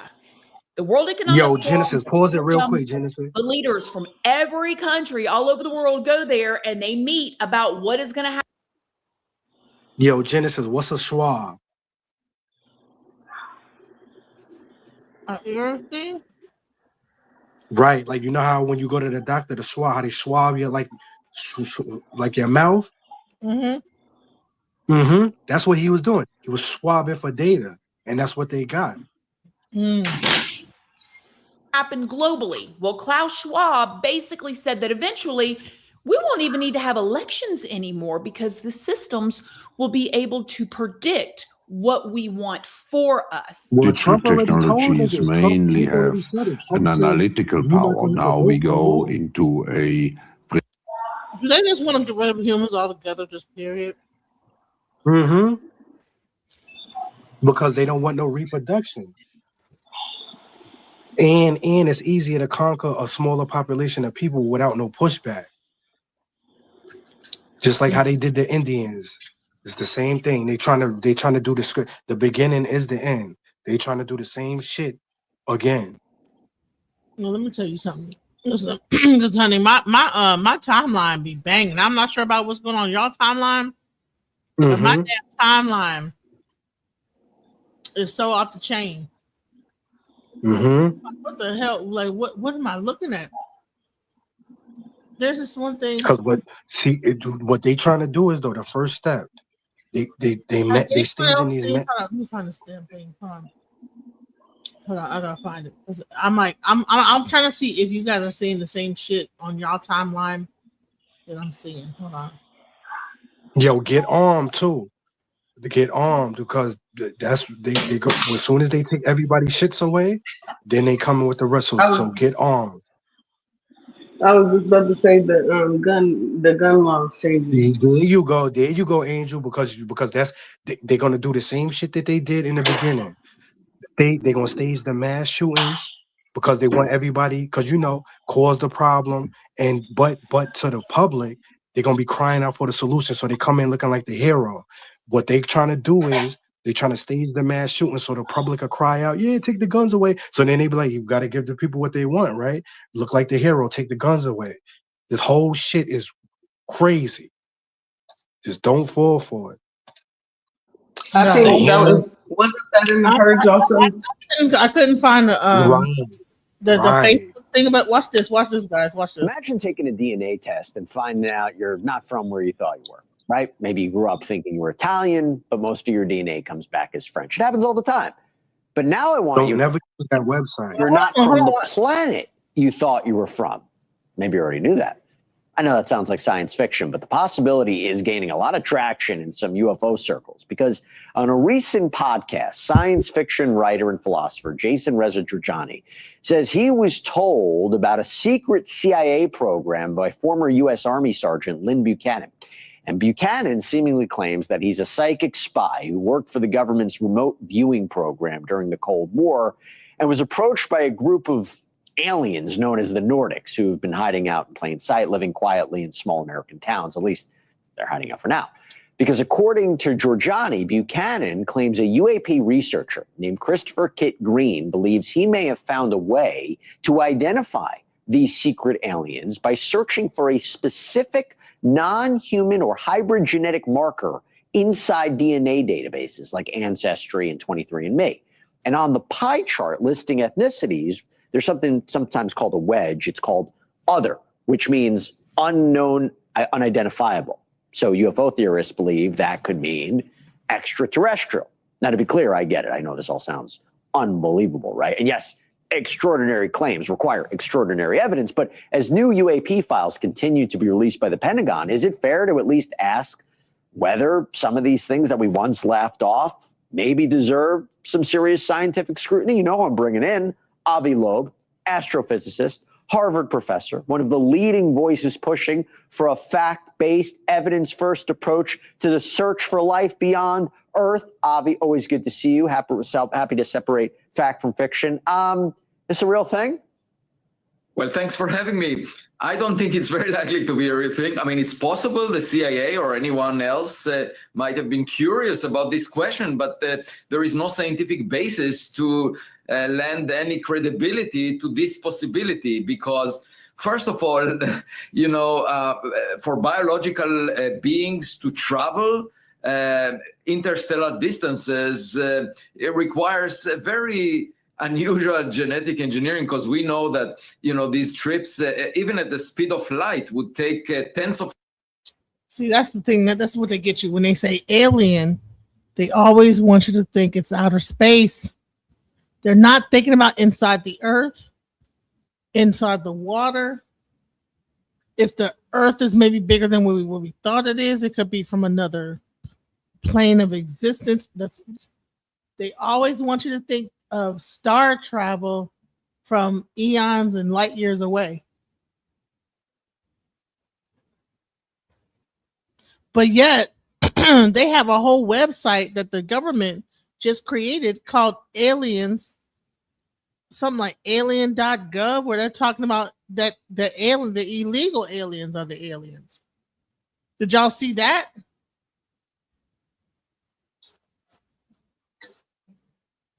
There's a whole website about aliens being illegal. Nah, but this nigga talking some bullshit. He's talking about the aliens as Nordic. Yeah, right. Get the fuck out of here. They don't even got Nordics don't even got melanin. How they gonna be Nordic?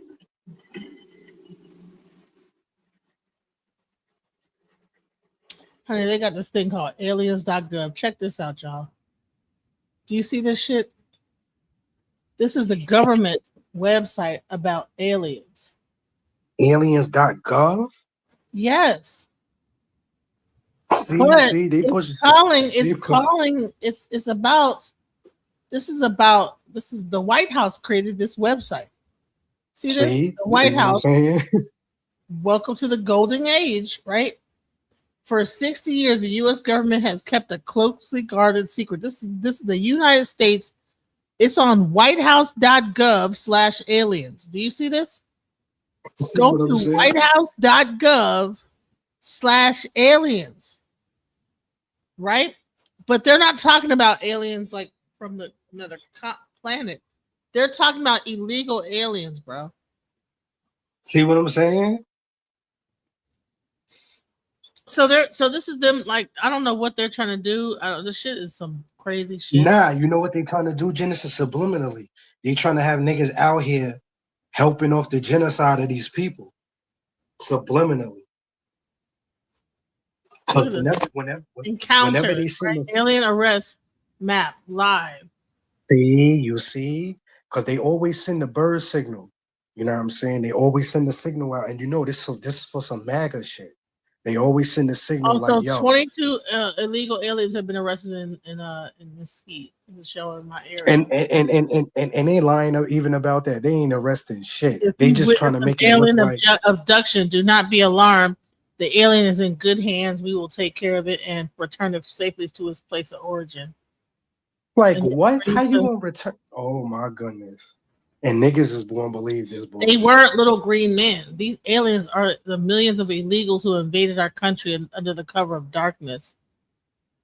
Wow, now you see, no. Look at the key word, Genesis. It don't say aren't. It says weren't. You see?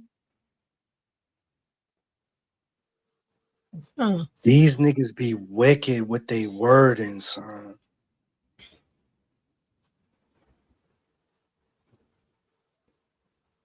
They weren't. What you mean weren't? Weren't means something that's not existent no more. But you saying that they here. So which one is it? Were they were or they are? Yeah, whoever their copywriter is, you know, President Trump needed a copywriter. Give me, I think like $78 an hour. I think. These niggas is mad crap now because they crafty with they shit. They think people not gonna notice this shit. Man, this live has gone everywhere underneath the sun. I bet you y'all know that this existed. Listen, like I said, my timeline. I never knew this shit, Genesis. I never knew this shit right here. This government shit on this website. And Reverend Green had to leave. He said, "Oh shit, you're getting too close to my the CIA where I work at." What? Hold on. What happened? He's CIA. he's law enforcement. He's something. CIA or something. Something about him just seemed a little too regimented. CIA, DIA, FBI. I don't know. Yeah, because I can't fuck with no government shit. This shit is some bugged out shit right here. We here to expose these niggas. But when we start talking about this crazy stuff, he gets up off the panel real fast. I think his higher up. What happened? Abort mission. I thought Harlem probably went outside. That shit probably jumping outside. Cause you know where he from. Them niggas out there early. That nigga Harlem probably out there with a 40 early with nigga. Child, I need to get some rest. I haven't been up all night, y'all. We done covered every base we can cover. Honey. Listen, we got to do another one of these. This all nighter, just talking about a whole bunch of shit. Yeah. Yo, put your Genesis. I'm gonna put my email in the back chat. Yo, y'all email me so we can start on this chart stuff. Okay.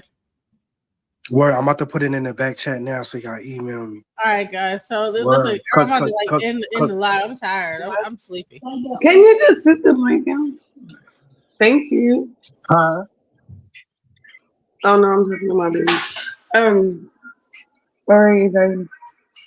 I have my email in there. I put my email in there. I'm gonna talk to you guys later. If you I put mine. I put mine in. I put mine in there too. When y'all ready, just email me. Y'all doing, then we get information and shit. So just email me when y'all get a chance to. Okay. Word, I just put it in there. See you later. Or talk to you later. Later. Why not? Hold on before I do it. All right. I'll talk to you guys. Much love. Just when I thought I couldn't find my way out, yeah, I searched the God in me to find my way out. I know it can seem way out, but the Creator flows to and through me from way out. I'm talking way out, yeah. See if you believe in the God in you, it's a better place. Creating